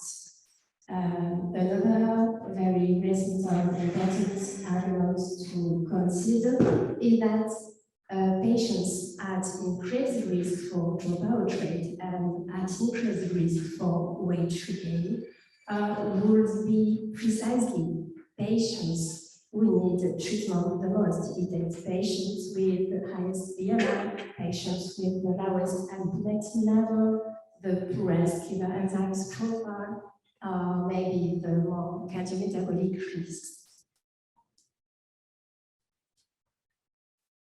However, the impact of weight loss followed by weight regain on NAFLD remain to be questioned in the pediatric population. In adults, the impact of weight loss followed by weight regain on NAFLD has not been explored yet after multidisciplinary weight loss interventions.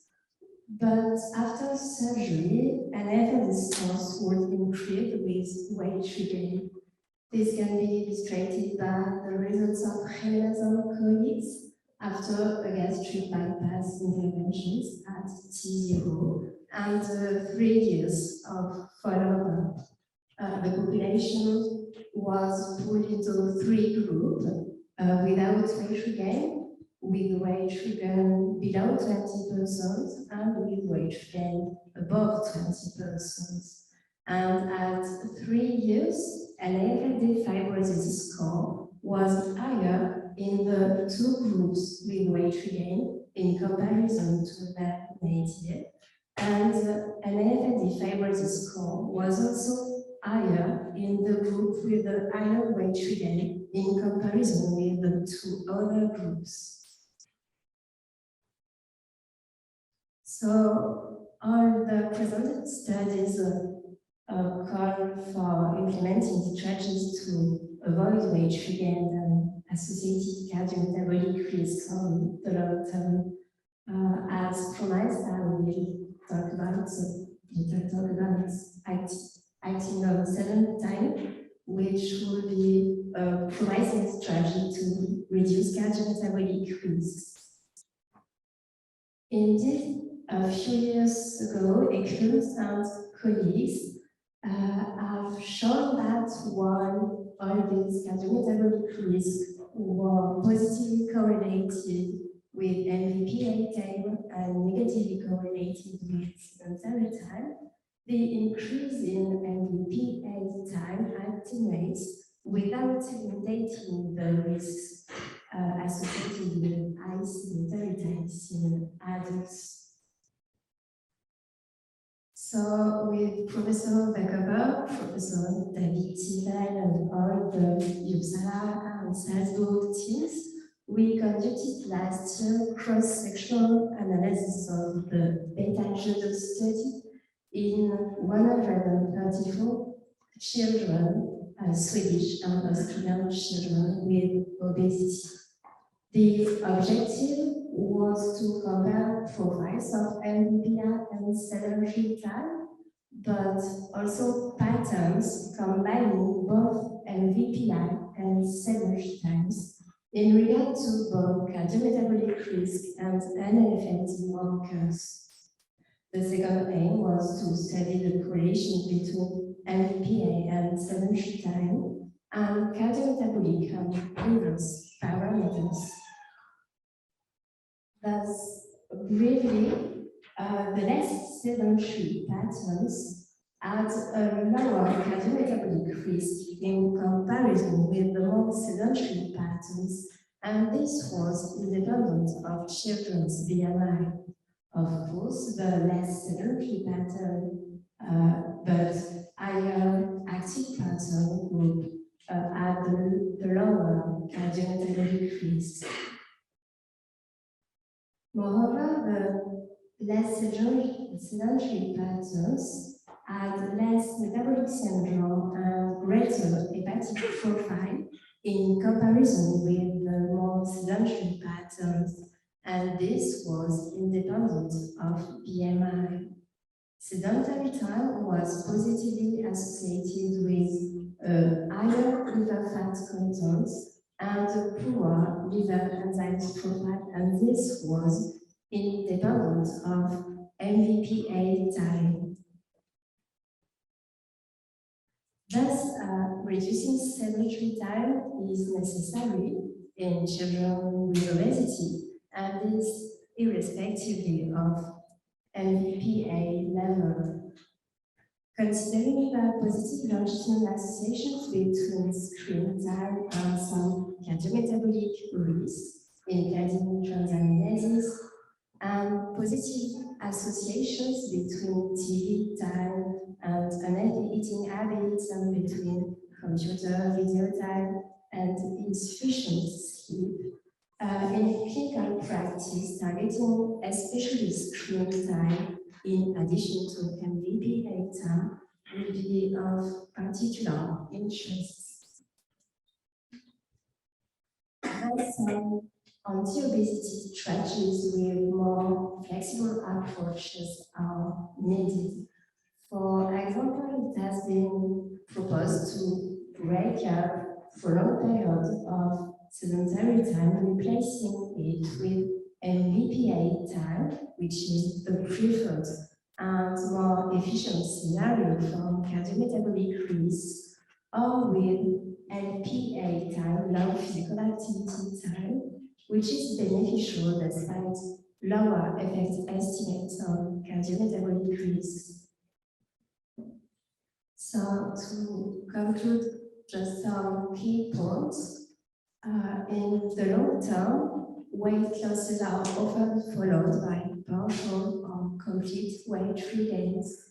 And also some cardiometabolic risks would experience prolonged benefit of the previous weight loss, avoiding new increases in cardiometabolic risk in the long term remain a challenge.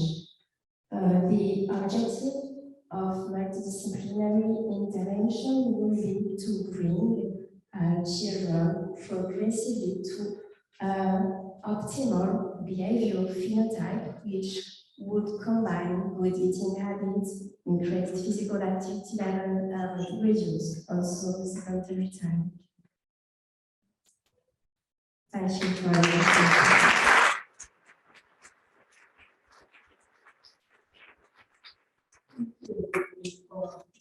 Really interesting talk again. Other questions?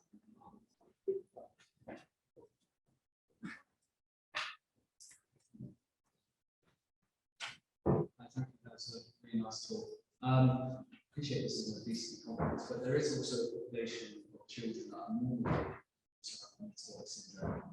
I was just wondering if results also reflect that population also typically has almost as bad health outcomes as children with obesity and metabolic syndrome as well.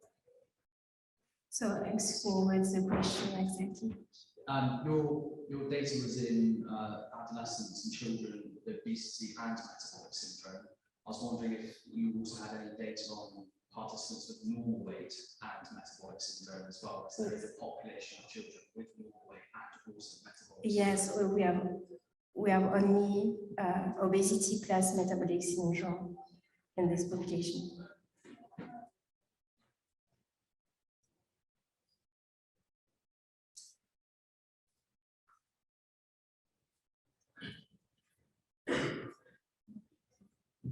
So we struggle a little bit the increase in the HDL, which may be something good in the weight regain phase. So how do you comment on this? So what could be the explanation for that? For the delay between the increase in HDL and the interventions? Yes, you have shown regarding the metabolic syndrome factors like HDL and that's a good question. In fact, HDL is secreted by the liver and depends on adipose tissue and the quantity of adipose tissue. And there is crosstalk between adipocytes and hepatocytes, and this crosstalk can take time. That's the first response. And the second response could be also that when there is a weight regain after a weight loss, visceral adipose tissue increase more than subcutaneous adipose tissue, and HDL cholesterol would depend more on peripheral adipose tissue than visceral. So there are two possible explanations for that. So it looks like a positive, beneficial effect, but we have to be careful to integrate this because of the visceral release of effect. Exactly. Okay. So, other comments, questions, remarks?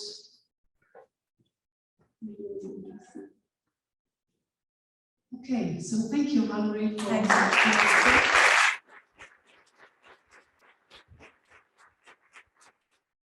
And then I want to call David on the stage, so he will do the talk for Nicole Fernbach, and it's I have to change for you. Okay.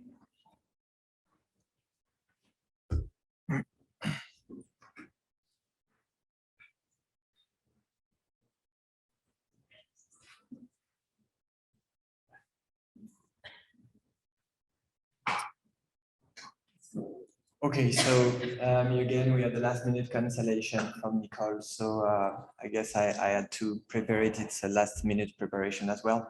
But anyway, I know Nicole pretty well. She was one of my PhD students a couple of years ago. So the aim of this session was to look at the effect of multidisciplinary intervention for weight loss and the changes that accompany weight loss and whether it might put the kids at risk for weight regain and complication during the weight regain phase. We had a wonderful talk regarding the metabolic stuff with Valerie and energetic and metabolic also with Stefano.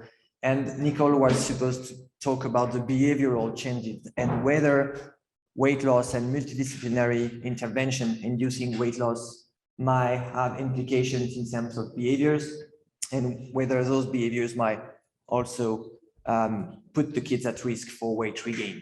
Because as I said yesterday, even though we're doing metabolism, physiology, and so on, at the end of the day, when we look at the metabolism, when we look at the changes we can induce regarding appetite hormones, for instance, it's not always accompanied by a coherent behavioral response. And behaviors seems to be key factors when it comes to the progression of obesity. So basically, you have very few studies. If you look at the literature, there are very, very few studies that have data regarding weight regain in kids, in adults as well, of course, but in kids, we have very, very few data. So those studies show clearly you have a sort of relapsing remitting curve. You can lose weight, and as soon as you stop the intervention, and when you have what we call a maintenance phase, and it's not even a free living condition without any professional around. It's really, there are professionals giving advices, trying to accompany the kids, but it's called a maintenance phase, and you have weight regain. So if you repeat those weight loss strategies, you might continue to decrease body fat, as mentioned by Grace, that is really important, but you might continue to decrease overall body weight. But we know that those kind of weight cycles, weight loss, weight regain, are definitely problematic in terms of health, mental and metabolic health. So we want to avoid this. So we know how to make people lose weight. We know how to make kids lose weight, but we don't really know how to make them maintain this weight loss in the good conditions. There is a very recent meta-analysis that has been recently mentioned, but by the end, there are only 9 studies. 9 studies with a good methodology, giving information regarding weight regain in kids with obesity. And as Valerie clearly showed that we know that body weight is going to rebound. However, there is a kind of delay in the response for the metabolic health. And there is apparently, of course, an improvement in metabolic health during weight loss. And there is a sort of stagnation of those benefits during the weight regain phase, but we don't know how long it's going to last, as Valerie clearly mentioned. What is, you understood that we are all about physical activity and not sedentary behaviors and so on. And what is interesting is to see that when you use physical activity as part of multidisciplinary intervention, you have better effect on body weight and you have better effect on weight regain. Mainly thanks to the body composition modification that Stefano mentioned, especially fat free mass ratio, and the maintenance of fat free mass.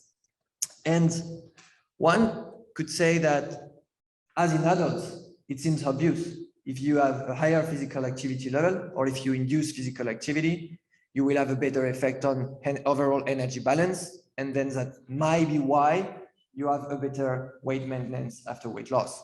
And we have data in adults showing that indeed, when you use physical activity to induce weight loss, those with physical activity are those with the lower weight regain. However, I would love to make you pay attention to the quantity of physical activity it requires. There is a lot in the literature regarding the impact of physical activity level on weight loss success and on weight maintenance in adults, but the amount of physical activity is huge. It's way above recommendations. And we said yesterday that reaching recommendation is already very, very difficult.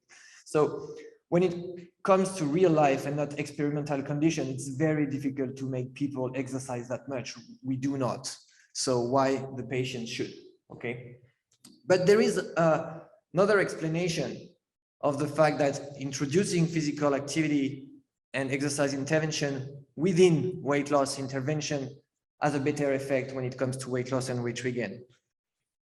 And I think yesterday someone told you about this famous G-shaped curve. And yesterday we talked about this curve and the effect of acute exercise mainly, and the effect of sedentary behaviors. But then indeed, by introducing physical activity, you will push people on this axis and you will increase their overall physical activity level. And by increasing this physical activity level, it's not about expenditure only, it's also about appetite control, as we discussed yesterday. And we can see that, of course, there are non-homeostatic inputs and satiety signaling, even though now we don't use non-homeostatic anymore, because even neurocognitive stuff are under the control of some homeostatic pathways. So non-homeostatic does not really exist. But anyway, now we use neurocognitive and homeostatic pathways. And we see that if we can push people on this line, then we will have a better control of their appetite. I'm saying a better control. I'm not saying that we're going to decrease their energy intake. I'm saying that their energy intake will be better regulated, which is not the same thing. We're not going to discuss about energy turnover, for instance, but there are very nice studies showing that you can increase energy intake in people with obesity. As soon as you increase energy expenditure as well, thanks to exercise, you will improve appetite control and you will decrease compensatory intake. So it's very important not to confound improved appetite and decreased energy intake. That's not the same thing. And here, you might increase their energy intake, but it doesn't really matter because then energy intake is going to be better controlled and you have a higher energy expenditure and you have a higher increase of fat-free mass, and then resting metabolic rate is going to increase, and so on, so on, so on. So what is in the literature regarding those behavioral appetite responses to weight loss intervention with exercise? When you look at the literature, in this paper from a friend group in Brazil from Ana Damaso and collaborators, what they did is that indeed they looked at 1 year intervention combining aerobic training plus resistance training or only aerobic training. And what they found is that they observed a decrease of the kids' energy intake, daily energy intake at the end of the intervention. And they also observed a modification of agouti-related peptide and alpha MSH. Those modifications are definitely in line with an anorexigenic effect and an anorexigenic integration of the peripheral hormones into the brain. The problem is that this was self-reported energy intake. And we all know that self-reported energy intake is very difficult to evaluate, even for us. So for patients and for patients with obesity and for adolescents with obesity, it's even harder. And I will not look at the plasmatic concentration of neuropeptides. I guess it's not really what we want to look at. So that's why the conclusions were very nice, but I don't think that this was strong conclusions. And in another study from Brazil, colleagues as well, Wagner Prado and collaborator, what they did in this study is that they compared 12 weeks of either moderate, light intensity exercise or high intensity exercise. I'm not going to go into exercise physiology, but what they call high intensity exercise is intensity set at the adolescent ventilatory threshold, which is definitely not high intensity. It's end of moderate, beginning of high in some kids. But anyway, it's not really the point. The point is that when we look at their results, what they found is that energy intake, which should be here, significantly decreased in both groups and more in the high intensity group. And they mainly explain that by a modification of the concentration of PYY336. Once more, you've understood that I'm quite picky when it comes to appetite control, and there is no modification, significant modification and difference when it comes to leptin. And leptin it's not an anorexigenic factor. It has an anorexigenic effect, but it's a signal of our body fat stores, which is definitely not the same thing. Because if it was really an anorexigenic factor, it would do only that, only be anorexigenic. It does not, it has many, many functions. But then the response to leptin is anorexigenic response and on the long term. And we do not have any difference here. And the PYY is a short-term appetite control factor, meaning that it will help control meal-to-meal appetite. And not appetite exactly, but energy intake, which is not exactly the same thing. Here we are discussing long-term effects. So basically, this is interesting to see that there is a decrease in energy intake, but the explaining factors are not the best ones. And this was once more self-reported. And when Chloe Schwartz did her meta-analysis in 2016, what she observed is that indeed in the literature, when you consider all the studies that have included exercise into multidisciplinary intervention, looking at modification of effective energy intake, you have a decrease of daily energy intake in kids with obesity after weight loss. But the conclusion was it's all self-reported data. And at some point, we are discussing appetite control. And why would we observe a decreased energy intake combined with a higher metabolic rate, higher physical activity, but weight regain? So the conclusion was we need to run studies effectively measuring energy intake and not only using self-reported methods. And this is what Maud Miguet did during her PhD. What she did is that she compared different kind of exercise training, well, not multidisciplinary intervention, including different kind of exercise and physical activity intervention.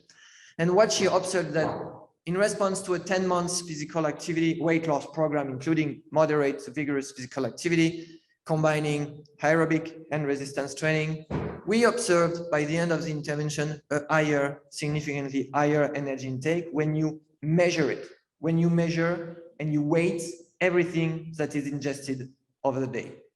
You have an increased energy intake. And this increase is observed also in response to 12 weeks of moderate exercise. Well, you understood that it's multidisciplinary intervention with moderate exercise or high intensity exercise. We have the same increase in energy intake and no increase in the control group without any intervention. So that's important as well to have control groups at some point, because it was not maturation here, it was really the effect of the intervention. And interestingly, in her work, Maud observed what? She observed that this increase during the second phase, and that's quite important to understand that during weight loss, you have different phases of weight loss as well.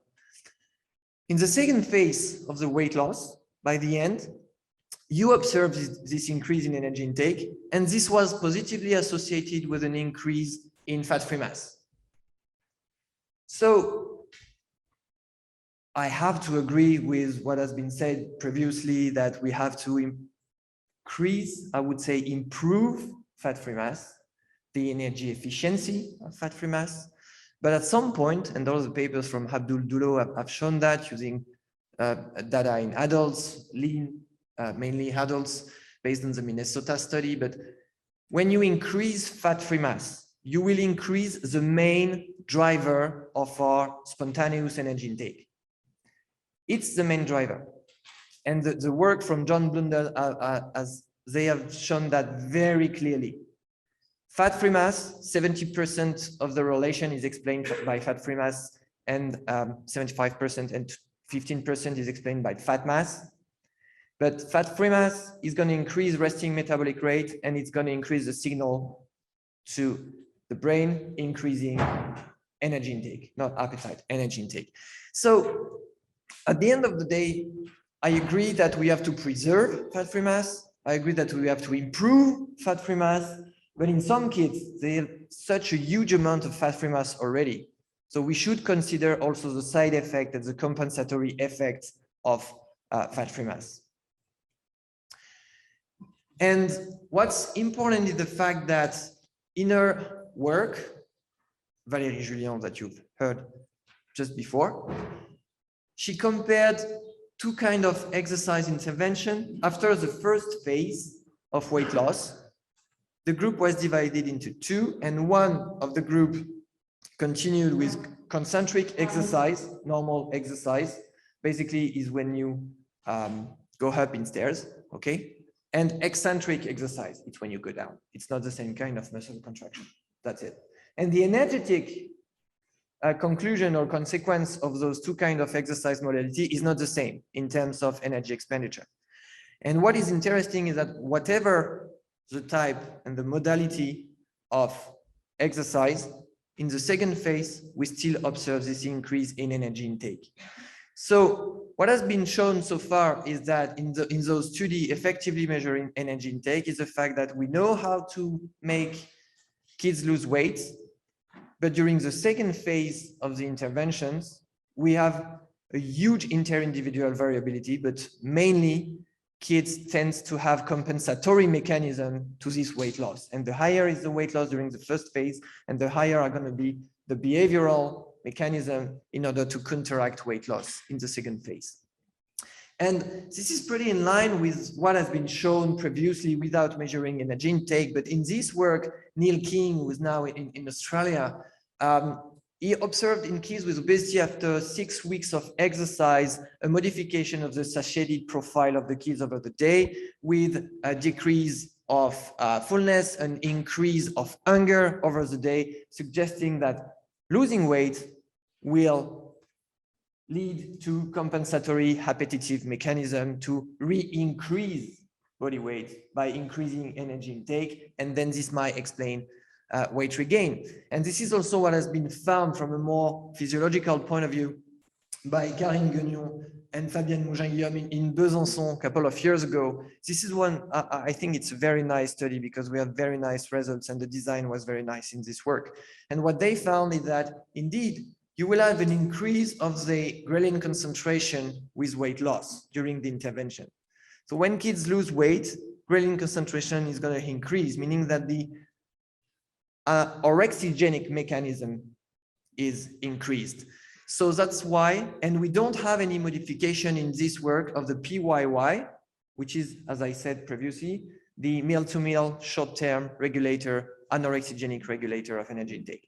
So basically, we have feelings, sensations of hunger and fullness that are modified. Our satiety profile is modified over the day, but also the physiological trigger of energy intake are increasing with weight loss. And I'd like you to look at this work from Maud once more. She really analyzed the weight loss in 2 phases. And we can clearly see that they are installing the cocktail. Don't worry. And then we clearly have 2 phases in terms of appetite feelings and in terms of food reward as well. So it means that actually we are wondering whether those modifications during the second phase were different from the first phase, the first couple of weeks, might depend on the weight loss degree during the first weeks of the intervention, and mainly the qualitative modification of body composition, and especially regarding fat mass and fat-free mass. And here you can see this is the food reward modification, because as I told you yesterday, you can change whatever you want in terms of physiology. By the end of the day, it's food reward who's gonna drive energy intake and what you're gonna hit. So there are different pathways during the different phase, from first phase and second phase. And we have completely different shape of the evolution of food reward during those phases. But this is not really the point. The point that there is a huge variability in the response of appetite control in kids with weight loss. And this is this variability that might put the kids at risk for weight regain. And what I think the key message here, I'm sorry, I hope I didn't lose you that much, but the key point here is that we've seen we have modification of the physiological pathway of the neurocognitive, neurophysiological pathway and food reward. But what is really interesting is that in our work, Maud decided to compare the success of the intervention between kids with different cognitive profile when it comes to food intake. and restraint cognition, the level of restraint, cognitive restraint in those kids. And what she observed is that the higher is the initial cognitive restriction, and the lower here, those who lost less than 10%, and those who lost more than 10%. So here, the success of the intervention was lower. And those kids, they had a higher initial level of cognitive restriction, which is really interesting. And this has been replicated in several studies. And what she found, which is even more interesting, is the fact that in restrained kids, we observed a higher, significantly higher of kids increasing their energy intake in response to weight loss. So it might sound quite counterintuitive, the fact that your higher level of cognitive restriction might be linked with a higher energy intake response to weight loss. And we could also see that the other way around, is the fact that you've been restricted. Your behaviors have been controlled during the whole intervention. You have a high level of cognitive restriction for many reasons. But when you go back to real life, you might also increase your level of loss of control. And this is why I would not advocate to increase, I would not advocate at all the fact to increase the level of cognitive restriction. I think we have to increase the awareness regarding to food, the education regarding to food, the impact of food in terms of energy, body regulation, and so on. But the cognitive restriction level, we have to be very careful, because if we increase this cognitive restriction level, we might increase the loss of control when they go back to real life and when they have a huge availability and accessibility to food. So this is quite important once more to point out that cognition is a key factor and might explain many things when it comes to weight regain. And this is, sorry, I think I said it already, but this is exactly what I just said. You have people that were restrained, unrestrained, and those who were initially restrained are at higher risk to increase their energy intake after the intervention. And in some kids, we increased their level of restriction. And then by increasing the level of restriction during weight loss, we did put them at risk for higher weight regain because of wrong, non-beneficial appetite control. But it's not only about appetite. So initially, I wanted to show you that we have the LFPQ, the Leeds Food Preference Questionnaire, which is a forced computed task to evaluate food reward, which is great. It's been validated in kids, in French, in many languages now. And Nicole Firnbach, after her work, her PhD, excuse me, she developed the same task, but not regarding sweet and salty food and so on, but regarding physical activity and sedentary behavior, which is very interesting. And we have those evaluations, thanks to Laurie Isako here and some students. They did that before and after weight loss. Unfortunately, Nicole couldn't run the analysis because you need a specific software. But anyway, what I do have is the same task. So this task will give us the unconscious preference for activity, either physical activity or sedentary behaviors. And what we did with Alicia Fillon and all the students of the lab who helped in this work, what's been done is that in normal weight kids, I'm sorry it's not in kids with obesity, but it could be like prevention of pediatric obesity then. And then in normal weight kids, there has been an education program around nutrition and physical activity for 1 month. And we ran this task before and after the education program. And what we observed is that we modified the explicit wanting and the bias for sedentary behaviors and the overall physical activity task preferences, meaning that by those forced questions, unconsciously, the kids significantly increased their liking or their wanting for physical activity, and they decreased their unconscious preference for sedentary behaviors, which is very interesting and which was linked with the modification of their sedentary behaviors assessed by the CAPASC questionnaire recently validated by Alicia Fillon. So basically what I'm just saying is that this is what I showed you yesterday, is John Blundell model regarding exercise, physical activity, sedentary behaviors, daily activities, and then the appetite control. And what I'm just saying is that multidisciplinary intervention that include physical activity, they might help improve appetite control. One of the key messages is that improving appetite control does not mean decreasing energy intake. That's very, very important. And the importance of the cognitive profile and body composition variation, of course, but as I mentioned the cognitive profile of the kids is really important in order to better prevent weight regain, not in terms of only of energy expenditure, but also in terms of eating behaviors.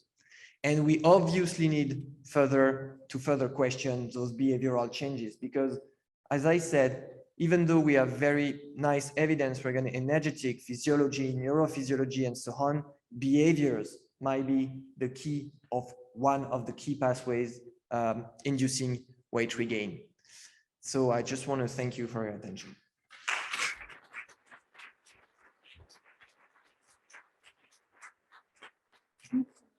And all the speakers of the session, and I guess it's really combined all the talks together, so they have to do a lot. And maybe you have also questions to the other speakers with regard to what David told us now. Because what I understand is that physical activity could be understood as a mediator of, as you say, appetite control, metabolic regulations, and so on. So this is one what I understood. The other what I understood was that the weight loss, the amount of weight loss, so it has not to be huge. If I'm right. And then the third thing is the weight regain. So there could be something beneficial as or am I totally wrong? No, I think you're totally right. When we lose weight, if we lose a too huge amount of body weight, we will modify way too much our energy store, whether muscle or body fat. And then all the mechanisms are gonna increase in order to avoid this weight loss from a physiological point of view. And by saying that we might decrease the rate of weight loss, I'm not saying that by the end of the day we don't want a huge weight loss. I'm just saying that maybe we need to explain patients and the parents, mainly for those who have experienced that, the parents, they really want us to make the kids lose weight pretty quickly. And at some point we also have to understand that we need to take time, step by step, in order to avoid those compensatory mechanisms. And even though there are compensatory mechanisms linked to energy expenditure, to energy intake, there are also behavioral mechanisms that we really need to consider for both physical activity and nutrition. So, other questions? Yes.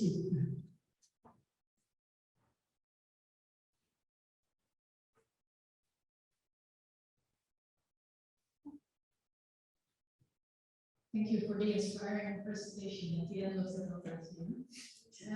I was wondering, you also say that this fat-free mass decline, I think it's in absolute numbers, and the fat mass decline is also there. How do you see it when it is calculated in ratios, and also in ratio to the rest of energy expenditure or the active energy expenditure? So when you see it in perspective, the fat-free mass, instead of seeing it as an absolute mass.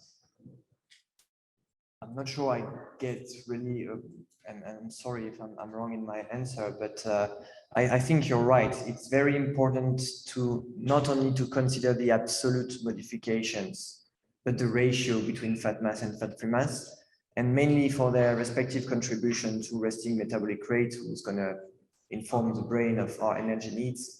So I definitely agree with you, and Laurie recently published a paper regarding this ratio and body composition modification in weight variation.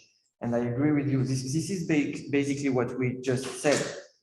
We want to lose weight, but it's not weight we want to lose. We want to modify body composition and the respective contribution of both sides of body composition to the energetic needs. So I don't know if I understood your question properly, and I'd be happy to discuss that after, of course. Yeah, you understood it.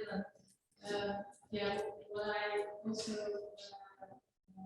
was trying to say is that in clinic, I also work with the ratio of fat-free mass versus resting energy expenditure and how that changes and how phenotypically there are differences between patients. And I do not know how that refers to the risk for weight regain and the health risks that are related to the fat-free mass. Yeah, that's a real question, and I think there is a real debate around the fact that should we lose or not some fat-free mass, or should we increase fat-free mass or whatever. And I think that the key point when it comes to energetic questions is, can we improve the energetic functioning of fat-free mass? Meaning that even though you might decrease fat-free mass, if you improve its energetic function, you might maintain metabolic rate. And I think this is important because I used to take this example that a couple of years ago, we had a kid who was about 120 kilograms, 11 years old, if I remember well, and not tall, pretty short. And 90 kilos were fat-free mass. How do you want to say to an 11-year-old girl that we will maintain that 90 kilos and you need about 15 to 20 kilos more for the rest of the body? And then you will always be at least 110K for the rest of your life. I don't think we can do that, we can say that. So we have to think differently. And at some point we can modify fat-free mass, but it's the energetic functioning that we really have to maintain and to improve. Yeah, thank you.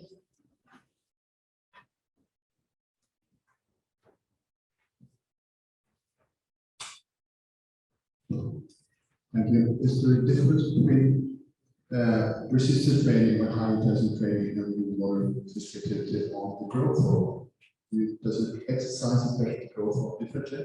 So in that way, preserve fat mass development. Yeah, I'll be honest with you. I think that once more it will depend on fat mass, but also all those kids, they have a high rate of, as you know, a high rate of puberty. So it's very difficult to know what is exactly the effect of exercise on growth hormone, I guess, separately from maturation. I'm not sure I would be able to answer your question, but I'll try to have a look and answer.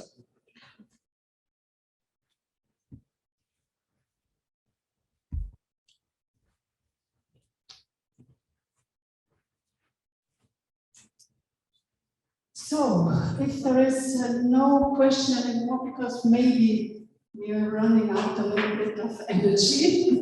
Oh, yeah, energy. Energy could be. So I want to thank a lot our excellent speakers, really inspiring speakers, and made us thinking a lot from different angles about this topic. So thank you a lot again for your talks.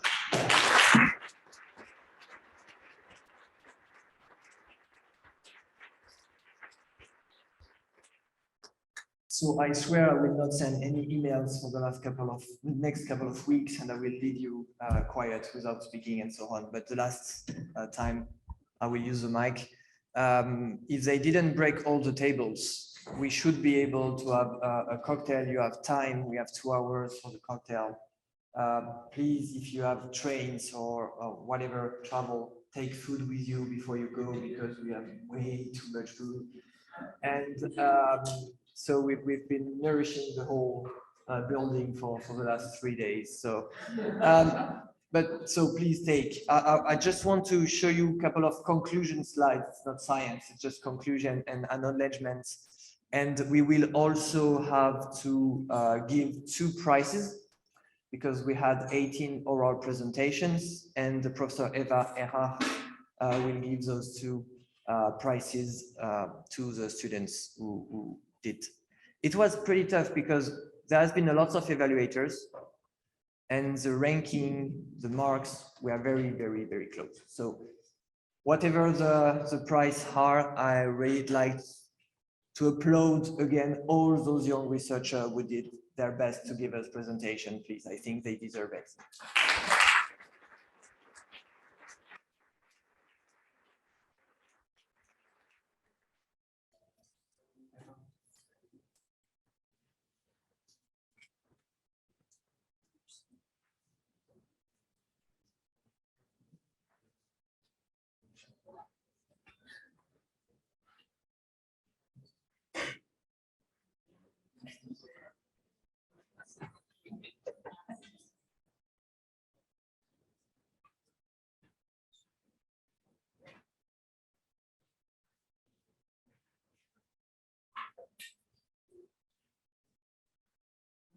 So this year, the two prizes have been supported by a pharmagenetic company in Austria, Germany, and we really want to thank them as well because they sponsor the two prizes. Okay, so it's my great pleasure to announce these prizes. You know, one mission is ECOG, translating research to daily practice. I think this meeting also showed us that we can do it, and I hope so that we can do it in the future also, and we can meet in the next time and next time. And other mission is to encourage young investigators, young researchers, and to support them. And thanks for David and his team. In this meeting, we have this possibility to give these prizes. That's why it's a big event to give these prizes. So first I would like to call Picard from Astra University because she gets the second prize now.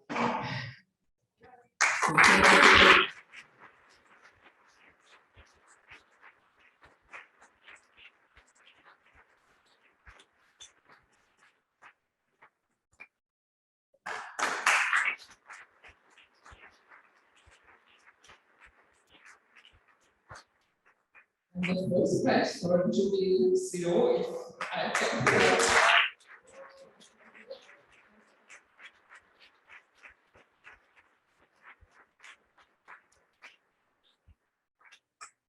So, and of course, I congratulate all of the speakers, and I hope so that we can meet next year in Bulgaria. And thanks for everything.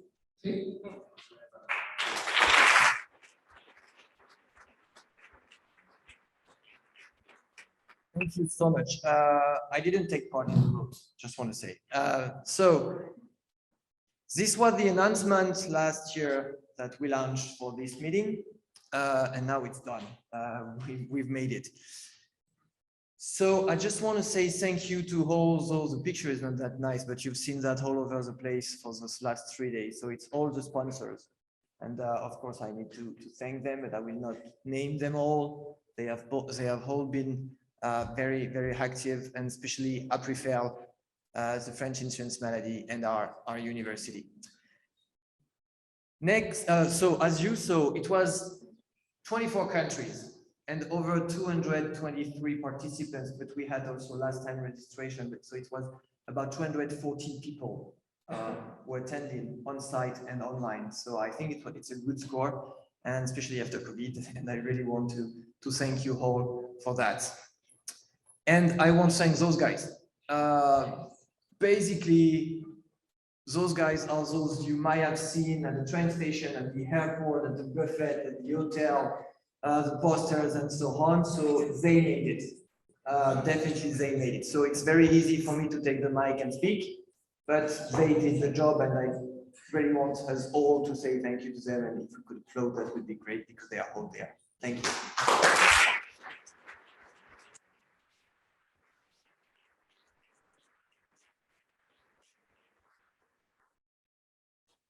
And though next year we're going to move from France to Bulgaria, and we're going to go to Albania, and it's not a fake. This is really the venue of the Congress. This is where we're going to be next year. I don't know if it's easier to go there than in Vichy. Vichy is obviously beautiful, As you've seen, the weather is excellent. So maybe might be not that good next year regarding the sun and the sea, but no, obviously that's going to be amazing. And we really wish that we could see you again next year in Albena. It's worth going there for the place and for the meeting. And I really want to thank you all because you've been participating, exchanging, discussing. And I think it's what ECOG wanted. So thank you very much and enjoy the cocktail, take food and be safe on going back home.